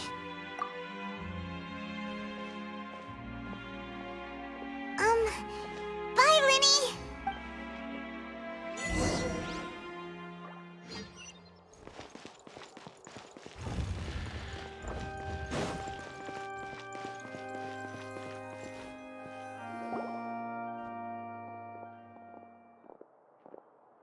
Hey there.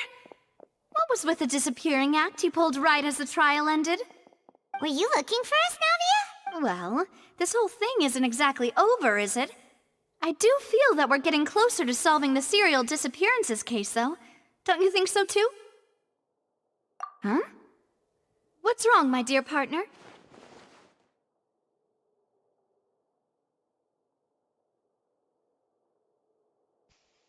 Yeah. That's just his main goal. To save Linny. Besides, are you sure we're the ones who've been cracked a case that's been cold for decades now? And given that there's new evidence from the trial, there should be a trail of breadcrumbs for the Hydro Archon's people to follow now, right? Ah, I see. Well, I won't lie. I'm a little shocked to hear that from you. But I suppose you are just travelers who have only arrived in Fontaine after all. Sorry. I might have been too presumptuous. Don't say that, Navia. Ah, and we were having so much fun investigating with you, too. It was like having new waters flowing into a stagnant mire, causing new hope to spring forth, and the reflection in the murk to become clearer. Sorry about that. I'm a bit prone to nostalgia. Don't mind me. Wait, shall we have a farewell meal? You know, to commemorate our time as partners? Huh? Do we really need to get that formal? guess you really did treat us as partners, huh? Well, I just like to have a proper ending to every important memory. That way there are no regrets later. Anyway, it would just be a meal, so it shouldn't take up too much of your time. You don't have to twist Paimon's arm. If Boss Navi is treating, count Paimon in! Oh, wonderful. In that case, why don't we return to the court of Fontaine and head to the Hotel de Boer? I believe we'll make it just in time for dinner. All right then, let's have our farewell meal.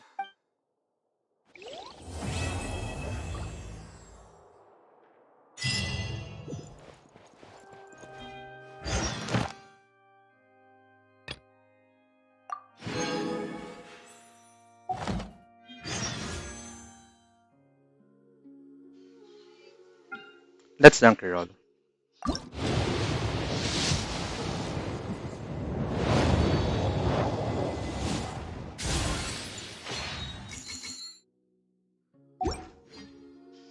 And that sucks.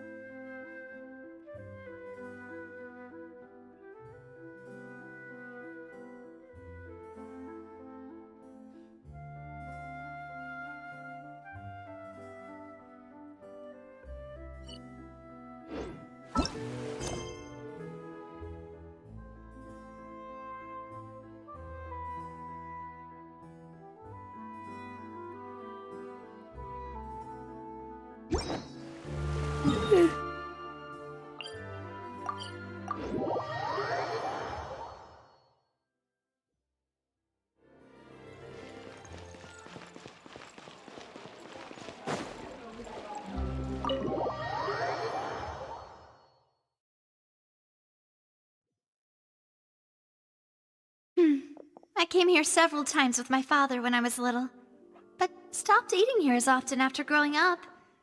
I hope the food here will be to your taste. Oh, don't worry. We haven't eaten at a hotel like this in a while. Paimon's getting excited already. In that case, I'll go order for us first. Please wait here a moment. Ooh, everything looks so good. People in Fontaine sure know how to enjoy life. Why, of course. Go ahead, try whatever you like. If the food's good, I'll make a group reservation for the rest of Spina di Rosula next time. And if it's not? Well, then I'll still bring everyone. Albeit with only one dish per table. You, sure have your own way of doing things. Oh, we called this a farewell meal, but we could also treat it like a victory feast, right? We did just win that case after all. Oh, true. Very true. In that case, boss, we'll have another 2 dishes. Huh? Paimon didn't mean that you had to order even more food. Speaking of cases, do you think that the mastermind behind the serial disappearances will get caught soon now that this has all happened? Well, we've certainly taken a big step forward, but I feel that's about it. We know that there's an organization that means to dissolve these young women, but we still don't know what they are really after. If it hadn't happened right in front of us, Paimon wouldn't have ever believed that a person could be dissolved like that. Right? Yet it was because this was such a preposterous notion that the investigation could never really move forward before. Ugh. If only that guy could have finished speaking! We were so close to hearing who was behind it. In such investigations, even the smallest step can seem like a yawning chasm if the trail of clues is cut off. To be honest, I don't have high hopes for any follow-up that the authorities might conduct. It's not that I don't have faith in their ability, It's just that a different perspective is required in some matters. It's easy to guard against and deceive a single narrow perspective. A shift in thinking is required at such times in order to produce a breakthrough, which is exactly why the Spina di Rosula exist. Those highfalutin folk are not all-knowing. That's why we exist. To seep into the cracks where filth falls through, where their watch fails them. That's the kind of problems we solve. Seems Paimon thought things were simpler than they actually are. It's all right. Well, this was supposed to be a farewell meal, so I doubt you have further interest in this business, right? Let's talk about something else. Like, what are your future plans? That's true. We didn't have a chance to speak to her after the trial ended. It didn't really seem like the right time or place to do it anyway. I see. So, your primary objective, which has been foiled so far, was to have a chat with the Hydro Archon. I've heard that there's a long line of people waiting to meet Lady Farina. I suspect you'll be waiting for quite a while, considering that you missed your chance today. Yeah, we've heard that she's super popular here in Fontaine, and that it'll be tough getting any of her time. Well, would you consider some more, unique ways? Perhaps even methods of, let's say, questionable legality? Guess that's Spina di Rosula's boss for you. Chock full of sketchy ideas. Well, what did you have in mind? Well, one way would be to infiltrate a performance troupe at the Opera House, only to abandon your act at the play's climax and ask to speak to her after the performance. I'm sure Lady Farina would be eager to see the ending, and would agree in order to finish watching the play. Don't you think? Could you suggest something a little more practical? This plan seems pretty hard to pull off. We'd have to go learn how to act, and acting's really hard. All right, here's another. Find a way to conceal yourselves under her bed. Then wake her up in the dead of night and demand answers. Don't let her go back to sleep until she answers all your questions. I can personally testify that this one works. When I'm sleepy, I'll do anything as long as I can finally get some sleep. That might work, but that's not really the problem.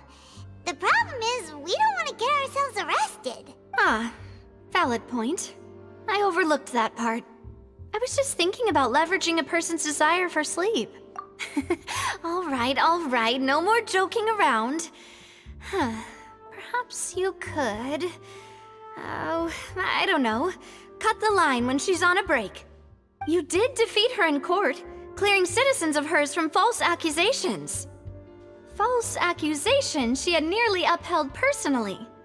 I imagine that she feels quite ashamed about the whole thing. You mean that if we catch her while she's on a break, she might be too embarrassed to refuse? Oh, that does make some sense. Why don't we give it a try after this meal?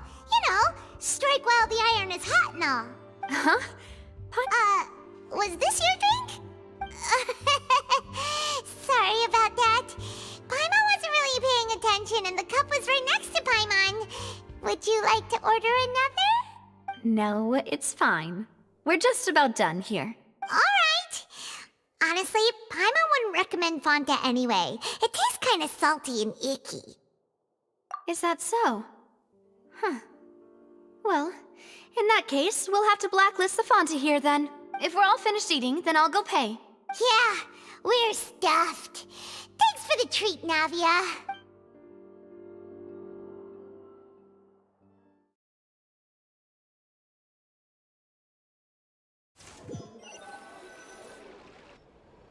Oh, so full. Paimon can barely float anymore.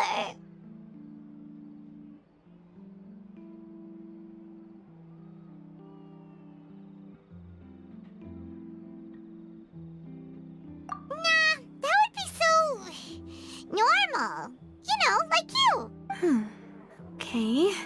As for expenses this month, we're left with... Hey, Navia! What are you doing over there? Oh, nothing. It was just a meal, you know? Nothing the Spina di Rosula can't cover. Let's get ready to try to meet the Hydro Archon again. Bye, Navia! So this is goodbye, huh? Well, if you do encounter any other trouble in Fontaine, you're always welcome to contact the Spina di Rosula. I'll give your requests the highest priority. In any case, I would... See ya!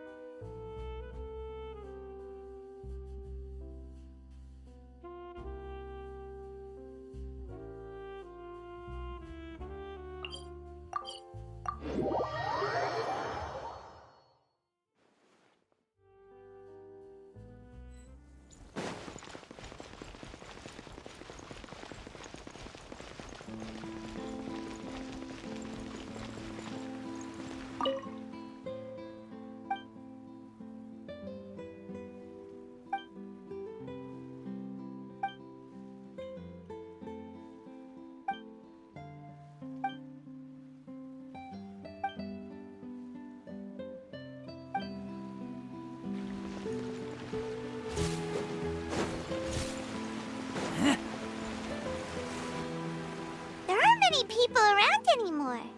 Looks like that boat we took to Araneas might have been the last one. Vache. Looks like we're back here again. Huh? Traveler? Are you hearing voices again? Ugh. That's kinda spooky. Are you sure we don't want to come back in the morning? Vache? Vache. Hey, why are you still walking towards it? There might be something... Huh? Hang on. Paimon can kinda hear a voice. It's calling for... Vache, right? Hey, Traveler? Stop walking! Come on, wake up!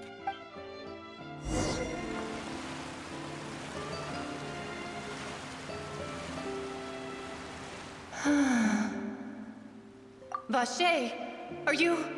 my dear Vache? No, wait. You seem to be someone else. Do you know Vache? Do you know where my love is?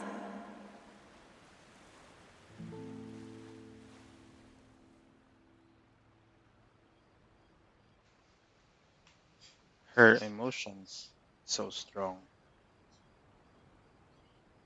Even Traveler heard it. I'm... Wait. Who am I? I'm very sorry. I fear I do not know. My memories feel like they have been washed away like a flood.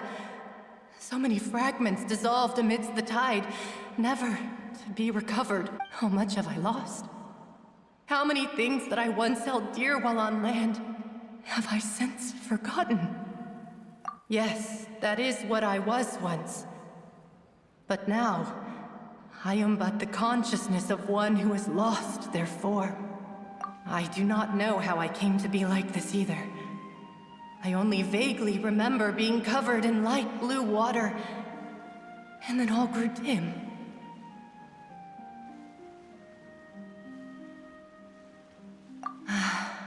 I also remember going to many places.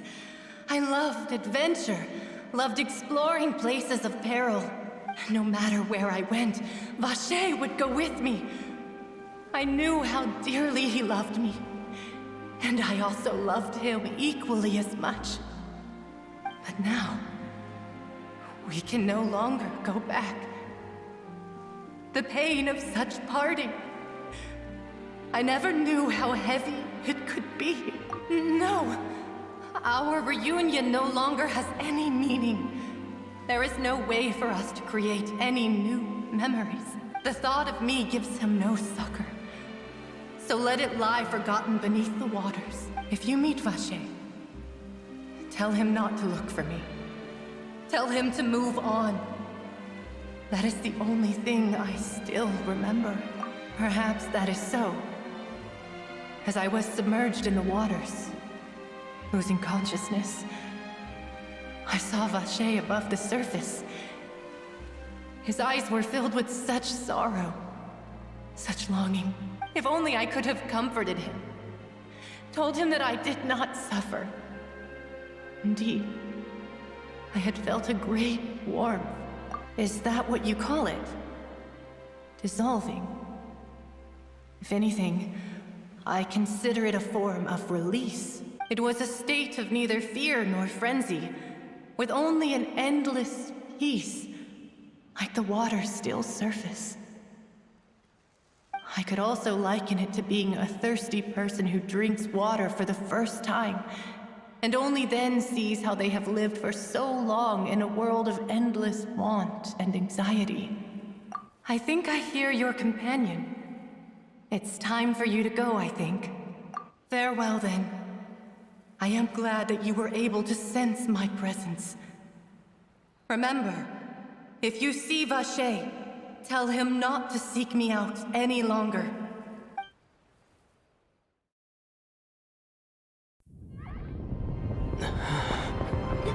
Wake up! Come on, hurry! Robbie is outnumbered!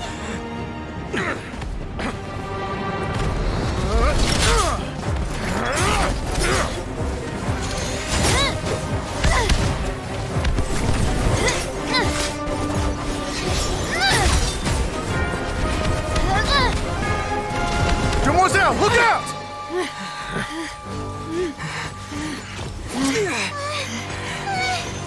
Dear God, it's a whole army of Gardamex.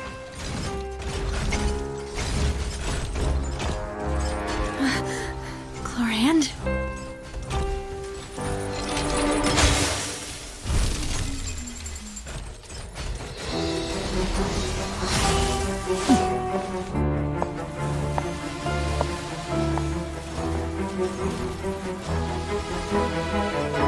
Quick, now's our chance!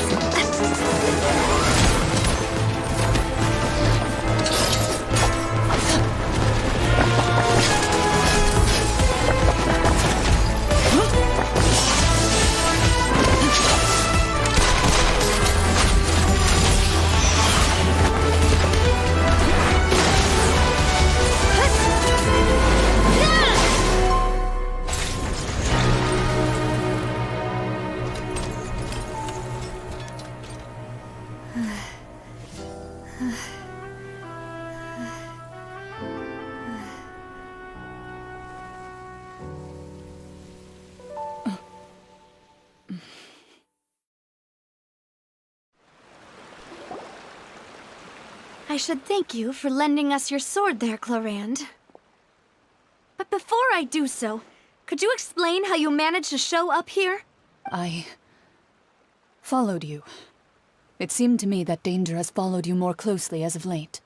I believe that following someone without their knowledge is actually called stalking, is it not? Mr. Callus's last wish was for me to ensure your safety, and I will not betray his trust. He would do the same, were he alive today.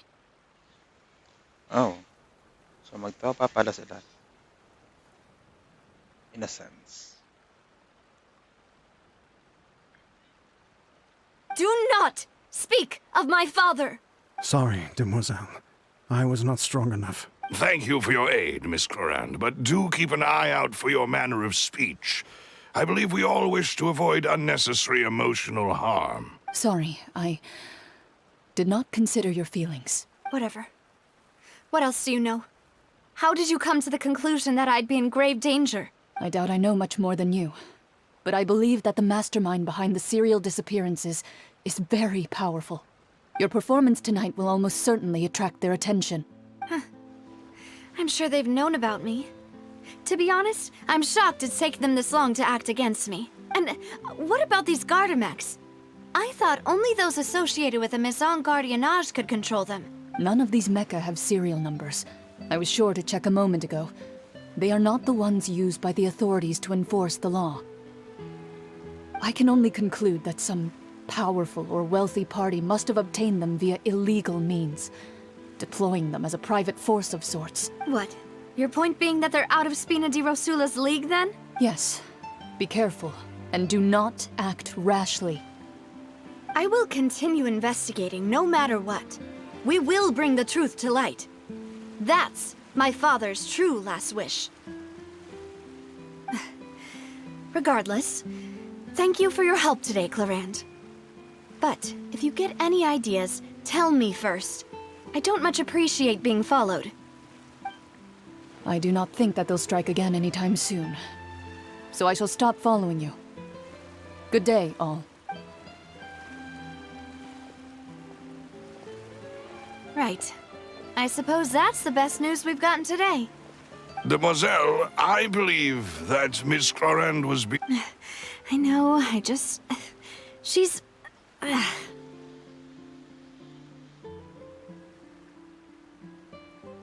thank goodness! Paimon thought we were done for!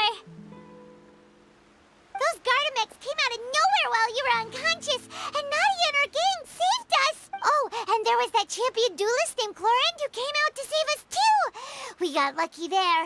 Paimon probably couldn't have fought them off otherwise. Oh, come now. Forget all that polite talk. That wasn't really a farewell meal we had back there. Not for me, anyway. In truth, I hope that every meal we have together shall be a victory feast. As such, we're still partners. It will take 50 years. If it were me, All right, you two. That's enough. Actually, Navia, how did you know that we were in danger? You sure did show up in the nick of time. Well, to be honest, you're the one who tipped us off, Paimon. Huh? Really? Paimon? Yes. All thanks to you grabbing my drink by mistake. How did that help? After we parted ways, I was on the way back to one of our bases when I suddenly thought of what you said, that the Fanta tasted kind of salty and icky. Fanta only comes in sweet flavors, so how could it have tasted salty? The color of the drink, if I recall, had also been a bit off. So the Fanta had been spiked with water from the primordial sea? Yes. So, if you hadn't drunk that cup for me... Spina di Rosula is preparing the grandest of awards for you as we speak for saving the ball. Huh. Really? I sent people to Hotel de Boer to investigate, but whoever did this left no trace at all. That's when I figured out that you might be in danger, and hurried here as quickly as I could. But why would they go after us too? All we did was defend Linny in court and help clear his name. Well, you did foil a plan that they were probably pretty proud of, and almost got their name in the process. Speaking of which, did anything strange happen when you drank the primordial seawater? Well, it can't be a coincidence that the traveler fainted just now. He said that he heard that voice calling for Vache again.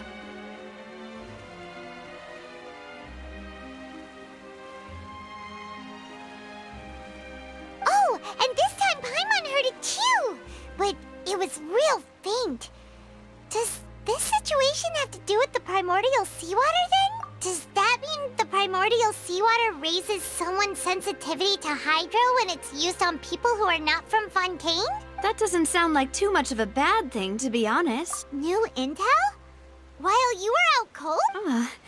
Well, let's hear it, shall we? Oh, that is important. Vache. That name doesn't ring a bell. I suppose he hasn't stepped forward as a witness in court lately. Since he saw that young woman dissolve, he was at least at the crime scene. But he never gave testimony or any information regarding people dissolving in the primordial seawater. Could he have been threatened? Yes, thank you. This is very important information indeed. We will continue to investigate. Oh, you mean you'll help us investigate? Well, you did say that our farewell meal didn't really count. That means we're still partners, right? And besides, we're in this now whether we like it or not. You're not gonna let those people who targeted us get off the hook so easily, are you, Traveler? Demoiselle, do try not to look quite so pleased. You are the face of Spina di Rosula, after all. You talk too much. Well, in that case, let's head back to one of our bases, shall we? I'll arrange accommodations for you. We also have some plans to go over, and hopefully we can deepen our bonds as partners. Don't worry, you two. With us around, our base is definitely secure.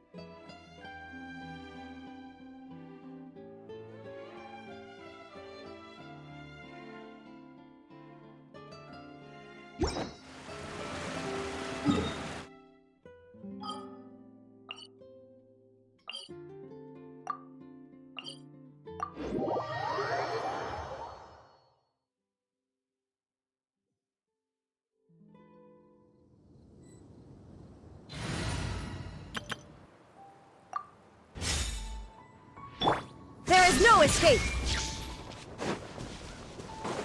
Right. Yeah. I see everything.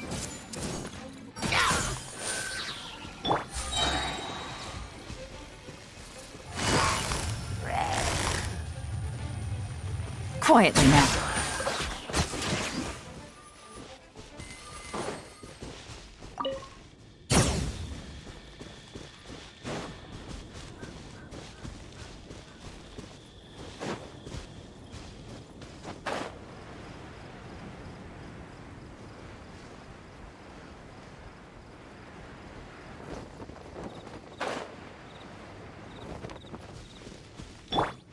Shine down!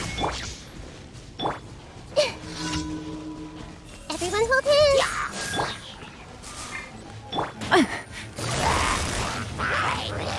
Gotcha! Things are about to get dicey.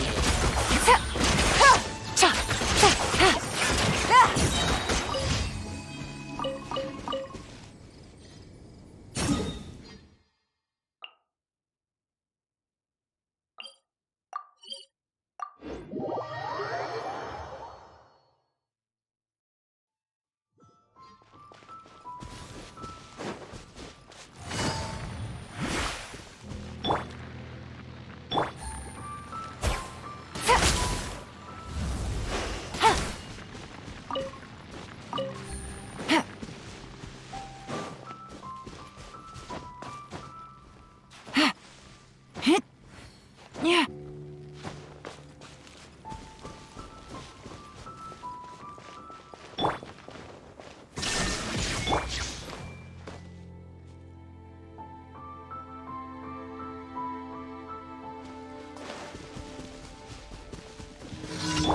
Illusion shut.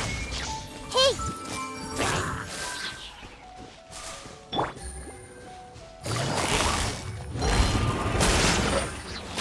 Take it easy.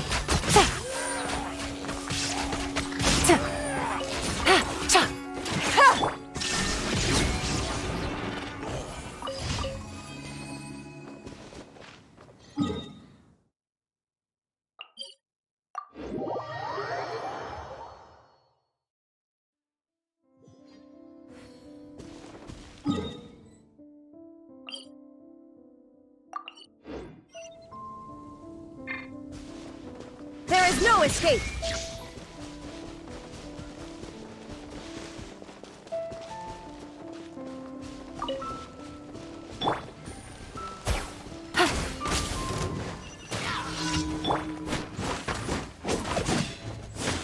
Illusion shattered! Ha!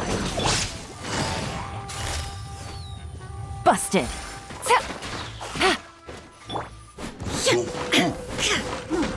Shine down!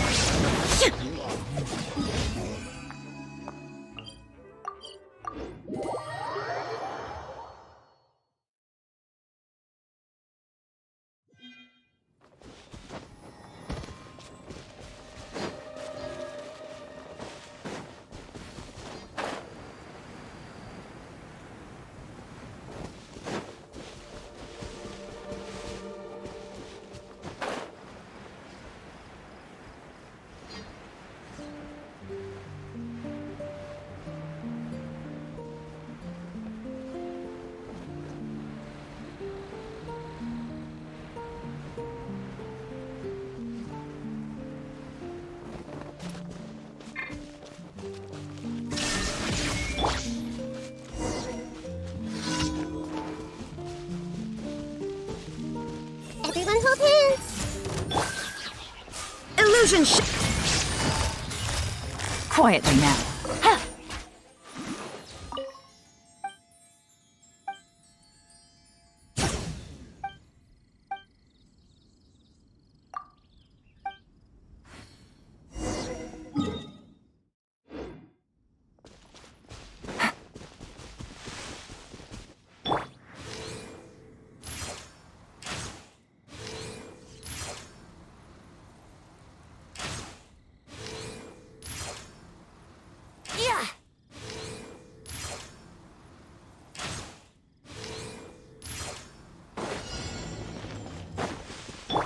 There is no escape!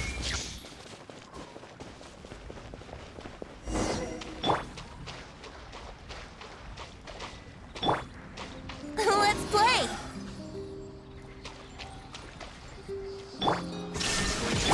I see everything! Busted.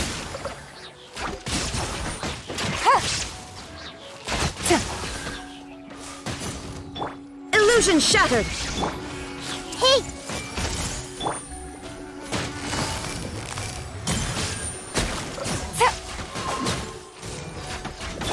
Shine down! Here we go! Quietly now. Illusion shattered! I see everything!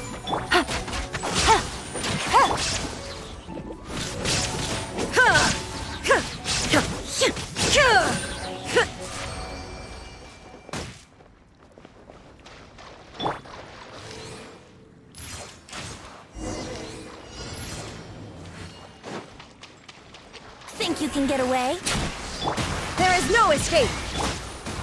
Here comes the catch.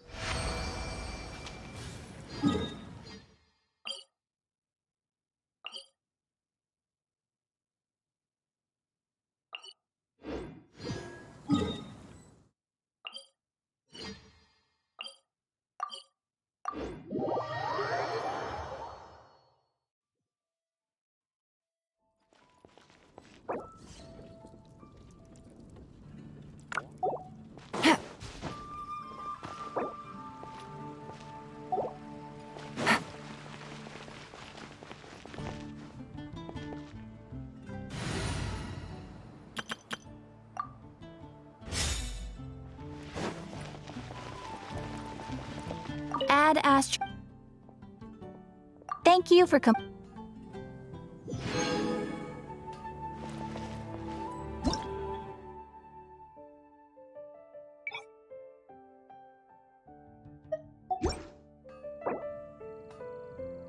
you heard?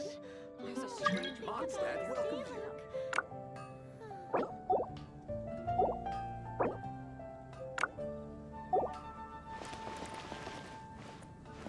Add Astro.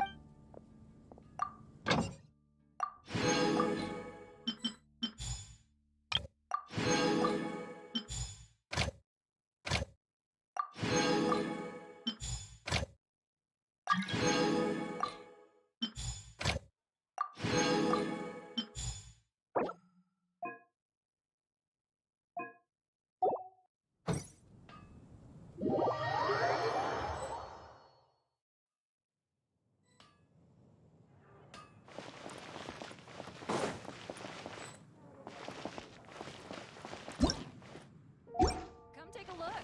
There will definitely be something that catches your eye.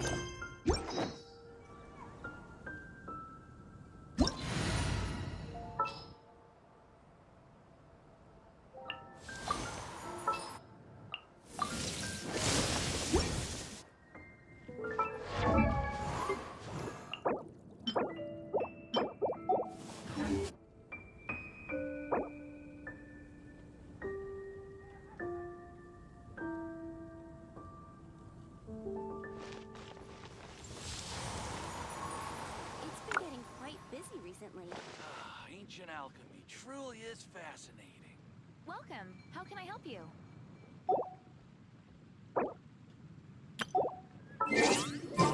Come take a look. There will...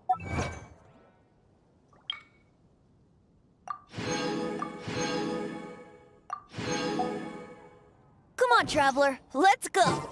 The world is full of lost ballads just waiting to be rediscovered.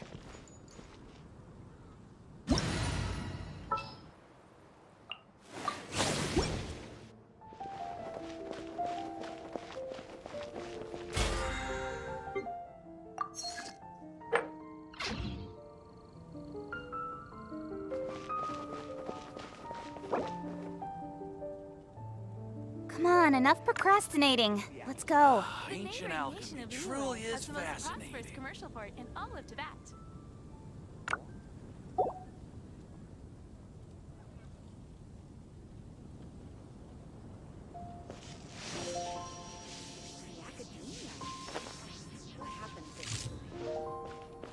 Ha!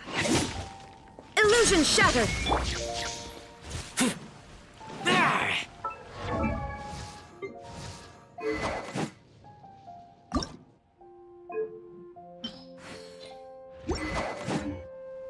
Ancient alchemy truly is fascinating. Welcome. How can I help you? It's the academia.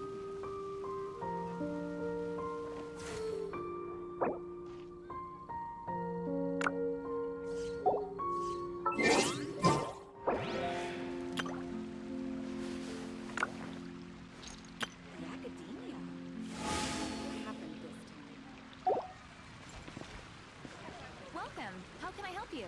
Did you hear what happened? It's the academia. Ancient alchemy truly is fascinating.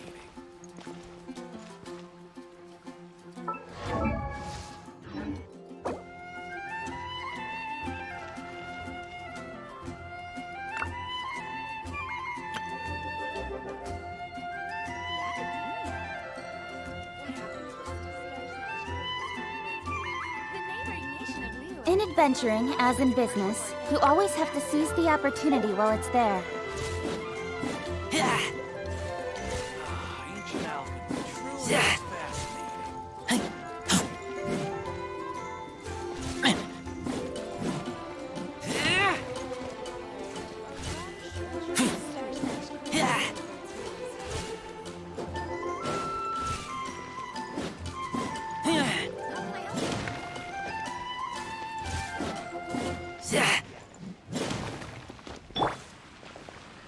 Ancient alchemy truly is fascinating.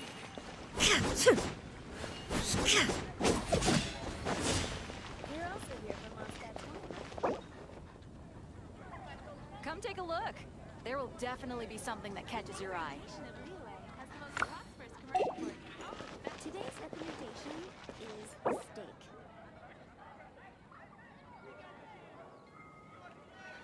Which should I choose?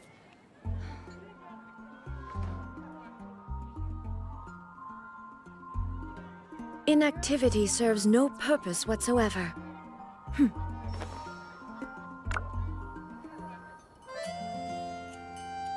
Haven't you heard? There's a strange wanderer near Wolfendom.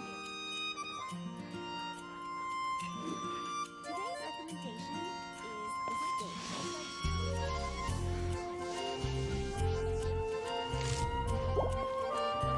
You're also here for Mondstadt's I'm all for work-life balance, but I think this is pushing it. Haven't you heard? There's a strange wanderer near Wolfendom.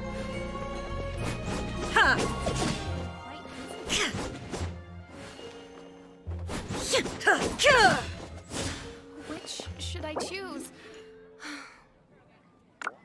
You're also here for Mondstadt's wine, aren't you?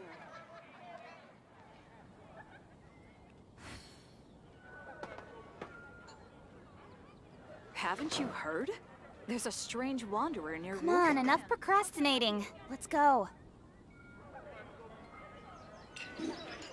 Today's recommendation is I guess I'll post a commission at the Adventurers Guild. You're also here for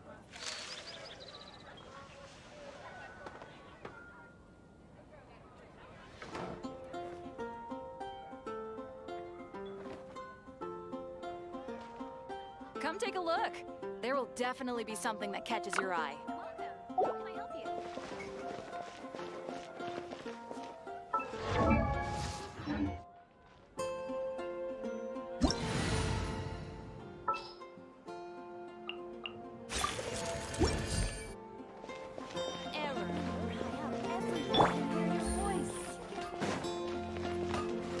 Take it easy. You'll find no second-rate items at Wagner's.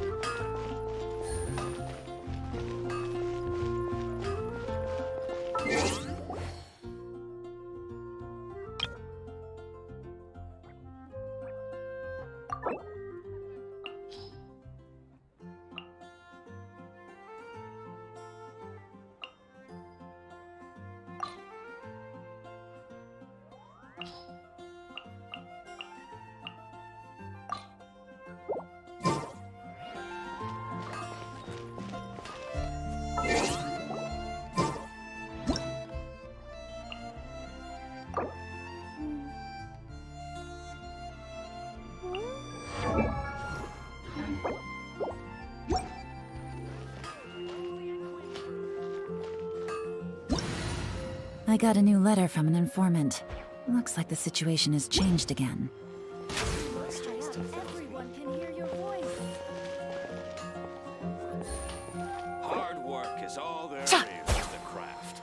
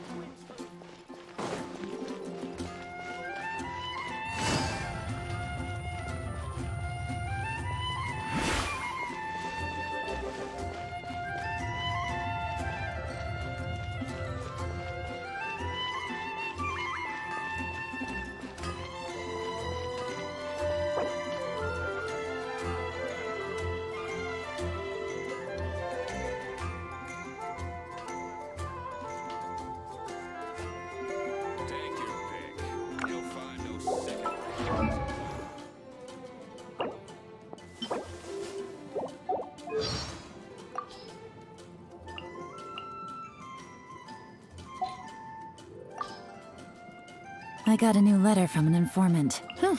Good roll. All right, maybe I'll take one more day off and knock out the rest of the work once I'm feeling up to it.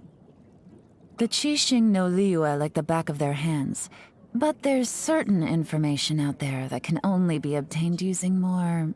In my line of work, combat skills are essential. Finding the truth might sound simple, but it takes perseverance to stick to the trail of clues, and it takes strength to follow them deep into dangerous territory.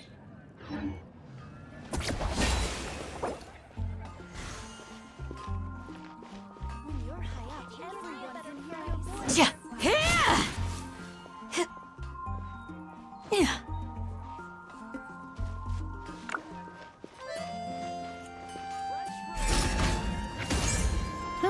Good roll. All right, maybe I'll take one more day off and knock out the rest of the work once I'm feeling up to it.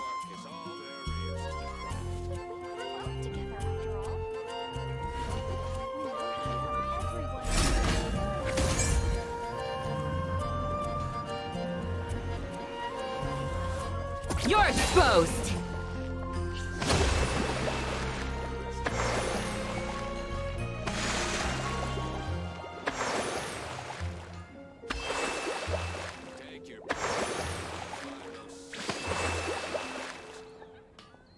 Navigating the world is a whole lot easier with a few different identities to choose from.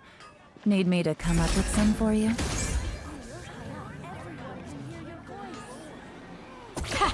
Too easy!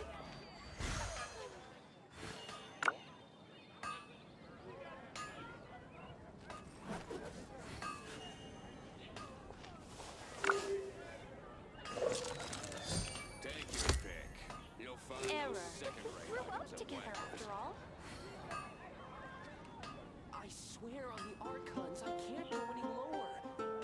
No wonder you're high up. Everyone can hear your voice.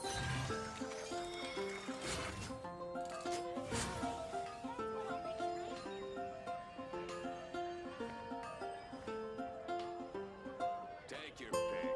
You'll find no sickie items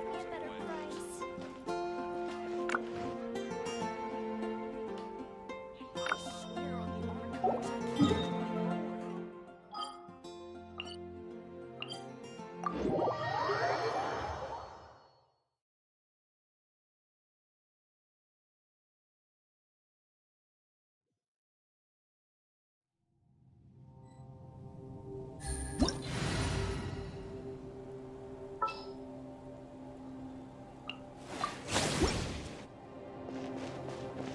Shine down!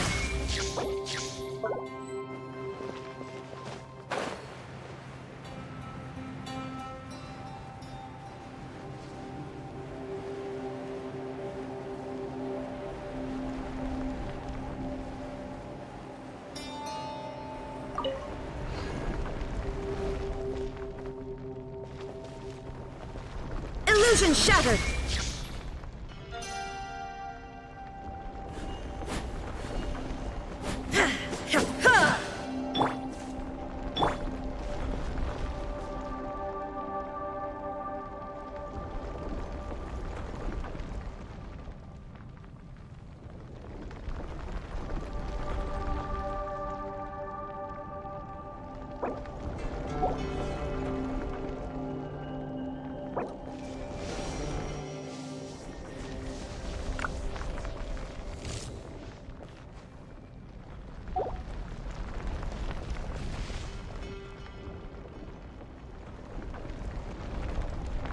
There is no escape!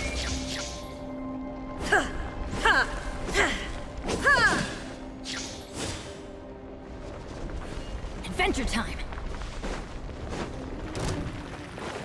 Illusion shattered! Off we go!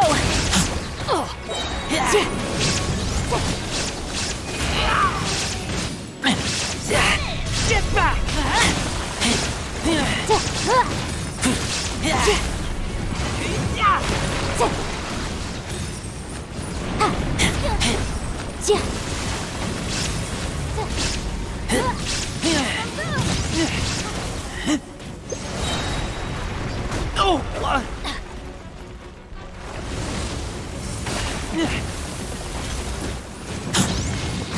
Teamwork is Dreamwork!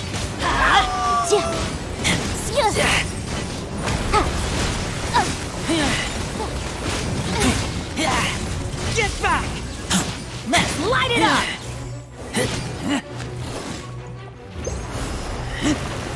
Go in!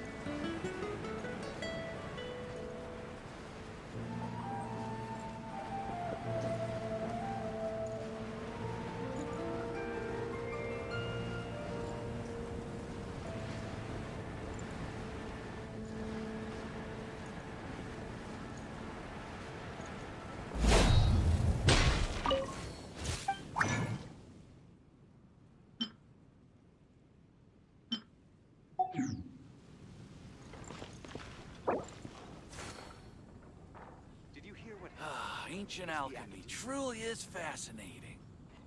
The academia? Ugh, what happened this time?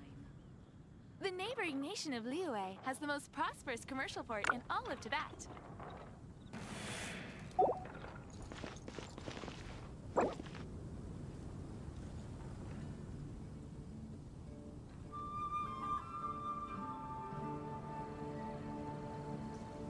Ancient alchemy truly is fascinating.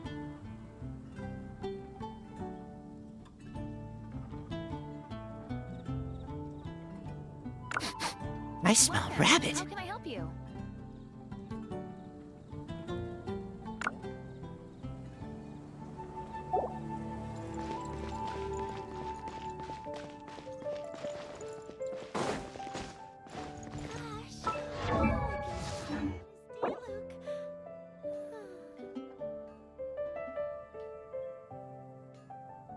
Come take a look.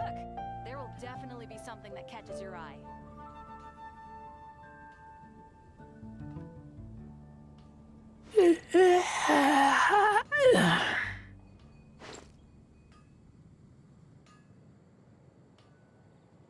Rebooting. Gosh, all I can think about is D-Luke.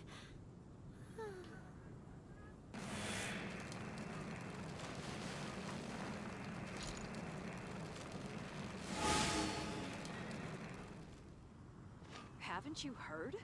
There's a strange wanderer near Wolfendom.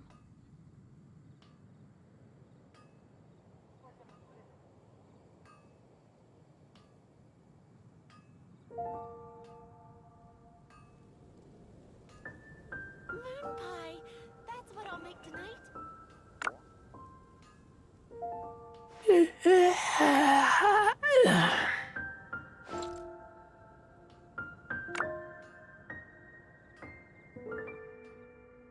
Haven't you heard? There's a strange wanderer near Wolfendom. I'm hungry. Let's hunt. Gosh, all I can think about is D-Luke.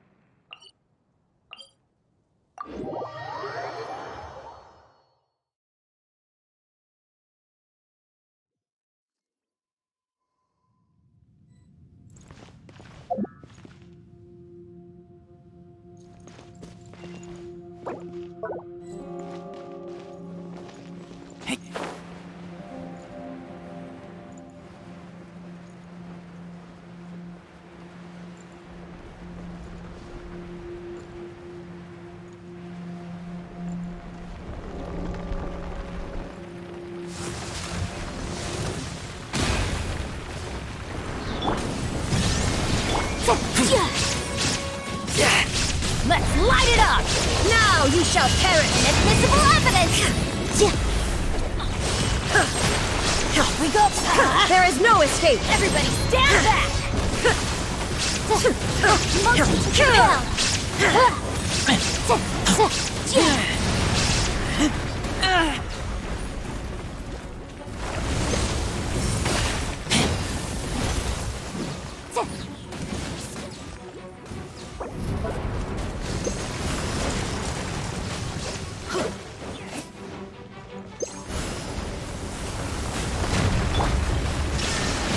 Motion to compel.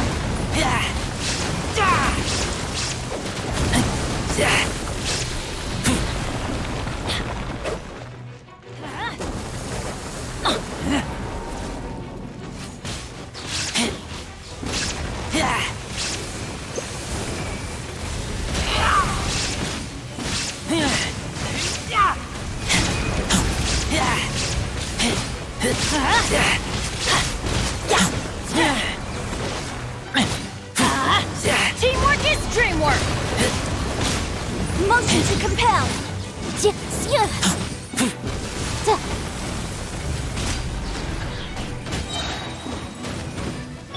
Shine down!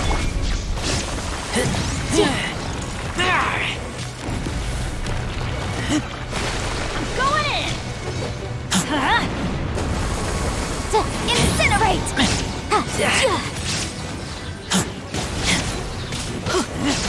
Let's light it up!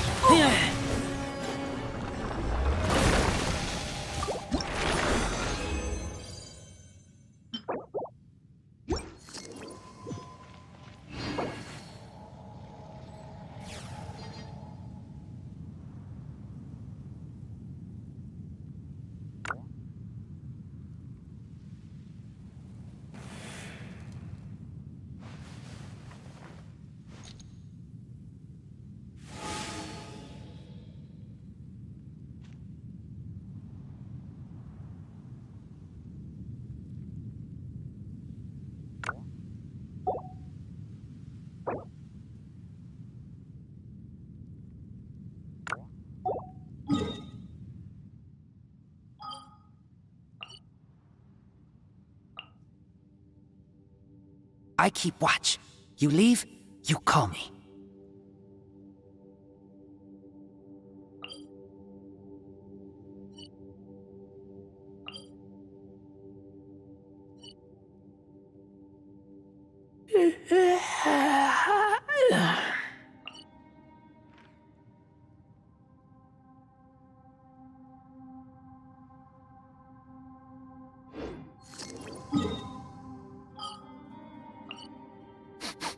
I smell rabbit.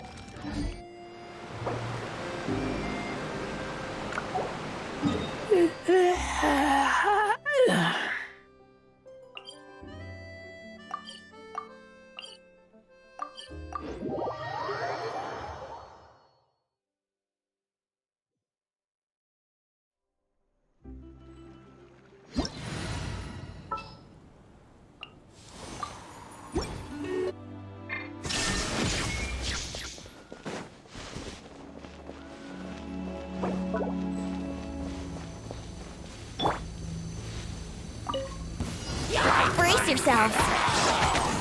There is no escape! Everybody time for takeoff! Your arraignment! Motion to compel! I wouldn't gliding... Light it up! Here we go! Shine down! Incinerate! Teamwork is dreamwork! Brace yourself! There is no escape! Inazuma shines eternal! Let's light it up!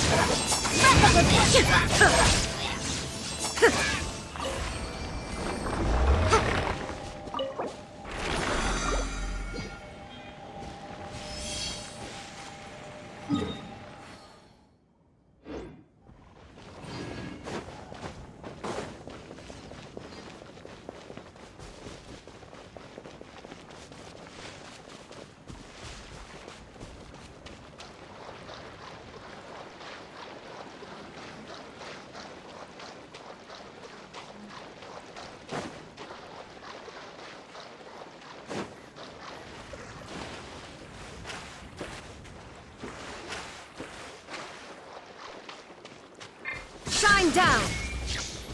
Think you can get away?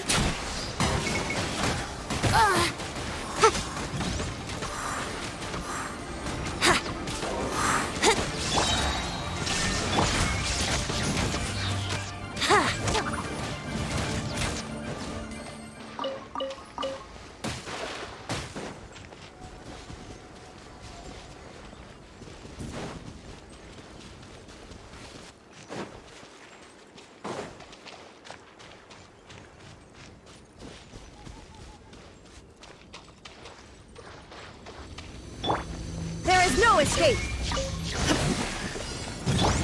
Time for takeoff. Let's play! Everybody stand back! Yeah!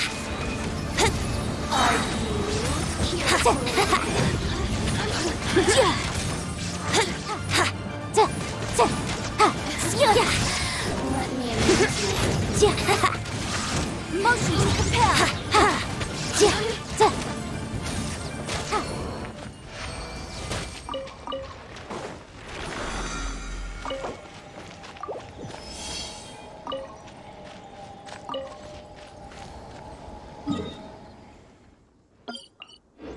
Think you can get away?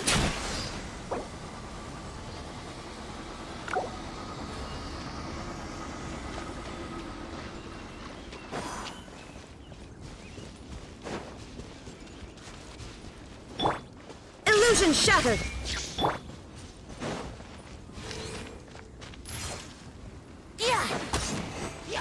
Here we go!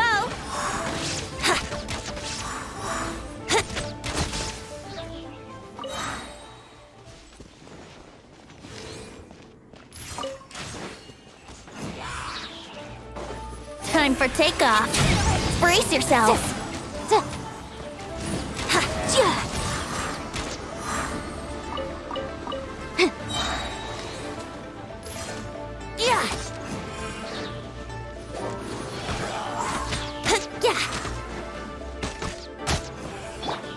Shine down.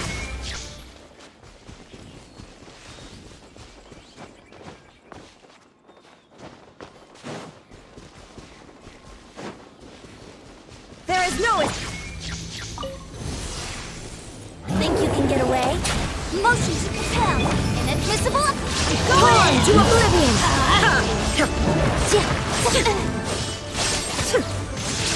Illusion shattered.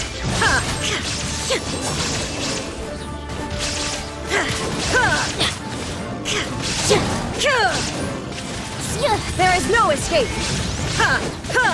Let's light it up.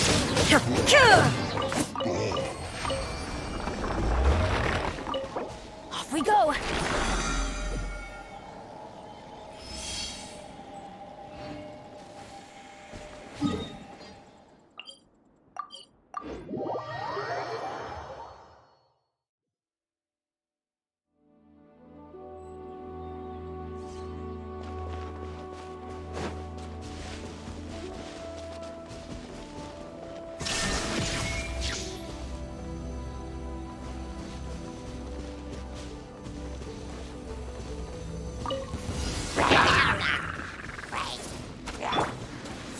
Time for takeoff.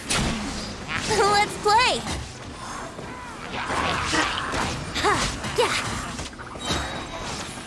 Yahoo!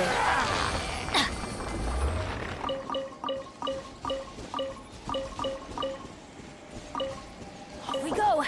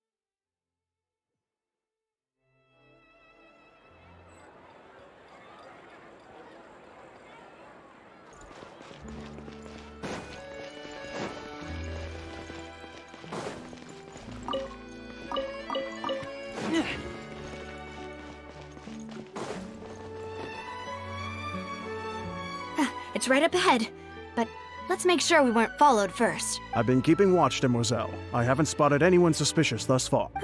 Very good. But let's not let our guard down for now. I shall find rooms for our respected guests. Thank you, Malus. Now, let's continue, traveler.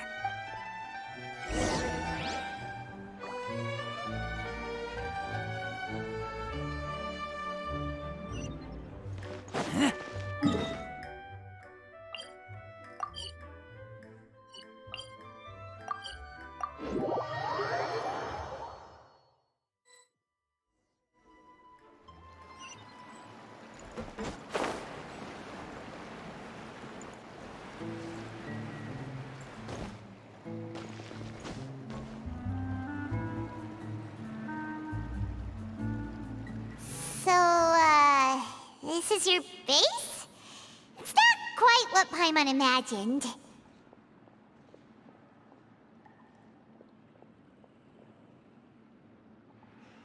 Your accommodations have been arranged. Under the present circumstances, I can confidently say it's the best we have. Well, our funds have been a little tight lately. After all, we don't allow illegal or unethical profiteering. In fact, our funds often come from citizenry who support us. Seems like it's tough times for everyone. But if you have the support of the people, that does sound like it's worth it. To be honest, our financial situation was a lot better back when my father was in charge a few years ago.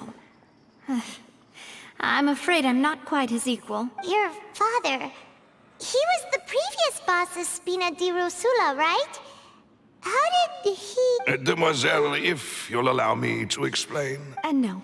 I'll explain it myself. I suppose I couldn't run from this topic forever. And as partners, this is something I hope they can understand. My father's name is Callus. Yes, the same one they call Callus the Unfaithful in the streets. 3 years ago, he was accused of murdering his own friend. But he chose a duel to defend his honor instead of standing trial. He died in the duelist's ring. Oh no. But I do not believe my father was a murderer. I'm sure he was set up. At the time, I believed that if he only stood trial and was duly investigated, something amiss would crop up and prove his innocence. But strangely, he not only requested the duel himself, but rumor has it that even after being seriously injured, to the point where he could be deemed as having lost the duel, he refused to surrender, determined to die in the arena. 3 years later, I still don't understand why he did that. How could he protect his honor if he's dead? If anything, he gave up his chance to defend himself.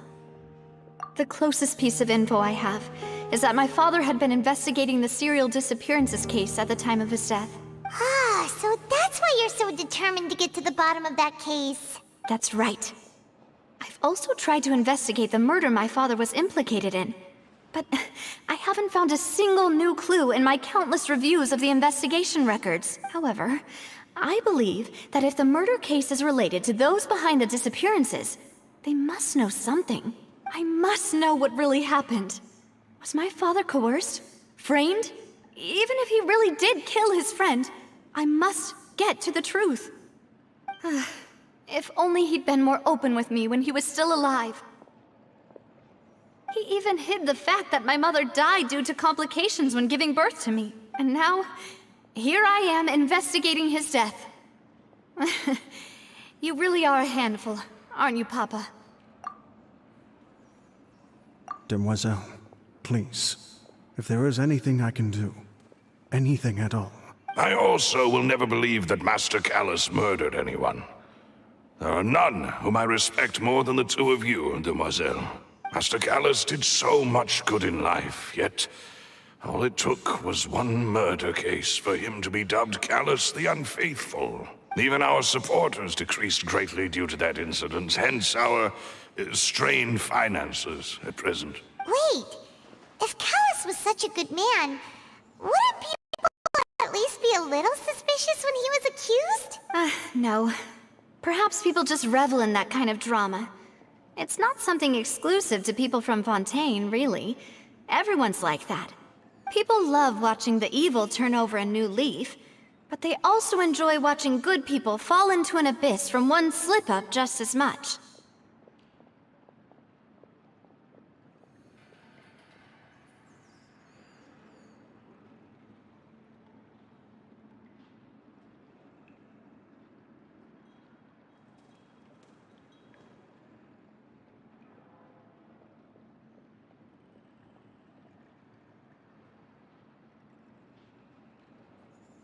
But how could... never mind. If Callus was really falsely accused, we have to find the truth. He didn't deserve to have that happen to him. There is one other thing. Master Callus's opponent in the duel was Ms. Clorand. Oh, her? Well, then, isn't that as good as saying that she was the one who killed him? Yeah, that's not the sort of thing that you can just let go and move on from. Ms. Clorand has always placed great emphasis on the honorable nature of the duel. If her opponent doesn't yield, she will not stop either. She knew Master Callus beforehand and greatly respected him, but seeing how he was resolute in the arena, there was only ever one choice she could have made. It's not that I don't understand her at all, but I just can't deal with this yet. Don't worry, Navia. Paimon knows how you feel. You don't have to force yourself to do that. Afterward, Ms. Clorand told us that at the start of the duel, Master Callus requested that she ensure Demoiselle Navia's safety. Yes, that is our understanding as well. Oh, Papa. What madness drove you to ask the person who killed you to take care of me? All right, anyway, that's the information I wanted to share with you. Even if it did sound like I was just complaining towards the end. Thanks. You two should go and rest. This was quite a day after all. Yeah! Paimon's feet! Please, relax and get some sleep. We will ensure you rest soundly.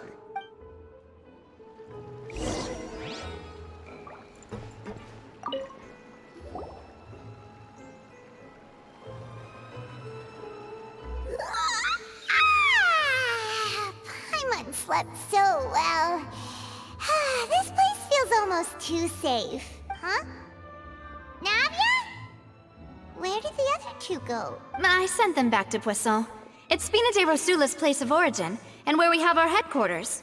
There's not much for them to do here at the moment. Paimon gets the feeling that you're just trying to get them off your back. But never mind that. When did you get back? Were you waiting here the whole time? No, I just returned after going out for a while. I did some investigating yesterday regarding the name Vache. Wait, so you didn't sleep at all? How could I after having such critical new evidence appear? Guess Paimon wasn't speaking for everyone just now, huh? Unfortunately, this name seems to have been wiped from existence. It doesn't seem to have a match anywhere. I suspect that those behind this have already taken steps to hinder an investigation from this angle. But that does prove that this Vache person is a key witness in the incident. Does that mean we're too late, though? No. There is one ray of hope. One place in Fontaine that they would find almost impossible to threaten, no matter how much they wanted to. And that is the archives kept by Chief Justice Neuvillette, a place where detailed files on all the cases in recent years are kept. If the Oceanette you met is one of the young women who went missing recently, we should be able to find some related information there. So Neuvillette maintains an archive of case files? Whew. Guess that's the hard-working Chief Justice for you. In that case, let's go talk to him, shall we? Aren't you coming along, Navia? Did you get tired? No, it's nothing. Let's go see the Honorable Chief Justice.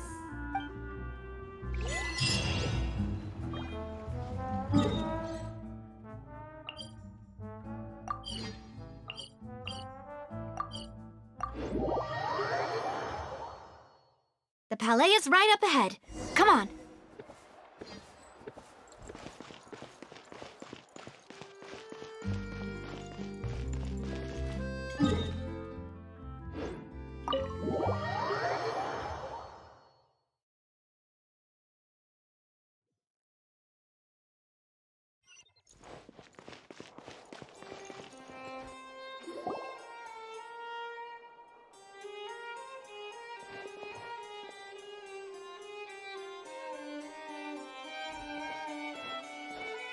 Halt! Please state your business here. The Chief Justice is presently occupied with official matters.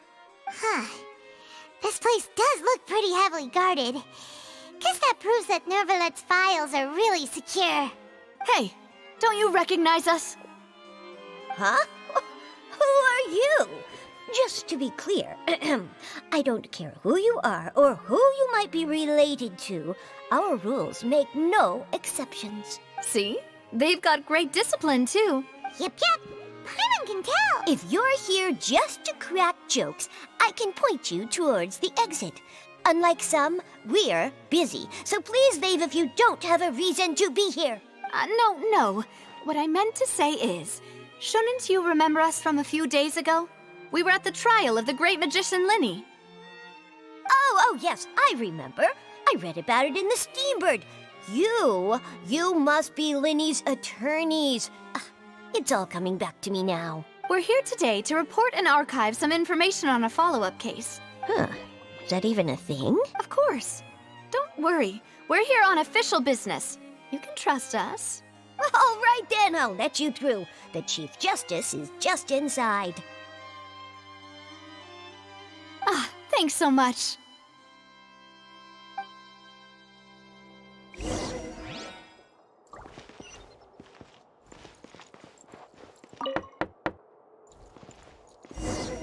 Please come in.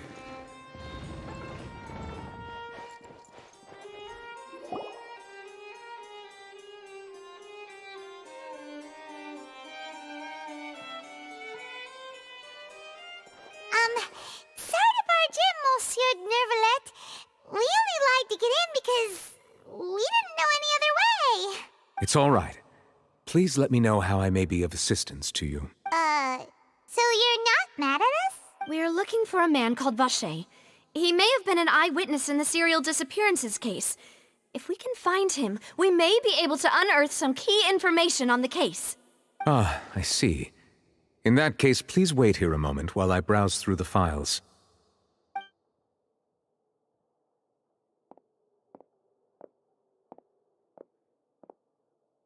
Who knew that Neuvillette would be so easy to talk to?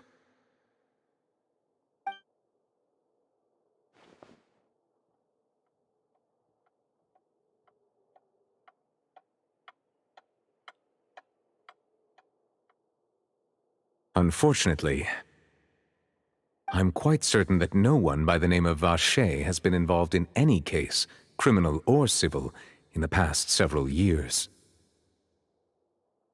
There are no records of him either in the files or in my memory.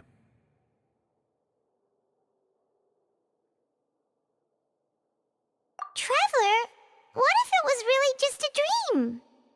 Is that so? All right then. Thank you so much, Monsieur Neuvillette. We'll take our leave now. Ahem.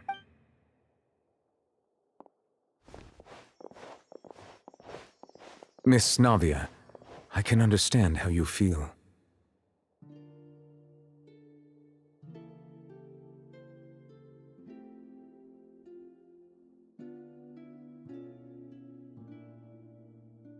Your father, Callus, was a truly exceptional man. We deeply regret his passing.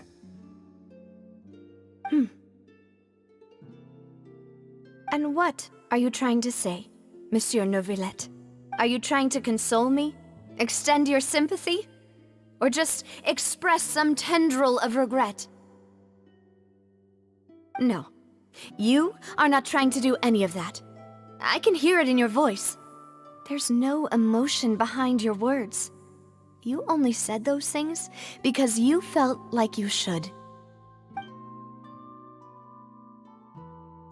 It's just like last time. After my father took his place in the duelist ring, I pushed through the guards to talk to you as a last resort. You even told me then that you thought there was something fishy with the case, yet you still allowed the duel to go ahead. In your eyes, the value of a human life is nothing compared to those cold laws you hold so dear.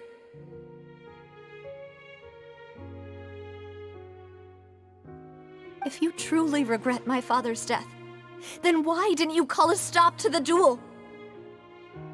Why didn't you give me the power to stop him from throwing his life away? Why did you just let him die, despised and hated by all? Everything was hanging on a thread at that moment. Just the tiniest effort could have changed everything. There are still so many things I never got to tell him. So many questions he still owes me answers to.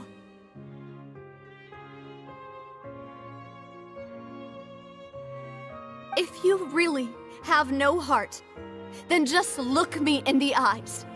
I, Navia, will show you the true meaning of regret. I'm sorry, Miss Navia.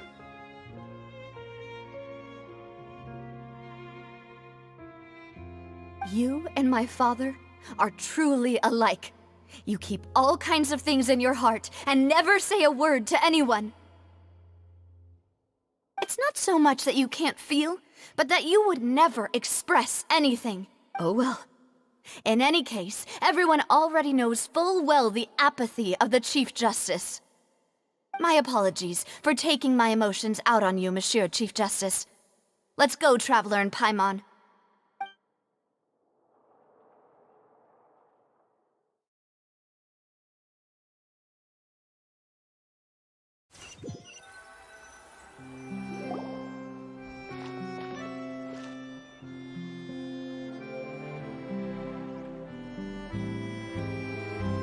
Navia, are you okay?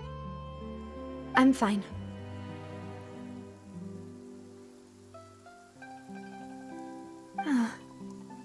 Rain. It's raining. You're right. Wasn't it still sunny when we went into the building? And there shouldn't be any active trials today. How strange. Now that I think of it, on the day my father was convicted of murder, it was also raining. What is it? Did you think of something? Yeah, he was outside. It was uncovered and the rain could fall there. Why? Do you think the rain could have affected the crime scene? That thought has occurred to us before. We've even expanded the search area to try to account for that, but didn't find anything of value.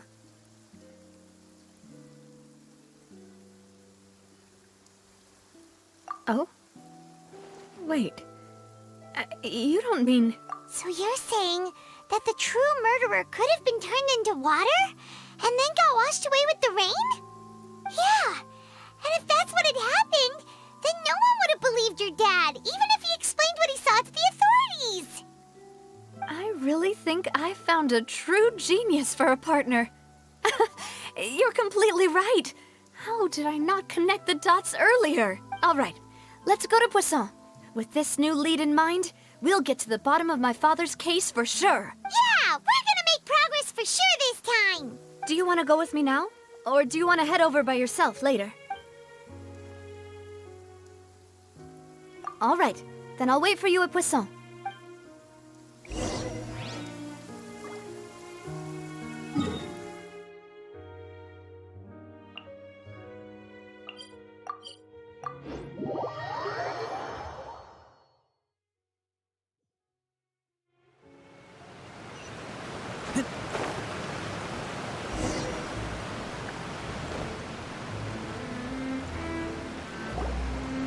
Whoa, what a huge ship! Why would a ship be anchored at a place like this? There's no need to be so surprised. While it may look like a ship, it's actually Spina di Rosula's headquarters. My father was the one who asked for it to be built like this. Perhaps our taste in exterior design, a gigantic and glamorous ship embodies discovery, opportunity, ambition, and conquest. It symbolizes Spina di Rosula's bright and limitless future. And Paimon thought you were bluffing when you said Spina di Rosula had a glorious past. Paimon was confused why a group with such a history would live in the sewers. But now that Paimon has seen this ship for herself, she's been convinced. Well, Poisson is where Spina di Rosula began, after all. It's our main base, our home.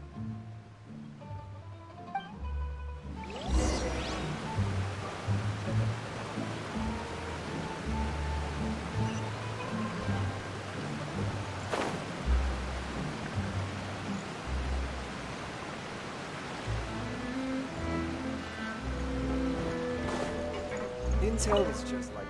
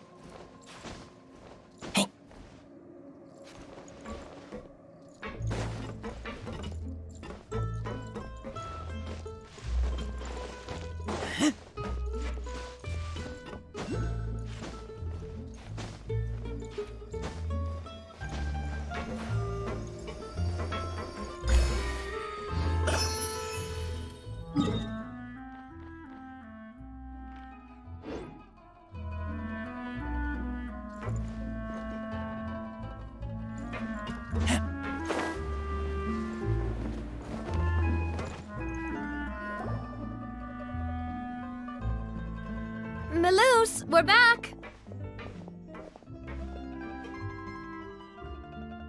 Apologies for the wait, demoiselle, and our most important partners. You said before that you still had some business at the court. What brings you back to Poisson so quickly? About that. It's because my partner here reminded me of something really important. You see, what if my father's case had something to do with water from the primordial sea? You still remember, right, Melus? On that night, it was raining? Yes, the case was quite similar to that of Mr. Linney's. Both were what you'd call impossible murders. Could you tell us a bit more about what happened before? Yeah, of course. Many years ago, something called synth began to gain popularity in Poisson. At a glance, it was a kind of drink that could excite your mood and produce many pleasant hallucinations. Wait! Didn't that guard guy who turned into water also mention that the primordial water could be used to produce some kind of potion? Yes, he did. Considering what we know now, it's almost certain that synth is created using water from the primordial sea. If you drink synth for an extended amount of time, you'll suffer many side effects, such as losing the ability to focus or control your emotions. And if you were to stop drinking it completely, you'll experience flashes of paranoia and anxiety while lacking energy to do anything. It's an extremely dangerous substance. As he oversaw Poisson, my father was compelled to put a stop to synth abuse and called for a complete ban of it.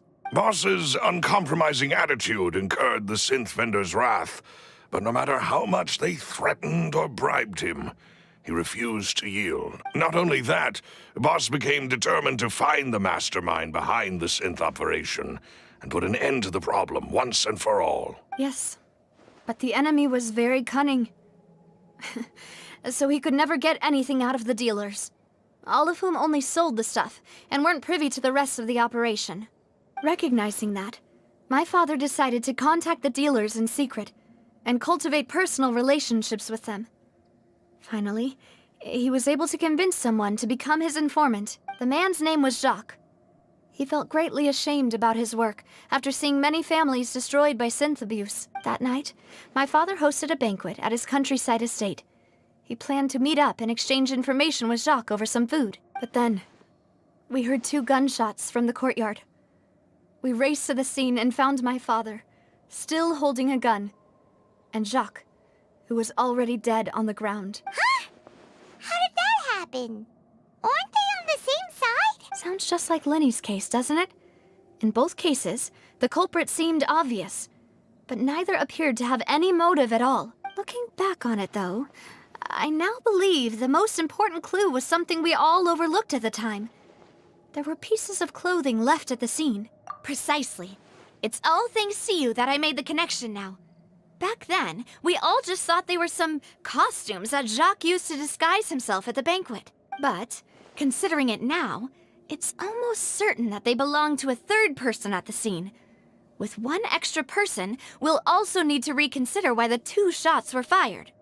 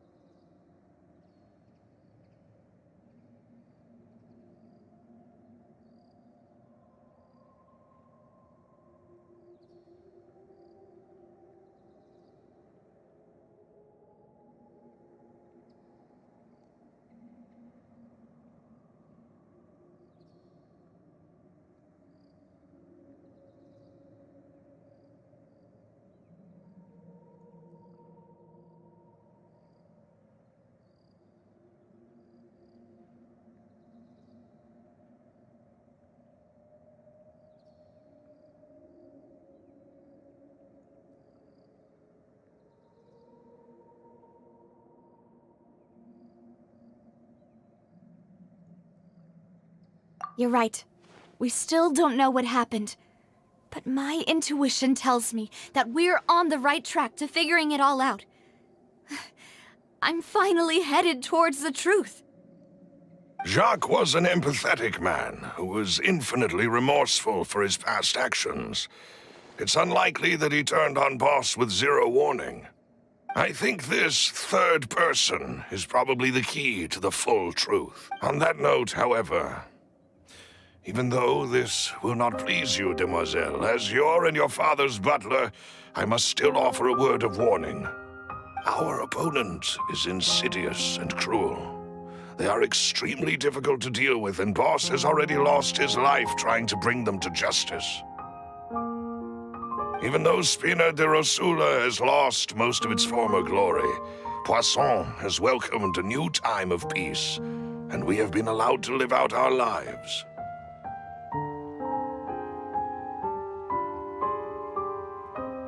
There is no need to follow your father's path. It would be both wise and in line with Boss's wishes to step back and give up on the case. If that's indeed what he wished for, then he should have told me that himself. Was I not the closest person to him? And yet, I was the one most kept in the dark. What was the point of him dying without sharing any of the secrets he knew? Did he manage to protect anything in the end? Synth is still here. Callus the Unfaithful is still his epithet. And Spina di Rosula is barely getting by. Nothing has changed. Did he think I'd just accept his meaningless death and live out my life just as meaninglessly? I've never accepted that. Ever. Not since that day, and certainly not now. I want to find out the real answer for everyone's sake. For the missing girls, for the victims, and for myself. Navia. This is indeed the best moment to act. Your partner appears to be quite reliable, and more importantly, demoiselle, I think you're also ready to take this on. So you do know something else, Maloose? Yes, I do. In fact, even before that banquet, Boss already knew of the connection between Synth and the serial disappearances case. But what drove all the tensions to the boiling point was the revelation that you, demoiselle, had been selected as the next target to disappear. What? Boss also didn't tell you that he had been diagnosed with a rare illness. The doctors told him that he had no more than 5 years left to live, and the serial disappearances case caused him great anxiety. 5 years was nowhere near enough time to resolve this long-standing conflict, but once he passed away, all the danger would pass on to you. Knowing all of this, he decided to use one final intimidation tactic before his death. He claimed to have already gotten his hands on some key incriminating evidence for the other side, and even told some members of Spina di Rosula about the details. But as long as you remained safe, he would not share the evidence with the public. If something were to happen to you, then he and all those he told would immediately expose all they knew about Synth and the disappeared victims.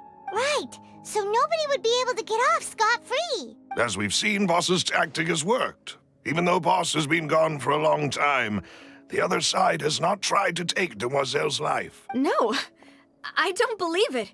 He never appeared to look sick to me. No father wants their daughter to see them weak and haggard, especially someone as proud as Boss. To him, dying in a duel and suffering lasting dishonor as the unfaithful was still far preferable than losing face in front of his daughter.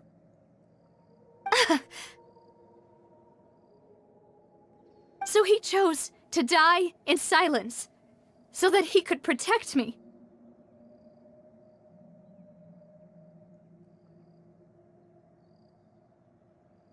I'm afraid you're not understanding this correctly, demoiselle. What Boss wanted to hand to you was not a parasol, but a sword.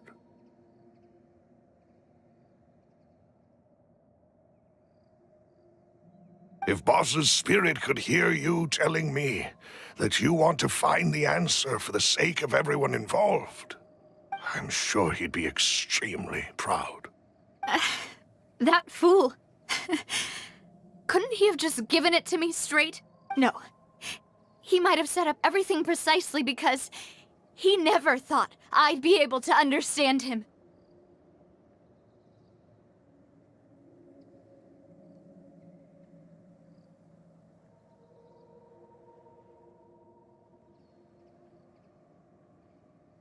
Is that the amount of confidence he had in me?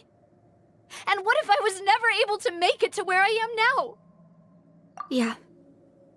I suppose that's true. With the way he'd set things up, if I had wanted, I could have just lived out my life without a care in the world. But thankfully, he rarely talked to me about complex matters, and thus understood little of me as a person.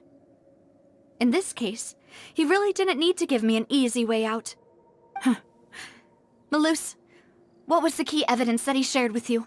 It's the location where Synth is. When he was threatening the enemy, Boss didn't share the specifics of the incriminating evidence he found. But if you want to use it against the enemy, you'll still have to take several things into consideration. Why?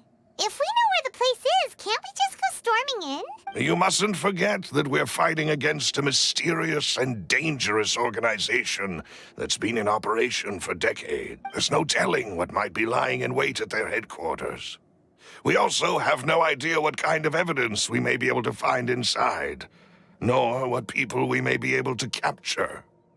But a single visit to their headquarters would be tantamount to a formal declaration of war. The worst case would be that we leave empty-handed, but also open ourselves up to full retaliation. Then, in that case, why not work with the Fontaine authorities? Well, you saw one of them dissolve during Mr. Linney's case. We have no idea just how thoroughly they may have been infiltrated. Huh. That's true. Seems my father really had no choice. But things are different now. It should be a lot easier to prove the other side's guilt, now that we've connected Synth with the disappearances case. You sound like you've put a lot of thought into this, Malus. I am the butler, after all. I live but to serve the boss and Demoiselle's will. I've always been willing to take on any kind of risk for your sake. But considering my relative lack of ability, I've spent my time keeping secrets, performing basic investigations, and waiting for the right time to come. Thank you for all of that, Malus. Have you discovered anything new in the past few years? Let me think. One conclusion I came to was that the enemy must be quite familiar with Spina di Rosula, or at least have an informant planted here. When I announced orders to the organization's members on Demoiselle's behalf, I used to deliberately keep a few people in the dark and observe the reactions of the synth vendors. If the vendors didn't change their plans, then the individuals informed of our orders must be innocent. If the vendors packed up and fled, however, then someone must have given them the news. After several rounds of testing and investigative tracing, I've narrowed the suspect list down to 3 people. The first is Florent, Spina di Rosula's senior advisor. Huh? Florent? Yes, surprising, isn't it? He was one of the people Boss trusted the most, which also means that he was someone who understood Boss really well. Thanks to his position within Boss's innermost circle, he always knew our upcoming plans and could thus avoid capture this whole time. There's someone else like him too. Marcel, the head of Confrérie of Cabrières. Uncle Marcel. It's a guild in Poisson. Boss helped it to grow to its current size and prominence. In the beginning, they were only reselling some daily goods, but now they're one of the richest guilds around, with a lot of business connections in the city. So, they're like a sister organization of Spina di Rosula? Yes, you can say that. When we were fighting against the synth dealers, they provided us with plenty of support. It's a bit difficult to imagine someone using their own money to hunt down themselves. The final suspect is Thierry, the man responsible for coordinating information between Spina di Rosula and the guards. Although the guards mostly leave us to our own devices, there are still many activities we have to report to the local authorities. Since Thierry is always in the know about our current activities, he could theoretically always plan one step ahead. I see. These are all people who I communicate with quite regularly. To think that the enemy we've been fighting against has been right next to me all along, among those I trust the most. It's almost too hard to believe. If you want to investigate them, please take every precaution to not alert the quarry. Judging from our experience, the enemy is extremely cautious. Of course. And thank you, Malus. You've provided us with a lot of great information. You're too kind, my lady. I'm just doing my duty. And before I forget, proving Boss's innocence would also mean clearing him of blame in Jacques' death. After that incident, Jacques' wife and daughter were taken into the Spina's care. They still live in Poisson today. If it might help, you could also pay them a visit. I can make the necessary arrangements. Oh, thank you so much, Malus. You really are the best. A new case awaits, my dear partner. I hope we can work together to uncover the truth and end this case once and for all.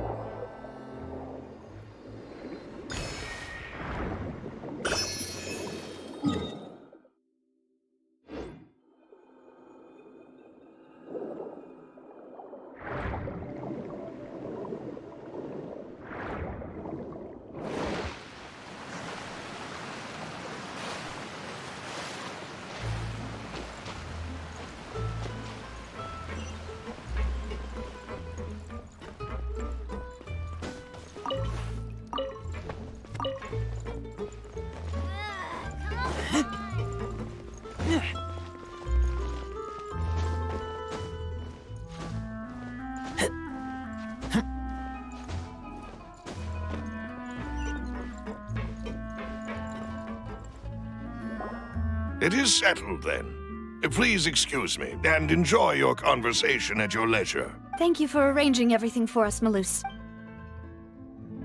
Excuse me, miss. Do you need anything from us? Hey, Navia's all quiet. This isn't like her at all. I'm sorry that I only came to visit after all this time. After what happened, I didn't know how I was supposed to face the two of you. Ah, if it's about that, there's no need to apologize. After my husband died, Spina di Rosula sent us a lot of mora and support. I understood your guilt and apology to be genuine. But aren't all of those things nothing compared to the loss of Jacques? I can understand the kind of pain that comes with losing a father so needlessly. You don't understand at all. I didn't know how to face you, because I didn't know what I could possibly bring as a consolation gift. I know only the full truth could bring closure to you. And to all of us. I'm sorry. I appreciate the sentiment, but you don't have to carry all that guilt. On the matter regarding my husband, my daughter and I have more or less found our answer already. Would you mind sharing it with me? I really can't believe that my father could ever bring himself to shoot Jacques.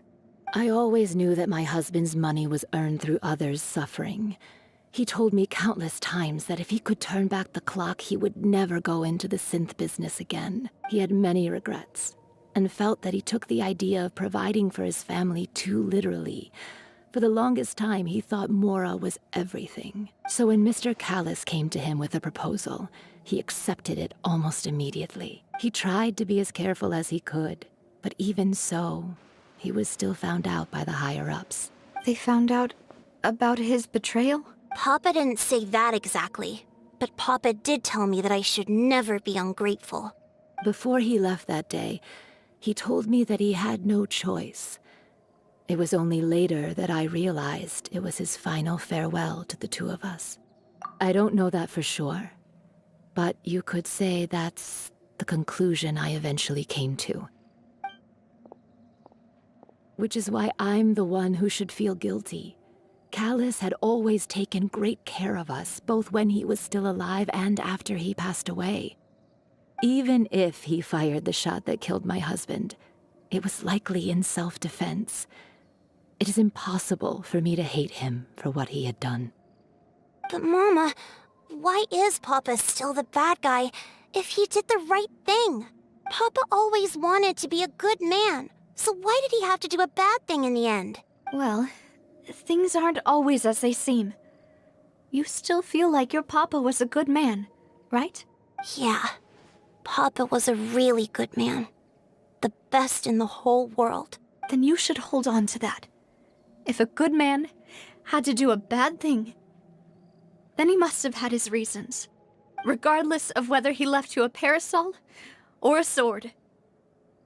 He must have done so to give you a better life. Oh. Thank you for everything you've told me. I will definitely find the truth. The current state of things is not something I'm willing to just sit back and accept. Thank you. I'm very grateful to hear this from you.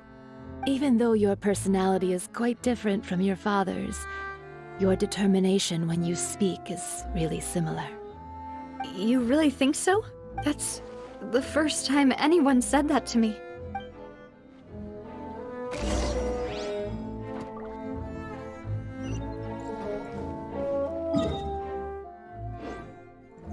Are you okay, Navia? I'm fine. Don't worry. Let's investigate the 3 suspects next. Florent should be nearby, and we should be able to find Thierry and Uncle Marcel in the city. I'll get myself together on the way, so please don't worry.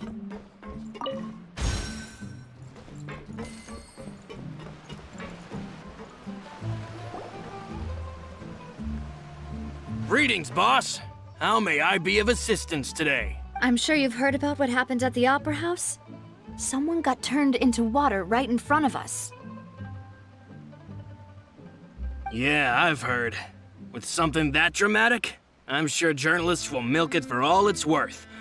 And it'll be all the talk for the next several weeks. It also reminded me, on the day that the incident happened with my father, it was raining outside, and we found some clothes left at the scene. After my partner here put the dots together for me, I feel like we should try to reopen his case. Can you do me a favor and try to recall what happened that night? Let me think. Mr. Callis was feeling pretty upbeat that day. So he was drinking and bantering away with us at the table. After that, he told us that he wanted to go get some fresh air. So we let him go without thinking much of it. Who knew that we would hear 2 gunshots ring out right after? My first reaction was that Mr. Callis's life was in danger. So I grabbed my holster and made a mad dash toward the scene. But when I got there, it was already too late. Mr. Callis was standing over a dead body with a gun in his hands. All we could do was look back and forth at each other, not knowing what to say. So you also remember 2 gunshots then? Indeed. The guard said that the first shot didn't hit anyone, while the second killed Jacques. But I've never really bought that explanation. Reason being, Mr. Callis had left his gun on the table. I even made sure to confirm that before running to the scene. But according to the guards, that doesn't mean he couldn't have had other guns on his person. About the clothes left at the scene that you mentioned, do you think there was a third person there who was turned into water?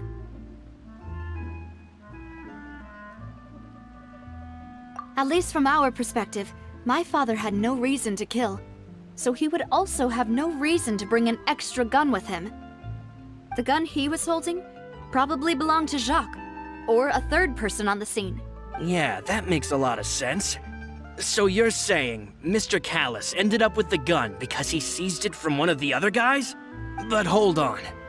If that's what had happened, then why didn't he share the truth with any of us? He didn't even want to face the Oratrice machine, and chose instead to prove his honor in a duel. Did he lose all faith in the courts after seeing someone dissolve right in front of his eyes? About that, Malus told me a thing or two. So, I think I can understand why he committed to the duel. I'll tell you everything once the whole truth has been revealed. I understand. Then I'll leave Mr. Callis's honor in your hands, boss. And if I may just say one more thing. The whole Callis the Unfaithful epithet has been a thorn in my side since the day it was invented. Many people have laughed at me for still calling him Mr. Callis, even after so many years have passed. But it was Mr. Callis's trust that allowed me to rise through the ranks of Spina di Rosula and live the life I lead today. No matter what others might say, he'll always be the man I respect the most. And he'll always be my boss. Don't worry. I will definitely find the truth. You and all our other comrades at the Spina deserve to know the truth as well.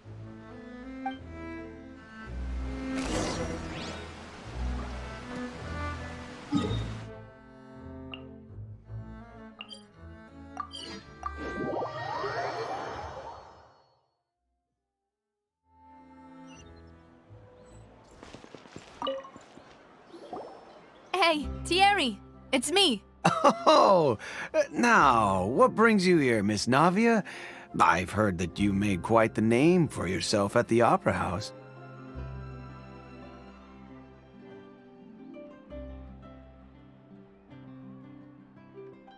Oh, so you've caught news of that already. Oh, okay. Hey, I'm also a member of the Guards, you know. The way you make it sound, people would think I was sent off to Poisson because I had done something wrong. Are you sure there isn't a little bit of truth in that? Under normal circumstances, shouldn't you have been called back to the city already? I mean, where I work is really up to me. Let's just say I enjoy the ambiance of Poisson. Callis did a fantastic job running the town, building Spina di Rosula from the ground up and clearing many obstructions in my way. It would be next to impossible for me to find a similarly easy but high-paying job in the city.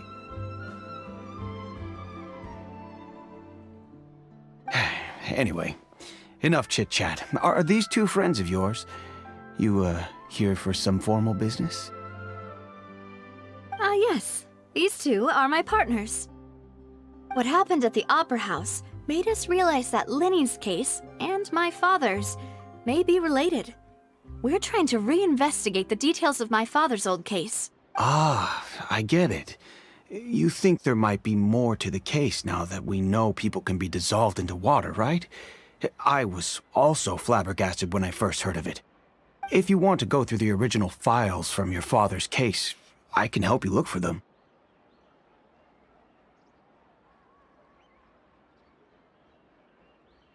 That'd be much appreciated. Thank you. Actually, I have another question. Do you have the authority to dispatch Gardamex? Of course. Without them, I couldn't possibly handle Poisson on my own. Why do you ask? We definitely can't use them to forcefully get more evidence for your father's case.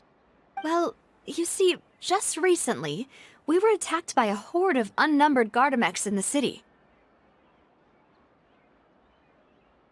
So, if you hypothetically wanted to do something against me, all you would need to do is get rid of the mecha serial numbers and send them after me.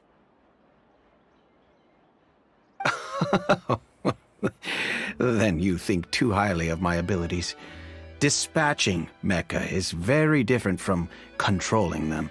If I had to make an analogy, when you order a dish, the chef will make it for you. You can ask the chef to cook, but not to massage your shoulders or carry your baggage. If you try to make unreasonable demands, the chef would just think you're out of your mind and ignore you completely. The same goes for me and my Gardamex. Removing a serial number is also not as easy as you might think. There are a lot of complex steps to it, and it's almost impossible to keep it a secret. So I can promise you, those mecha were definitely private units. They're certainly not cheap. So, whoever their owner is must be super rich, powerful, or both. Now that you mention it, though, being in the synth business would definitely be profitable enough to afford this. Oh, then you're officially in the clear, Thierry. Oh, thank you for the vote of confidence, Navia. Jokes aside, I'd like to wish you all the best with your investigation. I'll be staying in the city for a little while, so just come find me if you need any support from the guards.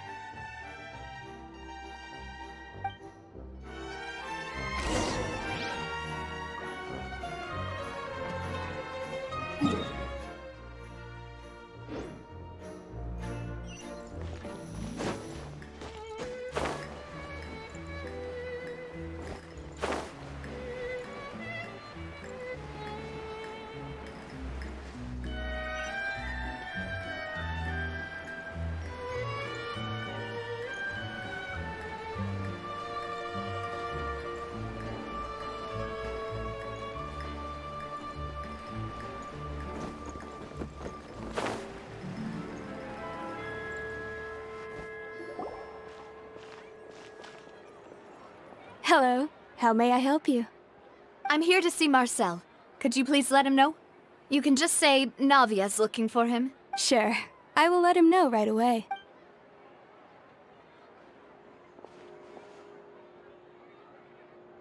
Ah, Navia, hello. Sorry to keep you waiting. I'm not as young as I used to be, so my legs are giving out a bit. Oh, it's all right, Uncle Marcel.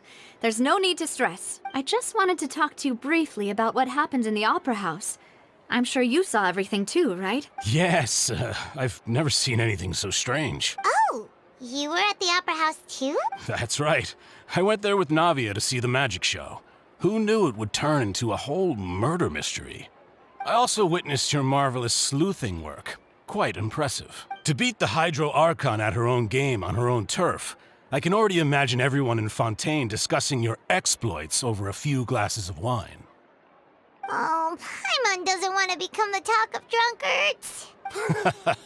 Apologies. It's just how Fontaine is as a nation. Everyone loves drama and theatrics. Uncle Marcel, you've also noticed that other thing, right? The fact that humans can dissolve in water? Yes, I was reminded of your father's case right away. Is that what you're investigating now? Exactly. I still don't have much solid proof, but I can sense that the other side has already begun to act. Oh, and what makes you say that? We were attacked on Araneus by some unnumbered Gardamex. And there was also an attempt to get me to drink water from the primordial sea. If not for the vigilance of my partner, I probably wouldn't even be here talking to you right now. Oh, you're giving us too much credit. Wasn't it you who protected us? Alas, it seems things are heating up again. The peace that Callus sought so dearly will soon become a thing of the past. But rest assured, Navia, Poisson will always remain a safe haven for you. If you're scared, you can always return there. If anyone dares to lay their hands on you there, The Confrérie of Cabriere will use its funds to the last Mora to bring them to justice. Thank you, Uncle Marcel. But I don't intend to go into hiding. I'm going to strike while the iron's hot. Do you have any new thoughts on my father's case? About that. Sorry, my age is catching up with me, so it'll take me a while to recall my memory. The Confrérie was responsible for that banquet, so I was out and about the whole time making sure things were running smoothly.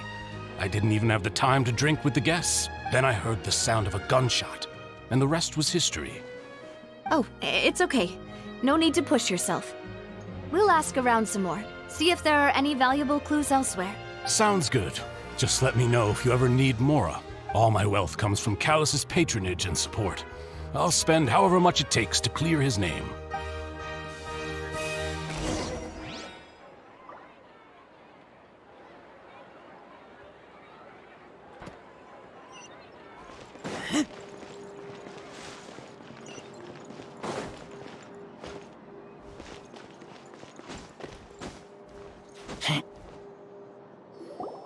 We've talked to all 3 suspects, purely based on their conversations with me.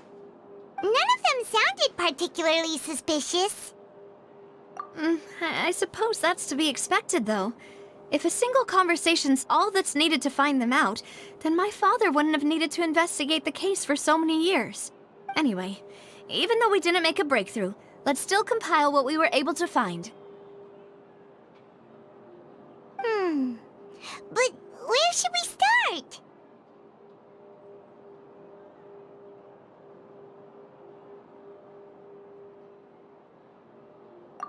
You're right! Flora mentioned that Callus probably only ended up with the gun because of circumstance. That makes sense. According to Jacques' family members, he already told them that he had been discovered, and that he had no choice before he left home that day.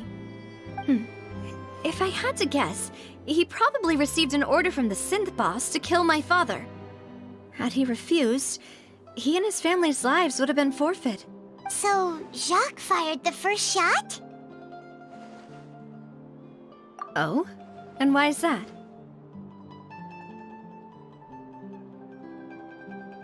Ooh, that's a good point. Jacques probably already knew that he was just being used as a tool for murder. And once he had completed his mission, he'd be of no more use to his boss. So, what would make more sense from his perspective would be to turn his back on the Order and seek protection from my father. Makes sense. But without evidence, that's still just a theory. Besides Jacques, the attack from the Gardamex has been bothering me quite a bit as well. It's obvious that our enemy has become more antsy after the secret of the primordial seawater was revealed. Do you think he knew, even then, that we'd follow this lead to the end? Given everything that's happened since, it's quite possible. But who among the 3 suspects would have the ability to control privately owned Gardamex? Uncle Marcel? My father did really trust him. And they worked together on a large number of projects. Maybe that's how he got to know Jacques. And with funds from the Confrérie, he could also afford a large number of Gardamex. It's still really hard for me to imagine, though.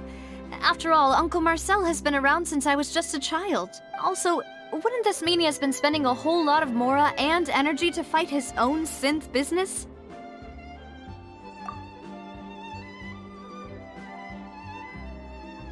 Florent? It is true that he was closest to my father, and thus had the best chance of learning about his dealings with Jacques. But as Spina di Rosula's advisor, his work mostly deals with personnel and security, so he shouldn't have much means when it comes to finances. So you're saying he's too broke to afford a mecha army? Exactly. He can't. And even if he could, I don't think he would be able to dispatch a whole group so quickly. Thierry, you say?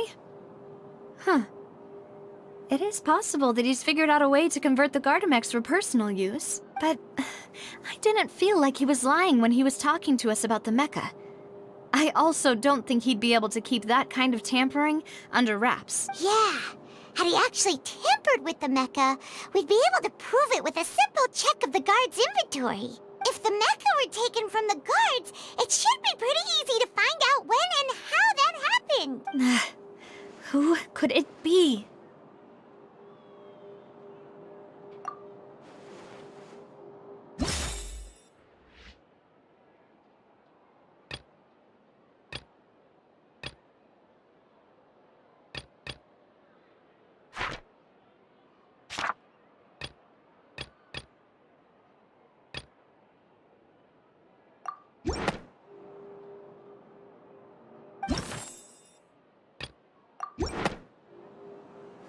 You know, if you think everything through, Uncle Marcel is indeed the most suspicious of them all. Could we be missing other suspects?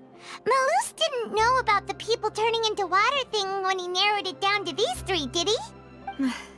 Malus has always been very reliable, and his judgment of others' trustworthiness has been fair and well considered.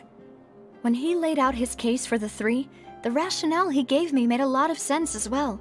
The suspect is knowledgeable about the Spina's internal affairs, has the means to dispatch Mecha to assassinate us, and possesses significant intellect and foresight.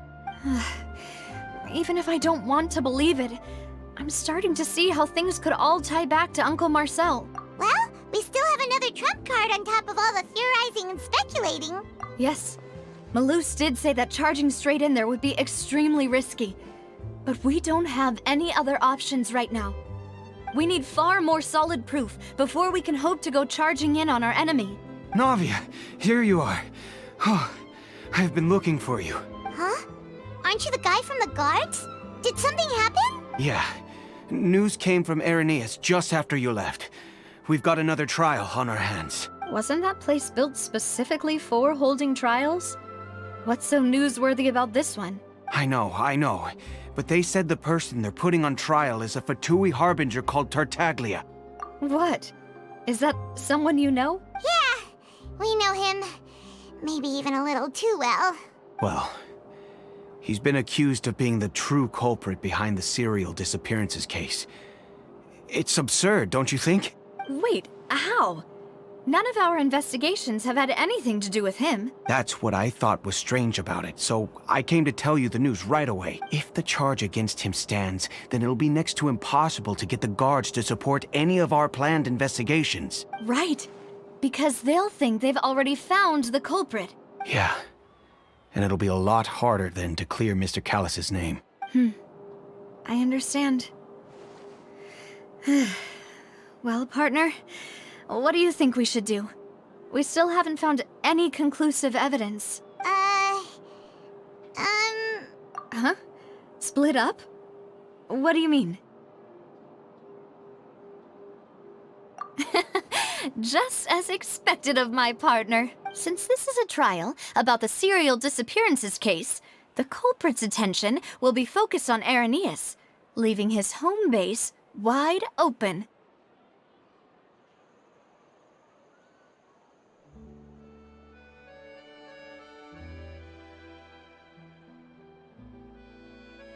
You're right. This is our best opportunity. All right then, let's do this. I'll stall them at the Opera House and charge Marcel as the true culprit.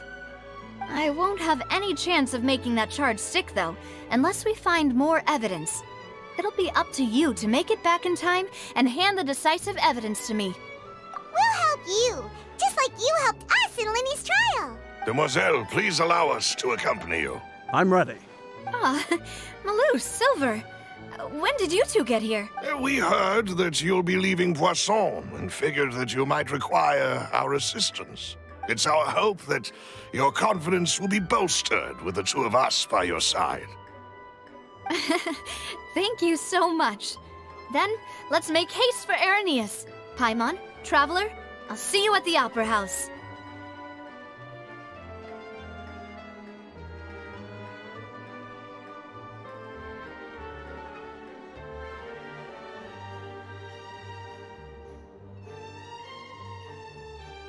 See you then!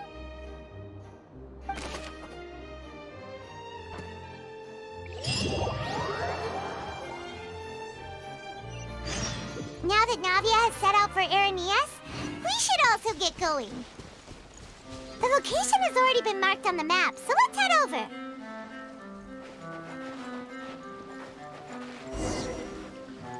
Huh.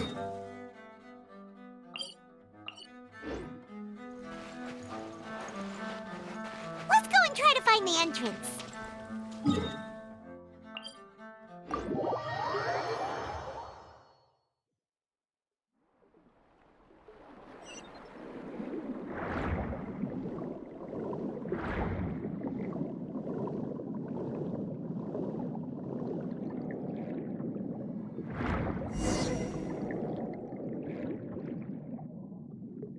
Finally found it!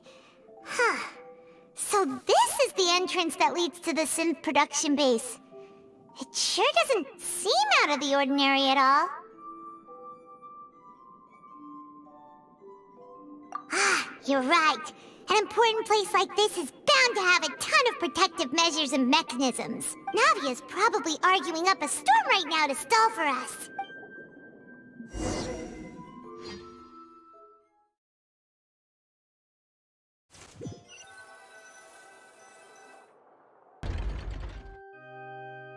It would appear that I must repeat my question again, Mr. Tartaglia. Do you accept the charge that you are the true culprit behind the serial disappearances case? To be perfectly honest, I don't understand your country's complicated court system, or the reason why I'm being charged with something I've never even heard of. However, I did hear that people who have been charged can choose to participate in a duel to clear their name. Is that right? In which case, as long as I accept the charge, I can have an all-out fight with that champion duelist Clorend, right? I've got to admit, that's one of the most enticing offers I've ever received. When I privately sparred with her last time, she was obviously holding back. Real disappointing. Hey! Don't you understand? You're currently the prime suspect for a major case. This isn't the place for you to be looking for fights. Oh? Sounds like the Hydro Archon wants to lecture me on the ways of the Opera House.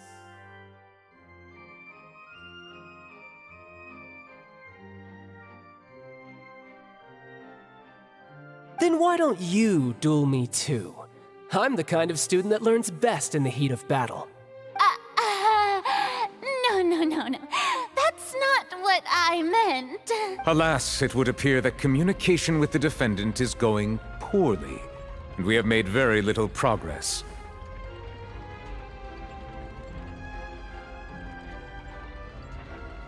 In that case, let me explain everything from the very beginning again.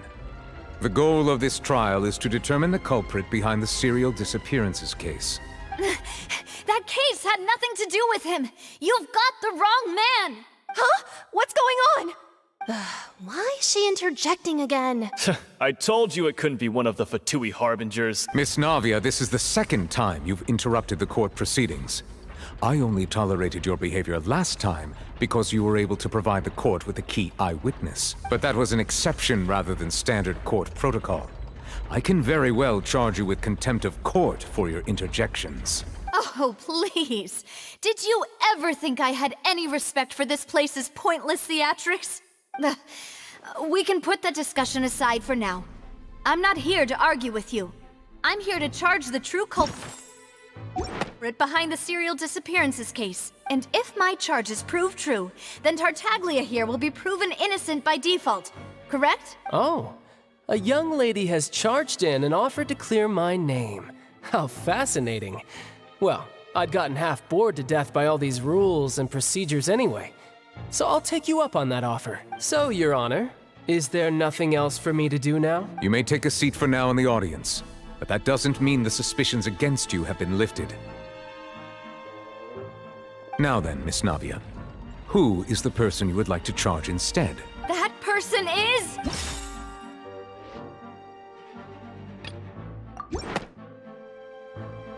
Marcel, the head of Confrérie of Cabrières! Huh? What confrérie? Never heard of them in my life. I've heard of them, but weren't they Spina di Rosula's sister organization? Oh, is this going to be a friends to enemies type situation? Please let me remind you, Miss Navia, that charging someone is an incredibly serious matter. Committing to the charge also means taking on the legal responsibilities associated with it. And if the charge fails, depending on the circumstances, you may also be charged with the crime of making a false accusation. Knowing this, do you still wish to charge this man? Yes, I do. In that case, I declare the charge to be valid. Miss Navia and attorneys, please take your places on the court. Members of the guards, please contact Mr. Marcel right away so that he may stand trial.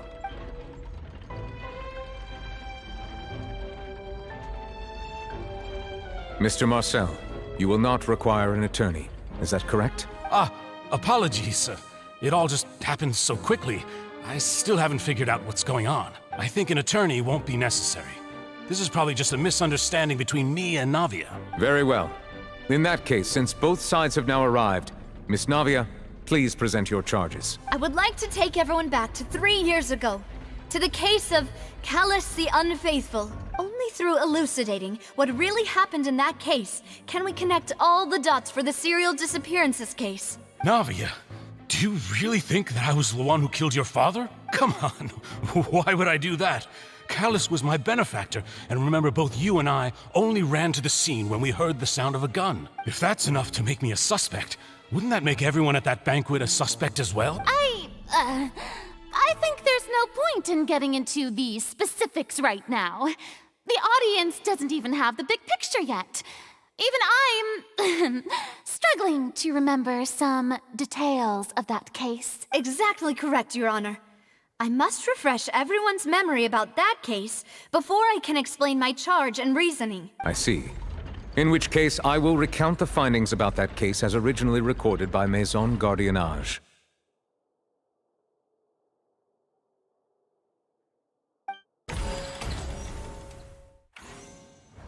On the day of the murder, Spina di Rosula hosted a large banquet in a countryside estate owned by the Confrérie of Cabrières. During the banquet, all attending guests heard 2 gunshots from the courtyard. When the guests arrived at the scene, they found the primary suspect, Callus, holding a gun, while his acquaintance, Jacques, lay dead from a gunshot wound. The guards' investigation did not recover any other firearms from the scene. As a result, they concluded that the suspect's first shot must have missed, while the second must have taken Jacques' life. The suspect did not dispute this conclusion, and also declined to defend himself in court. Instead, he chose to prove his innocence through a duel. Callus was defeated by champion duelist Clarande in the ensuing duel, and soon succumbed to the injuries.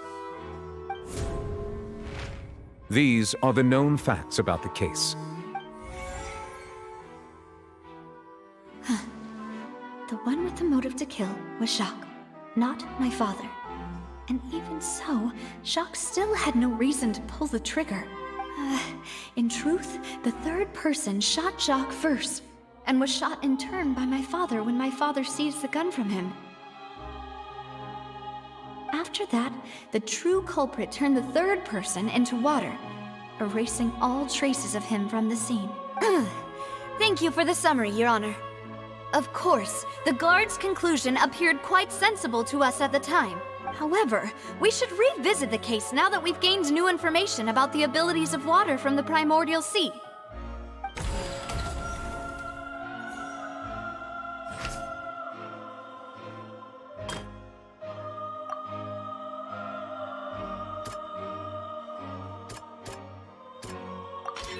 The testimony of the victim's family confirms that Jacques had thoughts of assassinating Callus when he set out for the banquet. However, in the end, he reconsidered, and instead shared everything with Callus, hoping to seek the latter's protection. Unfortunately for Jacques, the true culprit had already considered this possibility, and had sent out another assassin.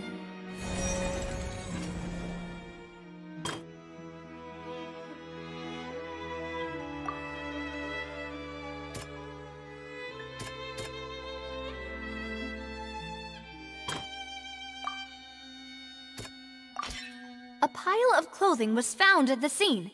The guards once believed they were used by Jacques as a costume to disguise himself. But now, it is clear that the clothes were proof that there was a third person at the scene, and that they were turned into water after committing the murder, since it was raining that day.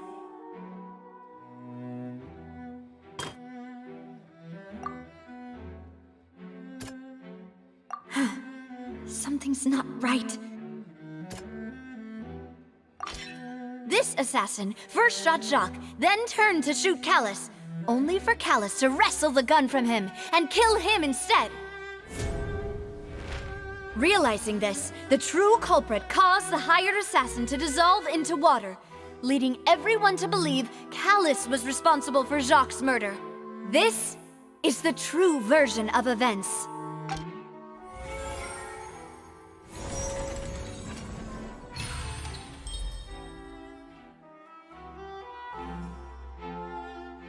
Ah, so that's what happened. Wait, you're telling me something as dangerous as water from the primordial sea has been used for all these years? What a great theory. It also explains Callus's and Jacques' respective motives. I guess they didn't shoot each other after all.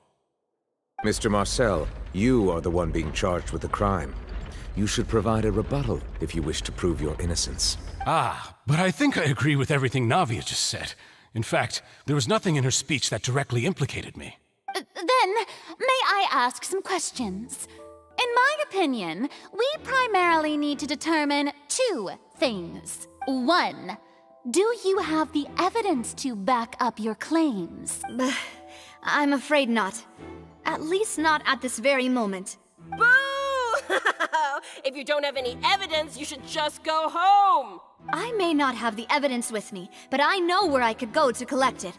If we look up the deserted clothes against a record of people who went missing around the same time, we should be able to find a match. Considering the serial disappearances case, the guards probably kept careful records of all missing persons from around that time, regardless of age or gender. That makes sense to me. Monsieur Neuvillette, I would consider this to be a reasonable investigative direction. Why do I feel like Farina's acting a little differently today? Maybe she's scared of embarrassing herself again? Alternatively, she's become more diligent after charging an innocent citizen in the last trial. My second question has to do with the ensuing duel. If the truth is indeed as you described, then why didn't Mr. Callus explain himself in court? If he had testified that a person had been dissolved, he could have at least mounted a defense. I've thought about this too, and the answer is actually pretty simple. He felt there were things that were more important to him. The dissolving power of water from the primordial sea is an important secret for the true culprit of the serial disappearances case.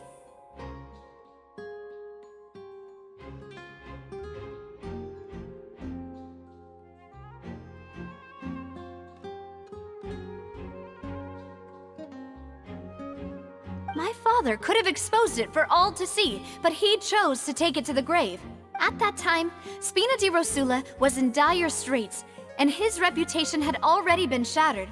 He had no guarantee that going forward with the truth would allow the culprit to be brought to justice. What was certain, however, was that it would paint a gigantic target on my back. Boss once told me that Demoiselle had already been selected as the next target of the serial disappearances case. What? If the secret had gotten out, the culprit would have fought an all-out war with Espina right there and then. I wouldn't have been the only one in danger. All of us would have stood to lose our lives. Of course, the guards might eventually figure out the truth of the matter and determine that we were in the right. But what good would that do? How can a hollow verdict protect anyone? Had this opera house ever given my father any kind of confidence in its brand of justice, Spina di Rosula would have had no reason to exist. But by staying silent, we retain the ability to deter our opponents and continue the stalemate. I was able to become Spina di Rosula's president, which made me harder to target, as well as giving me more time to grow and learn. And once I have figured out the truth and stepped up to the challenge, I will do what this opera house cannot, and restore my father's truth and honor back to him. So, you mean to say, your father intended to die in the duelist's ring? That's right. Do you have any proof? Of course.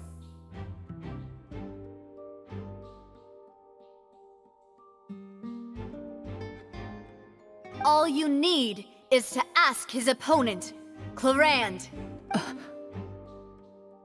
I don't need your apology, your guilt, or your support from the shadows. You don't have to do anything for my sake.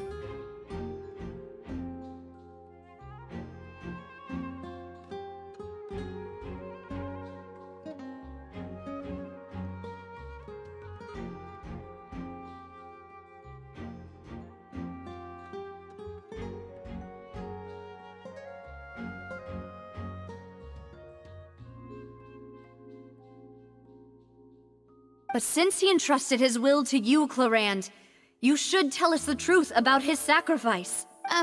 So, during the duel, did you believe that Callus was intending to die?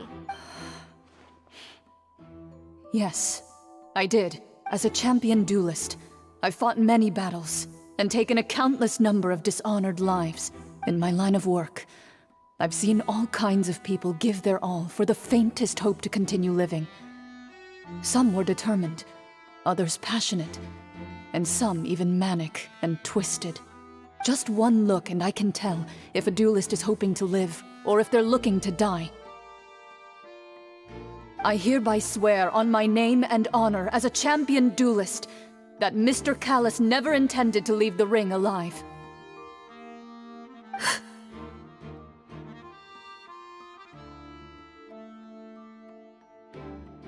Since that's your testimony, I have no more questions. It appears there really are good grounds to reopen this case. I concur. However, Miss Navia, you still have not explained the link between your father's case and the serial disappearances case. Right? What she said was fascinating, but kind of beside the point. Wait, weren't they just talking about the serial disappearances case? Of course, Your Honor. The two cases are connected via a matter of timing. In my father's case, the culprit intended to kill both Jacques and Callus. As a result, they planned to act after hearing 2 gunshots. And at the end of Linny's trial, the culprit also only dissolved the victim in front of everyone because they realized they were at risk of being identified. The culprit could only time their actions so precisely if they were already at the scene. Coincidentally, Marcel attended both the banquet and the trial. So that's why you suspected me. Even after hearing your reasoning, I still can't help but find it a little preposterous. I'm used to it, though. You've always been an impulsive and sentimental child, Navia. It's one of your most endearing traits.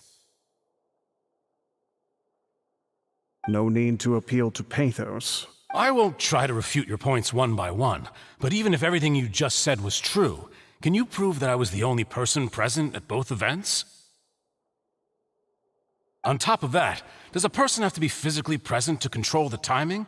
Can't someone remotely monitor the place? Don't know what she can say to that. I know that even with that, you might still think you can reduce the list of suspects with some further investigations, until I'm the only one left on the list. Alas, who won't feel at least a little hurt by an accusation of murder from a girl you see as your own daughter?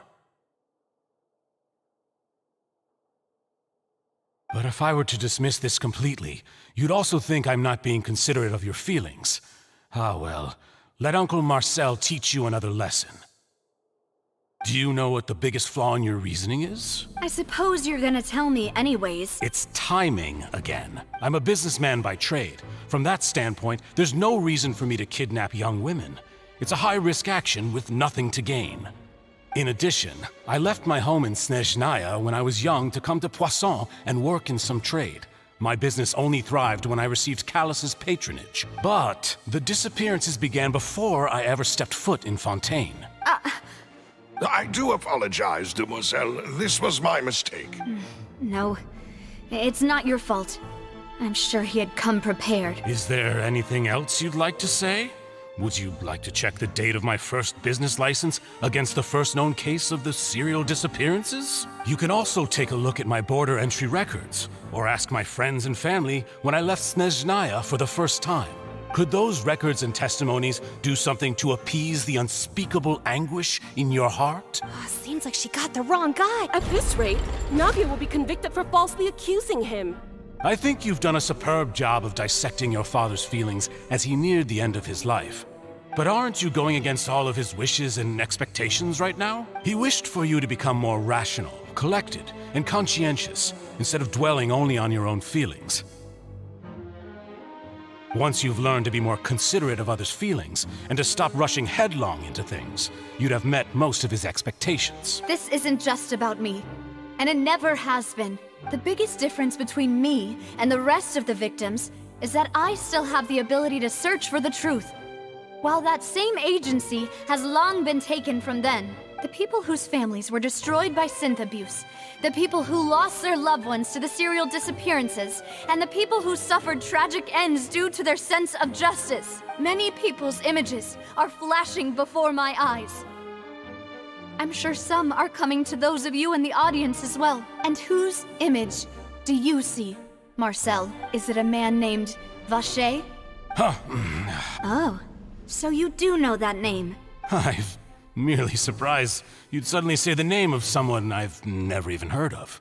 I was waiting for you to say that.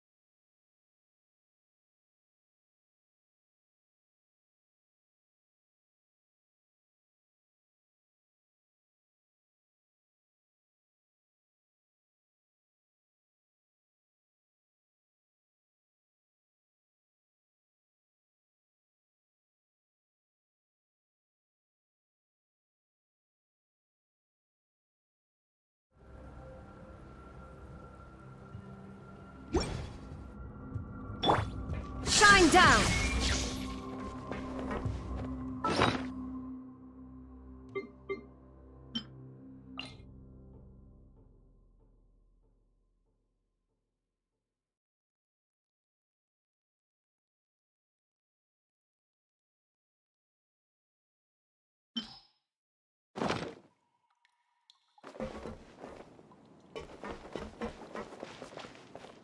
There is no escape!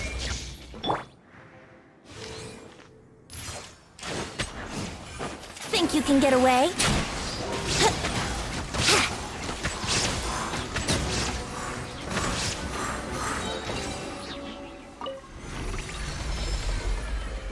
Whoa! The floor is going up! Is it because of this mechanism in the middle? That guy really prepared a lot of stuff for this place.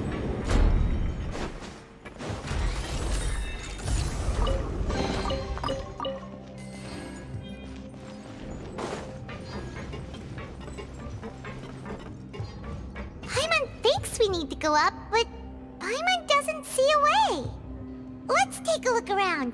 Maybe we'll find a hidden mechanism that'll show us the way up.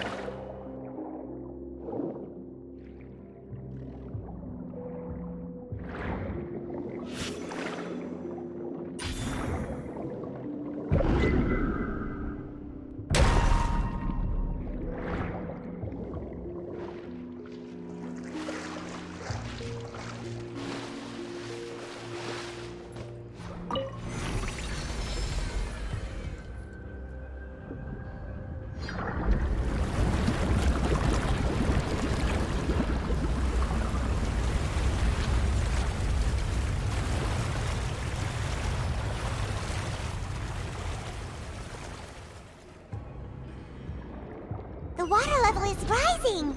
Now we can swim to the top! But this is still a ways away from where we need to go.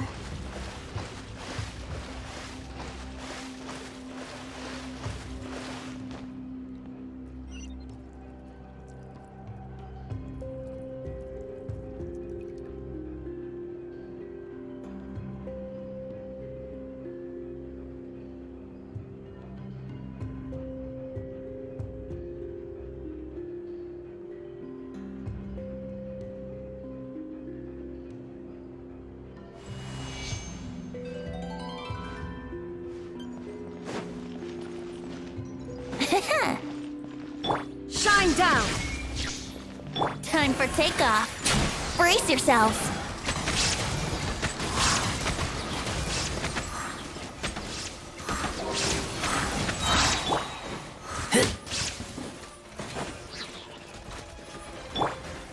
Think you can get away?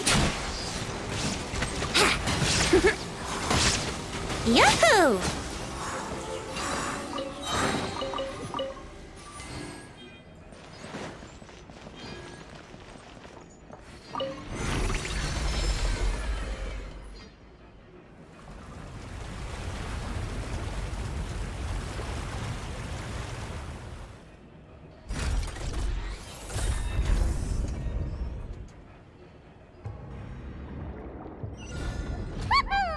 Now the path is clear! Let's go!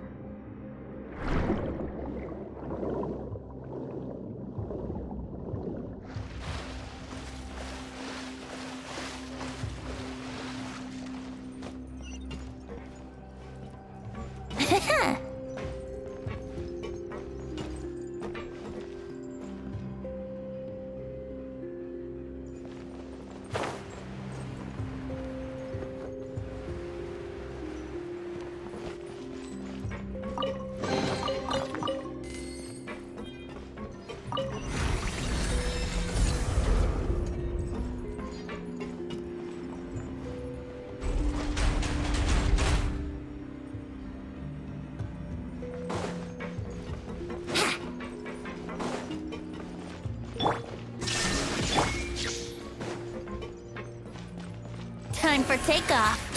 Let's play. There is no escape!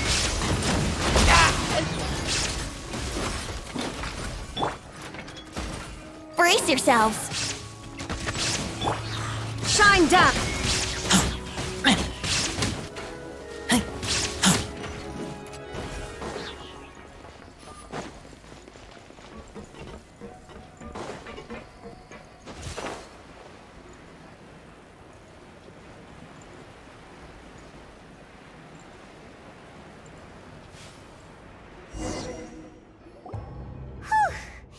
After all that, we finally made it to the innermost sanctum.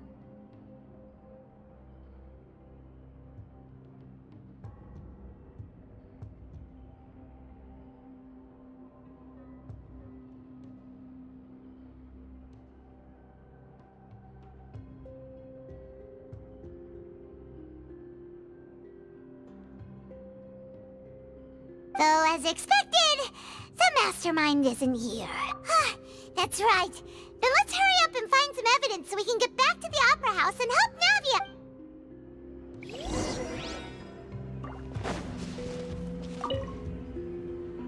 What's all this? Aw, it's a bunch of really cute things. Pink accessories, a hair tie, a necklace, even a makeup box. Oh, Paimon sees it too, but why are all these cute things labeled with different girls' names? Huh? You mean the girls from the serial disappearances? They were brought here, and then they were turned into water. And all the boxes of things, these names, that means... Oh, this is terrible!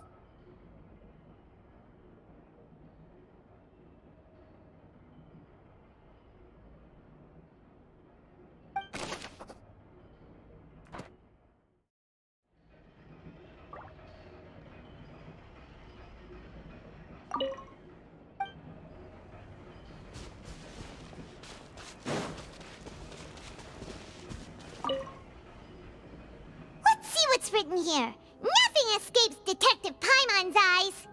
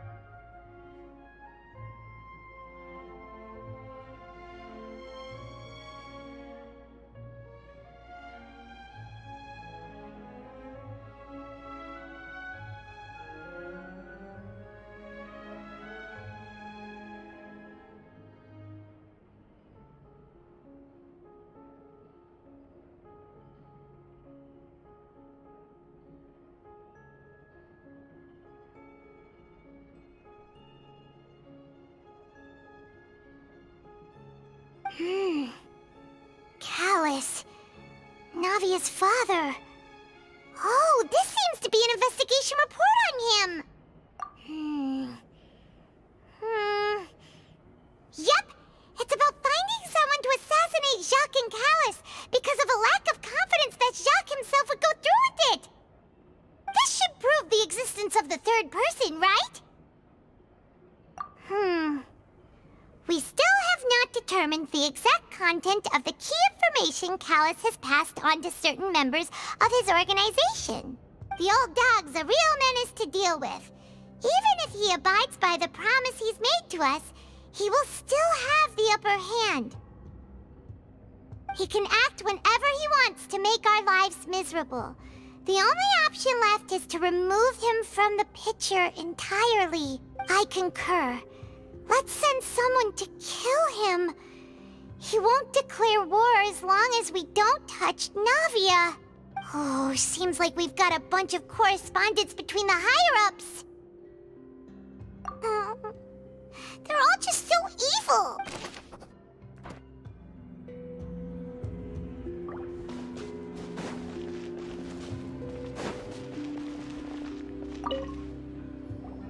Whoa!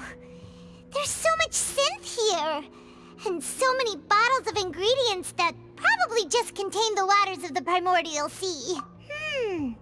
Mixing in progress? Ready to drink? Stock sample? Huh. They've also got all the synth pretty clearly labeled. Whoa! There's even fruit-flavored synth? Yep, it's super obvious.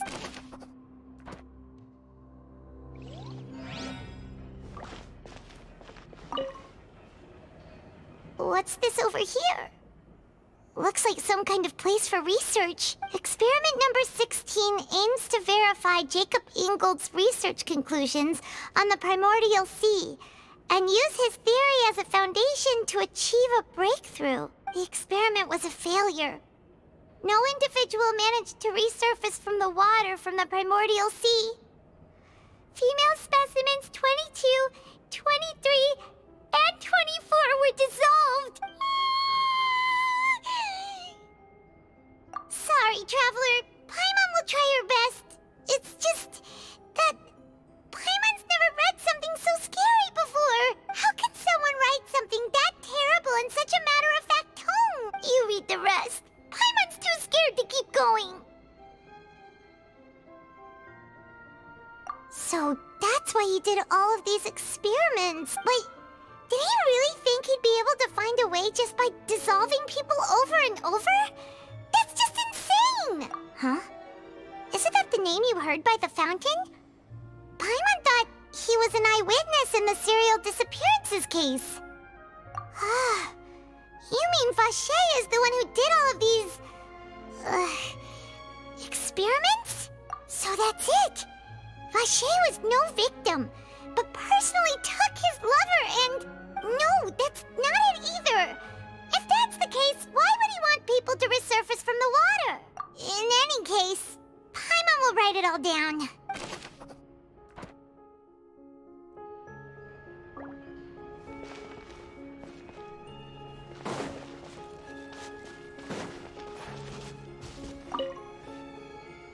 Oh, look! There's an important-looking basin over here, and it's full of water!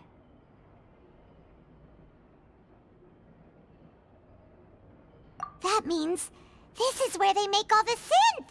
And that special water is the main ingredient! If you dilute it with normal water, you'll get synth, but the pure stuff can dissolve a human!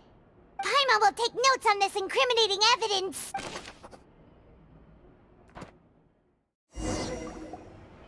We've looked at almost everything here, and it seems like our theories were spot on!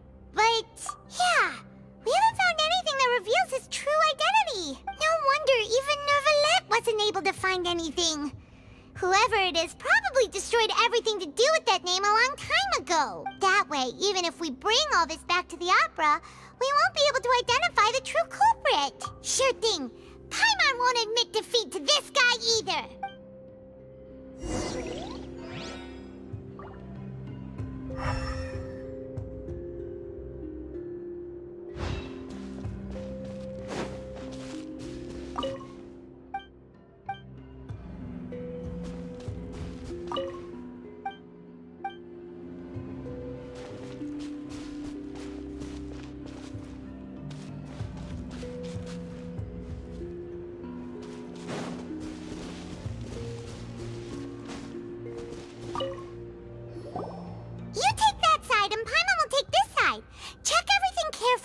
We'll find something for sure!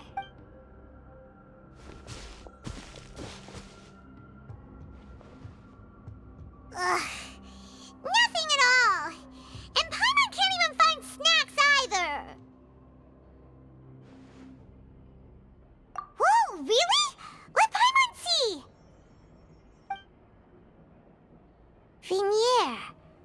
Isn't that Vache's lover's name? Then you found her diary! Let's see! Aw, it's just a normal diary chronicling their love story. She was so sweet, too. Oh, Paimon feels even worse for her now.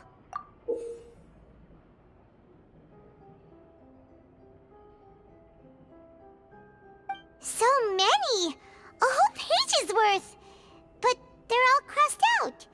Was she unhappy with all of them? The final name she decided on was Marcel. Wait, but Marcel's pretty old. Has this case been going on for so long that he's Vacher and Venier's grown son? Hey! Paimon still hasn't figured it out yet.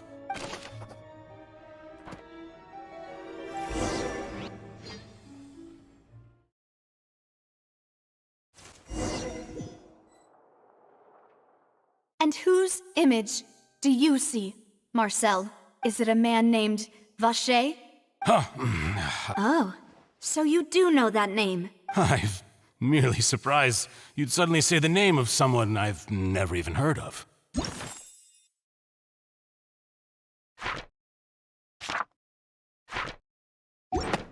I was waiting for you to say that. Navia! We're back! As expected of my partner. I just knew you'd return in the nick of time. Just how often do you intend to flout the rules of this court?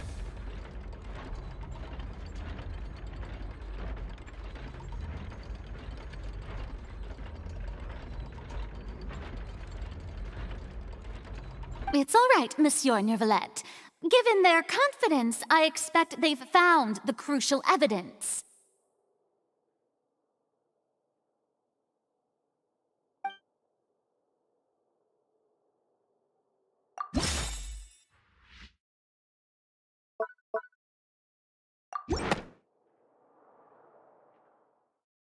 But the truth of it, Marcel, is that you've always been Vacher.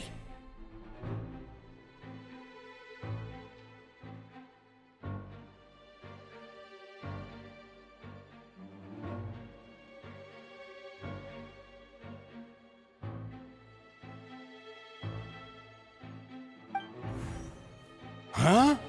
We've investigated your lair and we already know everything!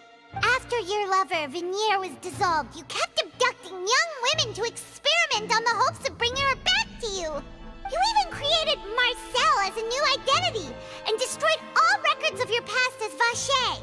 So that's it. Even the villains in opera performances rarely go that far. And with that, Marcel's motive has now been established. This information regarding your past also dismantles your prior timing defense. Well, Marcel, do you know where you went wrong? You fixated your gaze on the lover that passed away, instead of paying attention to the living people around you. So, you never noticed how we changed, or how we grew as individuals. You also never understood Boss's real expectations for his daughter. Or our determination to see things through. Your determination. Mr. Marcel, please speak up now if you would like to defend yourself. Otherwise, the trial will move on to the next stage. Do you really think I wanted to do any of this? Pay attention to you? What for? Have you ever paid attention to me? Ever empathized with my pain? Ever known how it feels to watch the love of your life dissolve right in front of your eyes? No one helped me. No one even believed me. All those decades ago, even the officers from the Maison Gardiennage were laughing at me. They said there's no way a human being can turn into water. So I must have gone mad from grief. Vinier's death was brushed away by all of you as if it didn't matter at all. Well, now you know, don't you? Ha! Well, it's too late now. All those who were dissolved are gone forever. You only have yourselves to blame. You set up this ornate opera house in pursuit of your so-called justice, your beloved drama, while turning a blind eye to the suffering of the people. Venier is dead. We promised each other that we would always be together. Wherever she goes, I will follow. But I'm not from this blasted place, so I can't be dissolved. no matter what I do. Hey, is that water from the primordial sea that he's drinking? I can't dissolve! Can't dissolve! Can't dissolve! Do you all see? I can't go, I can't follow. So if I can't go where she is, what choice do I have but to try to bring her back?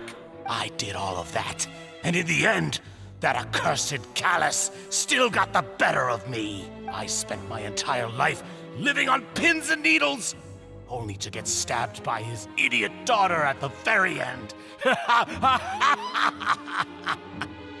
The suspect is exhibiting signs of mental distress. Guards, please restrain him. Don't touch me! Don't anybody come near me! I still need to save Vignier. I promise. We made a promise.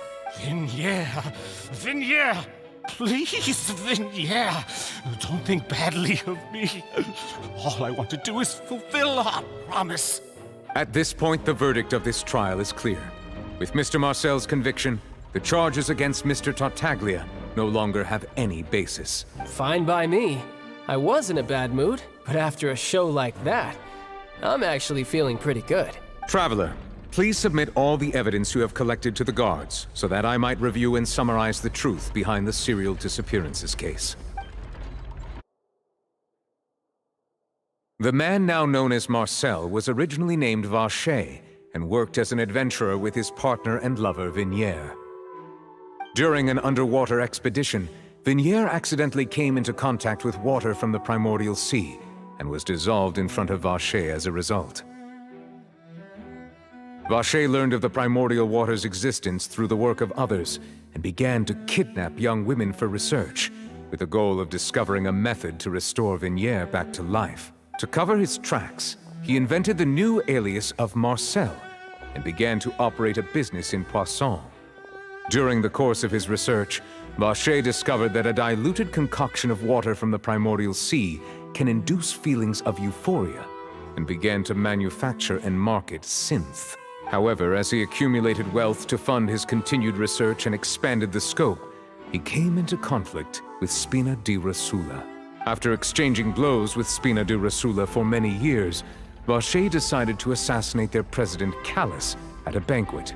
Although the assassination did not go as Vacher expected, he was able to turn Callus into the murder suspect by dissolving the assassin he sent to the scene. And just recently, Vacher attempted to frame Linny as the culprit of the serial disappearances case, using a similar method. However, his attempt to frame Linny failed, and the power of water from the primordial sea became public knowledge.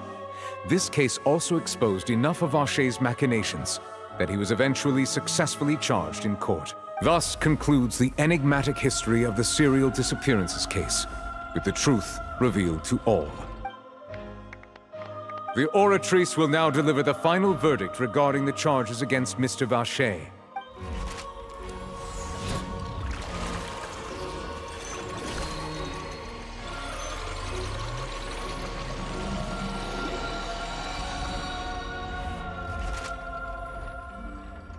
According to the judgment of the Oratrice Mécanique d'Analyse Cardinale, Mr. Vacher is guilty. Guards! Take Vacher away. Good. It's what he deserves. With that, the serial disappearances case is over now. We really just witnessed history. Who would have thought the true culprit would be such a polite and well-spoken guy? He's hurt so many innocent people, and now he's finally getting what he deserves. Huh? Are you okay? Demoiselle, you were absolutely brilliant. The day our late boss had always hoped for has finally come. You can rest easy now, knowing justice has been served. Yeah. It's finally over.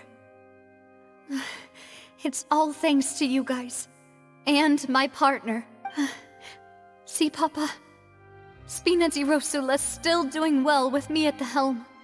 Well now, hasn't this been a most delicious piece of drama? The villain has been caught, justice has been served, past wrongs have been righted, and it's a big ol' happy ending. Since it's been such a great show, I'll just let the false accusations against me slide. Either way, I've still got some business to attend to. So, if you'll excuse me... Please wait just one moment, Mr. Tartaglia. What now? None of this has anything to do with me. According to court protocol, since this trial was initiated due to a charge against you, a verdict must also be made regarding the initial charge before the trial can conclude. Oh, come on. Is this really necessary? Haven't you already caught the real criminal? Isn't it time for side characters like me to exit stage left? Please respect the laws of Fontaine. This has always been the rule. All right, but this sure is a lot of hassle. All I need to do is stand over there, right? Let's just get this over with. Through evidence presented in the public trial that was just held, it has been established that Mr. Tartaglia has no direct connection to the serial disappearances case. The guilty party has been identified, and thus it is logical to suppose Mr. Tartaglia is innocent of the charges. We now turn to the Oratrice Mécanique d'Analyse Cardinale to render the final verdict on the charges. According to the judgment of the Oratrice Mécanique d'Analyse Cardinale, Mr. Tartaglia is guilty. What? Hey! That's not funny! Didn't you just say I'm supposed to be innocent? What's with this verdict? Is your justice machine malfunctioning? Huh? This has never happened before. The Oratrice actually returned a different verdict from the Chief Justice. I mean, have you ever heard of an innocent Fatui Harbinger? Do you think the Oratrice might have just convicted him on general principle? But weren't the charges about the serial disappearances case? No matter what else he's guilty of, it shouldn't affect the verdict in this case, right? The judgment of the Oratrice Mécanique d'Analyse Cardinale is, by law, the final verdict of the court. We must accept the guilty verdict. Guards, please take the suspect into custody per court protocol.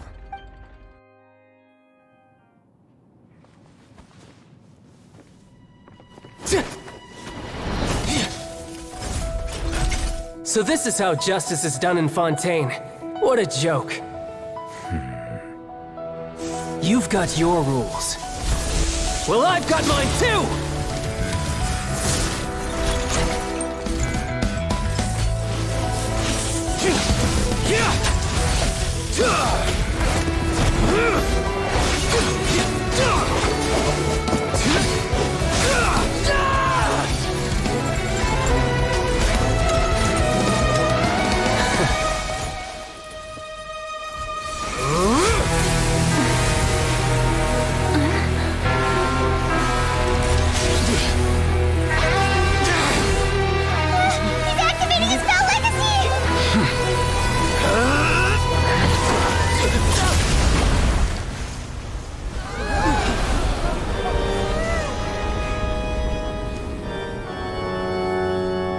I am sorry. If you have been wronged, we will find the truth. But the rules of the court must be upheld.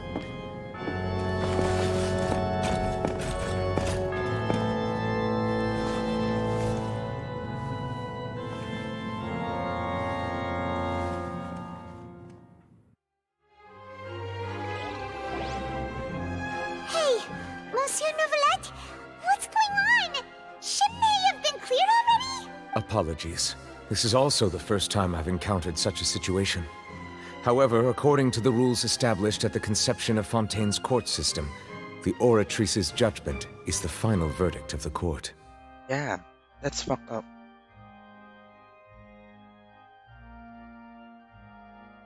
That's so fucked up. All I do is follow court procedure. As for why the Oratrice arrived at the conclusion it did, you should probably ask someone more knowledgeable than me. Why are you looking at me? I had nothing to do with it! I don't know what happened there either! Hey, stop staring at me! What does Lady Farina mean by that? She says she has no idea either, but that's impossible. Didn't she create the Oratrice herself? Yeah, so are the verdicts reliable or not? Can results like this really be called justice? My dearest citizens, Did you really think we'd allow an incorrect verdict to be handed out in this court? Did you really believe that the judgment could be mistaken or be the result of some sort of random mishap? Don't tell me. You thought even I had been blindsided by the Oratrice's result. But the way she looked just now, it was pretty obvious she had no idea what was going on. However, given the state of things, I shall give you an explanation. Everything that just took place, including my supposed shock and bafflement, was a part of an elaborate performance, with every action meant to stir up drama and excitement. And, of course, for every performance, there is a script. Everything has unfolded exactly as I expected from the very beginning. As the embodiment of the very concept of justice, the Oratrice shall never render an arbitrary judgment! If you thought Child had nothing to do with the serial disappearances case, it is only because you've been blinded by the superficial appearance of innocence. Everything he's done, not to mention the danger he poses, are beyond ordinary comprehension and completely unforgivable! All shall be revealed in time. You will come to understand my noble intentions, as well as the absolute correctness of the Oratrice's verdict. Now, having said that, although I hate to leave things hanging in suspense, it is now time for this performance to end. As the lead actress, I shall be the first to take my leave. Toodaloo! So she chose to make her escape after all, did she? So you're saying we shouldn't put much stock into what she just said? She probably just put on that performance to save face. As for the truth, it's unlikely that she actually has any idea. However, please be assured that I will continue to investigate this case in a personal capacity. Just as I promised, if the judgment has been incorrect, we will do our utmost to clear his name. All right. Even though we feel pretty badly for him, we'll take your word for it for now. After all, he's done plenty of bad stuff, so he should have known he'd go to prison someday, right?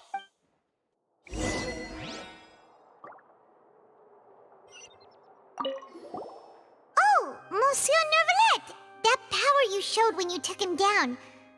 Who are you really?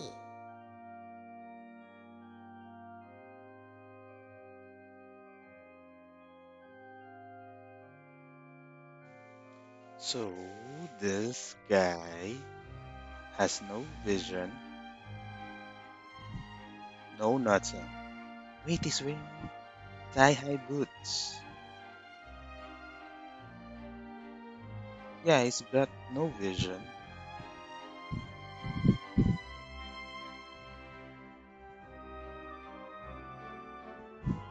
And the rumors that is the Hydro Dragon kinda makes sense. I'm the Chief Justice of Fontaine, of course. If officers of the law lack the strength and capability to enforce it, then it makes a mockery of justice.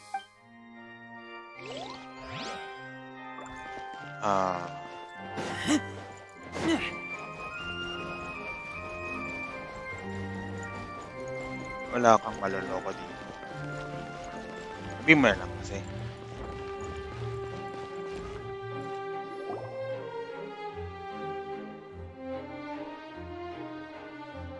Hey, what are you doing? Quick, stop him! Traveler! Hey! Traveler! Marcel! What are you doing over here? Stop resisting arrest! Cease, or we'll add another charge to the list. No, wait! I just want to ask the Traveler something. I'm not looking to run away. Please, just let me ask this one small thing. Go on. Thank you. I was being led away when I finally realized something. Where did you first hear the name Vacher? I erased all records of that name. So, unless... Are you still trying to prove your innocence? Give it up. You've already been convicted. Really? You did? You're sure? You met her? But how could that be? How did you manage to do it? The Fountain of Lucine? Then she's been so close to me all along. And I just never... Please give me a chance to talk to her again. Just let the Traveler take me to the fountain to see her one last time. This is the last request I'll ever make in my life. You can do whatever you want to me afterwards. I don't care. What? Give an inch and you want to take a mile? Do you think serial killers get to make requests like that? Paimon agrees. Why should we give him what he wants when he's only done a ton of super terrible things? This request, is it worth as much to you as your life? Of course! Wait, no. It's worth even more than my life. Humans. Will they betray the instinct to live just to satisfy spiritual needs? Very well. I will grant your request. Your Honor, I fear that... I will go with him. You do not need to worry about any escape. Yeah, you don't need to worry about it. You don't need to worry. You saw him take the Harbinger? Yes? Okay, good. In that case, I shall leave him in your most capable hands, Chief Justice. Thank you, Your Honor.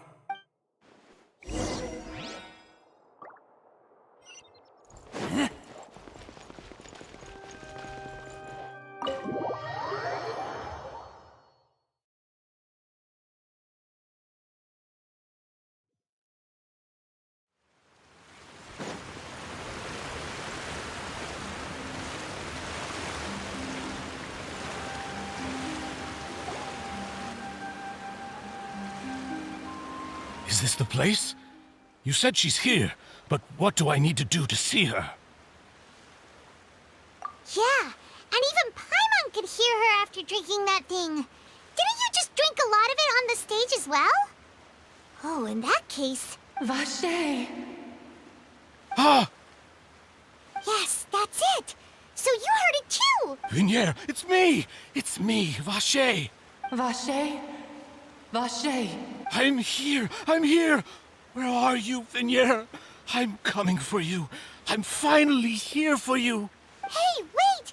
Be careful! Hey, wait! Vinier, is that you? It's me, Vache! Vinier! Vache? Why did you come? Didn't I say? You don't need to look for me. You look a lot older than I remember. How long has it been? It's been more than 20 years. I've suffered for over 20 years since the day you left. All this time, only the thought of bringing you back has kept me alive. Nothing else mattered to me. I must be dreaming. Who would have thought I'd get the chance to tell you all of my feelings like this? Vinier, you are my everything. I really don't know how I could live without you. But Vache, if you ask me, this world would be better off without you.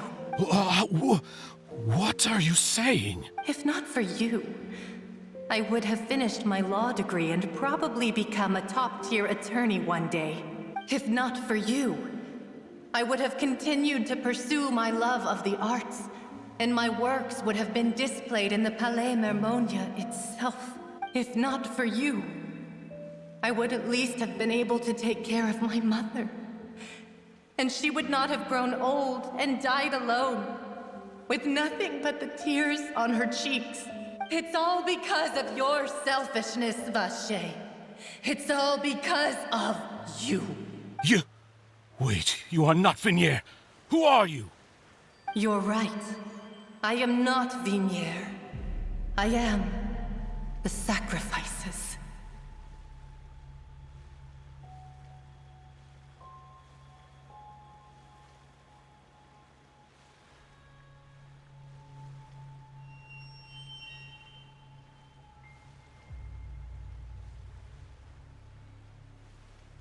Every woman who died by your hand, as our bodies dissolved, our consciousnesses flowed back to the primordial sea. Our thoughts circulated endlessly within the primordial sea. and we were no longer individuals. But we became one, just as streams of water come together in the sea. I'm Cressy. I'm Lemony. I'm Azine. The only one I am not is Vignier. Why? But then, where is Vignier? She doesn't want to see you anymore. Every tendril of her consciousness is avoiding you. This is what you get for your selfishness. Your selfishness robbed us of our lives and our futures. You said time and time again that you'd do any and everything for her. But did you ever consider whether she'd want to see you do the things that you did? If she would despise you for what you became? You are a liar, a heartless murderer, and a cowardly narcissist.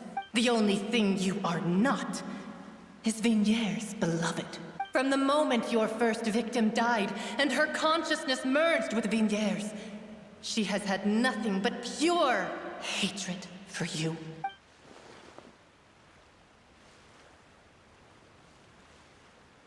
No! Vignier!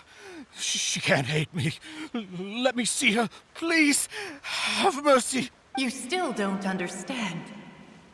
When I said don't look for me, that came from the real Vignier.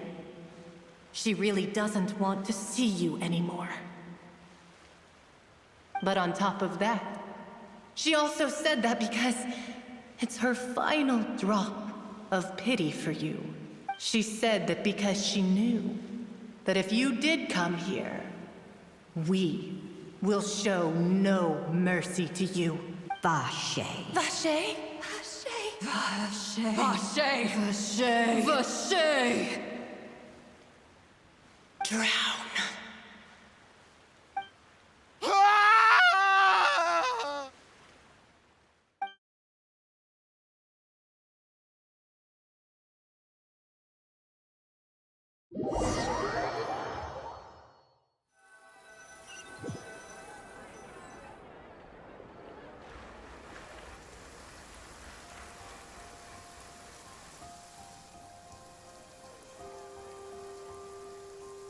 Finally, we have some time to do shopping.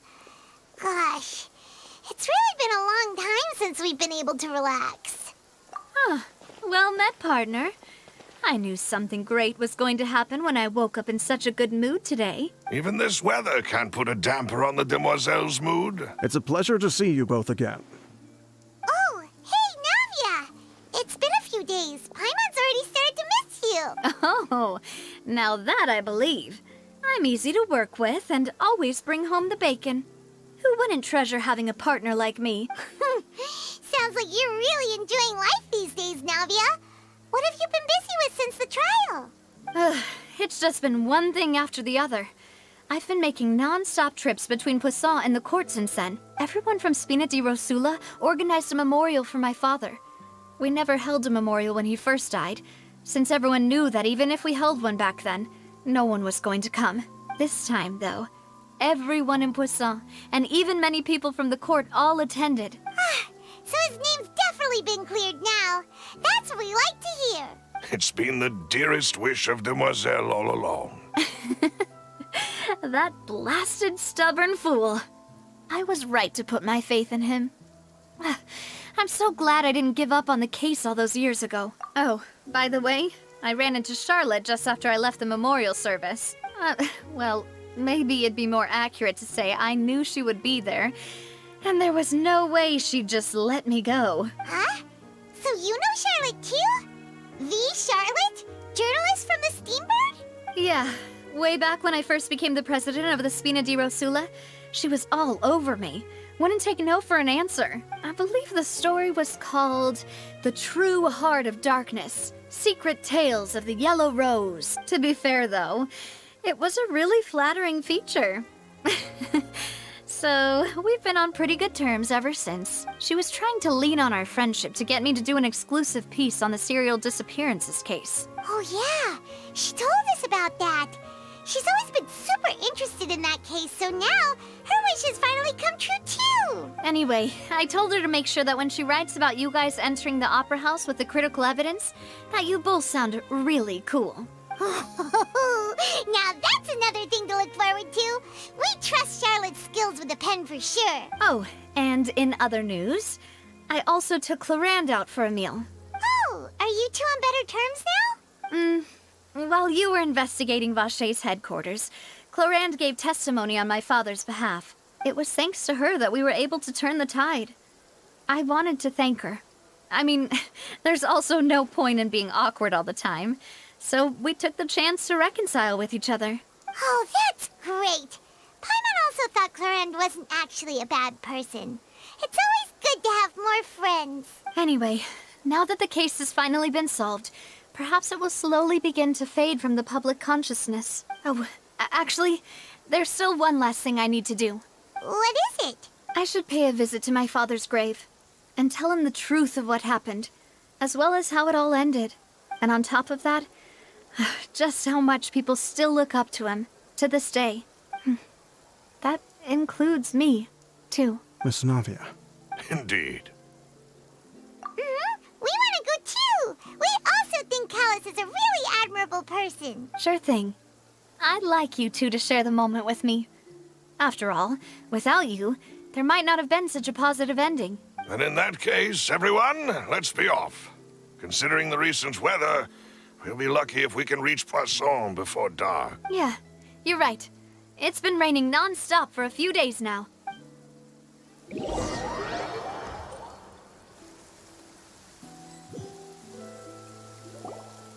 Huh. This is where my father's grave is. To be perfectly honest, even I haven't been back here for a long time.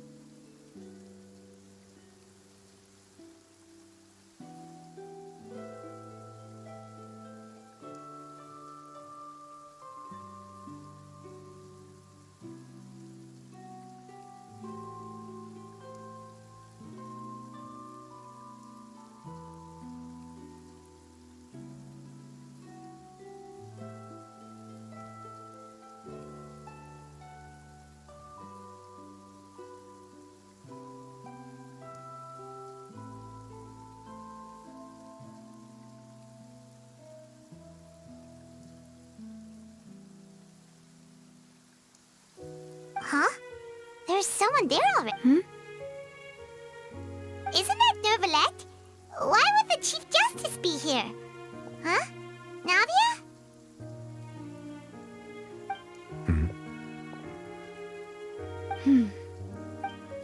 My apologies.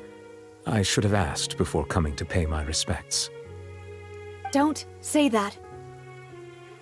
Sorry about that. Oh, I was trying to say there's no need for you to apologize. I wanted to show my father how much I've grown, but still, I doubt I've grown to the point that even the Chief Justice would feel compelled to apologize to me over and over. In that case, I will stop apologizing for now. You really could use some pointers on understanding human emotions, Monsieur Neuvillette. In any case, why did you come to Poisson? Well, ever since that day, I've been turning a question over and over in my head. Just what is justice anyway? There was once a time when I didn't want to believe that there could be anything more important to humans than life itself. Oh, rather than that, it's probably more truthful to say I didn't believe humans were capable of resisting the most basic instinct of living things. That they could rebel against their own nature, or consider certain things to be more important than their own lives. Which is also why I didn't stop your father from beginning that fateful duel. I believed that a truly innocent man would never throw away his life like that. That there was nothing, should have been nothing more important than one's own continued survival. But Mr. Callis proved me utterly and decisively wrong. If not for his sacrifice, the serial disappearances case would have remained unsolved to this day. Mr. Callis made the choice he did for his daughter, for his associates, and for many people completely unrelated to him. And in the end, from a certain perspective, one could say that he did it all for the sake of justice. Okay. So they went far across.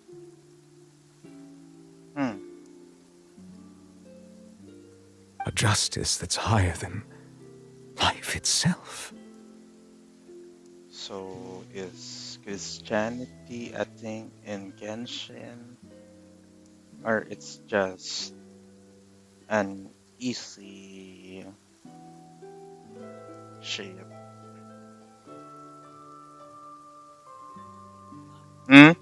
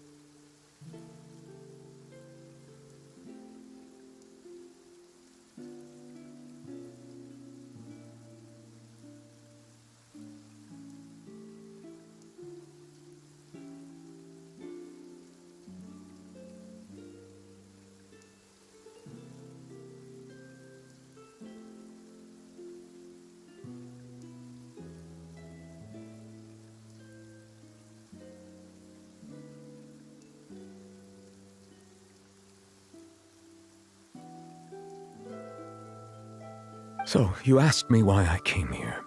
I just wanted to say my apologies to Mr. Callis in first. This regret has filled me with a sadness that has haunted me for days. That high and mighty chair in the opera Epicles indeed insulates one from many important things. Spina di Rosula, thank you so much for your hard work and perseverance. I'm sorry for being mad at you before.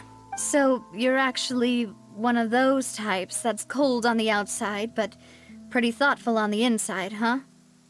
That reminds me of Silver, one of my guys. Sorry about that. Self-expression is not one of my strong suits. Didn't I just say you don't need to apologize? Ah, so Navia and Neuvillette seem to have made their peace as well. Let's not disturb them for now. We can wait till after they're done.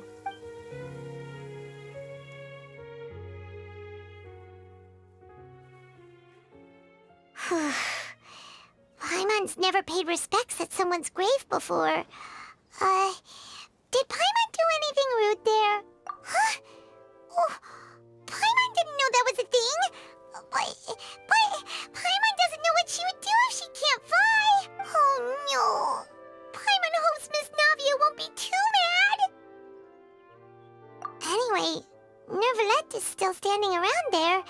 It's not often that we can catch him alone like this, so why don't we go talk to him for a bit? If we can't talk to Lady Farina, we can at least talk to him, right?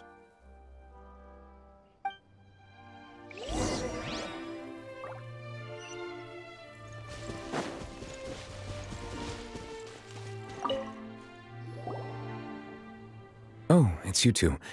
Did Miss Navia invite you to come pay your respects to her father? Mm-hmm. We ran into Navia on the streets today, so we just followed her here. I see. Then is there something that I can help you with? Well, it's pretty hard to run into you like this since you're usually super busy. So we figured we could try to ask you a few questions, if that's okay. Please feel free. Though outsiders, you helped us solve one of the greatest mysteries in Fontaine, and it would be my pleasure to return the favor. So, at court, the bad guys referred to that special water as water from the primordial sea, but what is it really? Truthfully, that name is already quite accurate. I can only surmise that Vacher and his ilk only learned of its nature and existence after extensive research. There used to be a special sea on the surface of this planet. The nature of its seawater was rather different from that of the sea we know today. Most of Tevat's life forms were first born in that special sea. You could say it nurtured much of the life on this planet. Huh. So it really was where everything began. It makes sense to call it primordial then. But today, the primordial sea no longer exists on the planet's surface. What Vacher discovered must have been some kind of special case, or a remnant from a truly ancient age. Huh. So that's how it is. Oh, you really know everything, Monsieur Neuvillette.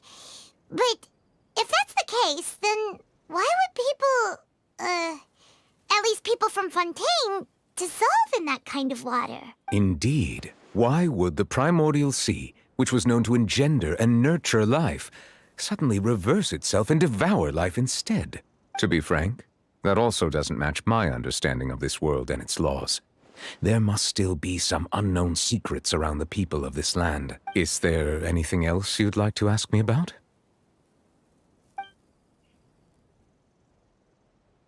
That the sea levels will rise and everyone will be dissolved in water, leaving Farina crying alone on her throne, but the sins of the people will be finally washed away for good. Does that appropriately summarize the version you've heard? That's right! It was Linny that told us back then. And that about covers all the main points. Yes, up to the present, I think we reached a point where we have no choice but to confront this prophecy directly. Rumors have it that this prophecy is rooted in the last words the former Hydro Archon left to the world before she passed away. A prophecy? Of the former Hydro Archon? Wow. This is the first time that we've ever heard of it. 2 parts of the prophecy have already proven correct. The rising sea levels and the ability of the people of Fontaine to be dissolved. We should be more vigilant and stay on the watch for further signs. Speaking of the prophecy, Farina has also always taken it quite seriously. Indeed, she has been collecting information and intelligence from across Tevat for this purpose. If the rumors were true, then perhaps this prophecy is the conundrum left to Farina by her predecessor. But with Farina being the way she is, can we really trust her to solve it? Is there anything else you'd like to ask me about? My apologies. My investigation has still not reached its conclusion.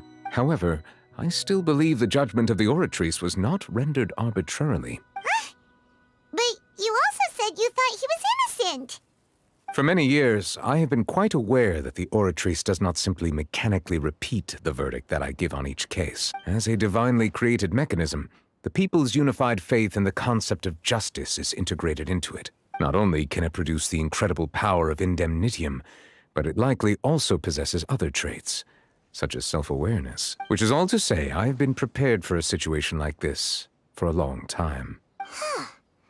So when Lenny told us that he heard a human voice from the room where the Oratrice's core is stored...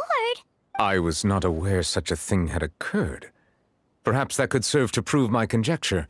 I will add that to the list of items to investigate. In any case, I am inclined to believe that the Oratrice does have a methodology all its own. We just do not have enough information. Based on Farina's reaction, I doubt even she had any idea what was going on. She managed to bluff her way through it, though, with her time-tested twin tricks of bravado and drama. While we do intend to get to the bottom of this, for now, we regret to say that the Fatui Harbinger will just have to bide his time in the fortress of Meripede. If we did incorrectly convict him of crimes he did not commit, we will most certainly compensate him to the fullest extent allowed by the law. If you ask Paimon, the only compensation he'll want is a no-holds-barred fight with you. Is there anything else you'd like to ask me about? Your sibling, another blonde-haired traveler. I'm sorry, but I've never seen anyone who matches that description. If she ever stepped foot in Fontaine, I'm sure she followed our laws to the letter, and had no reason to appear on the stage of the opera Epiclese. Is there anything else you'd like to ask me about?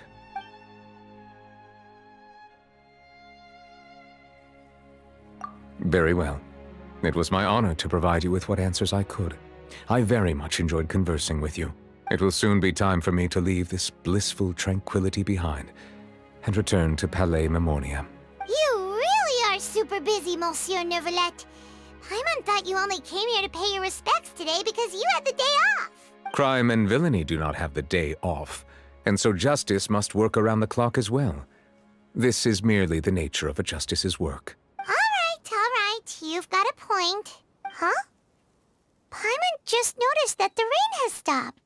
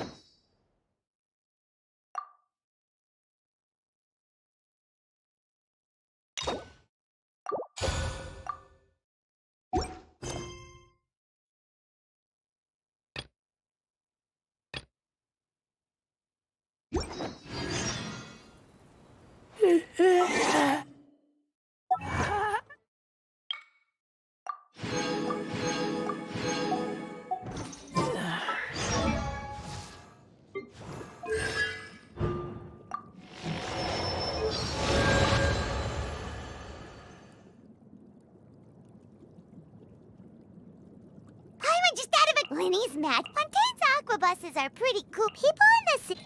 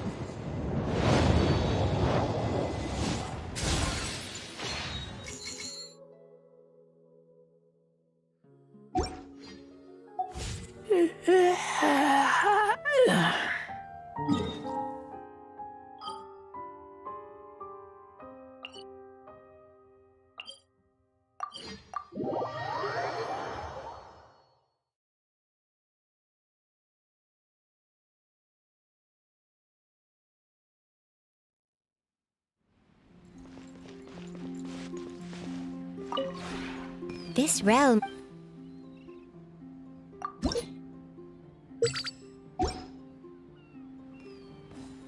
If you ever...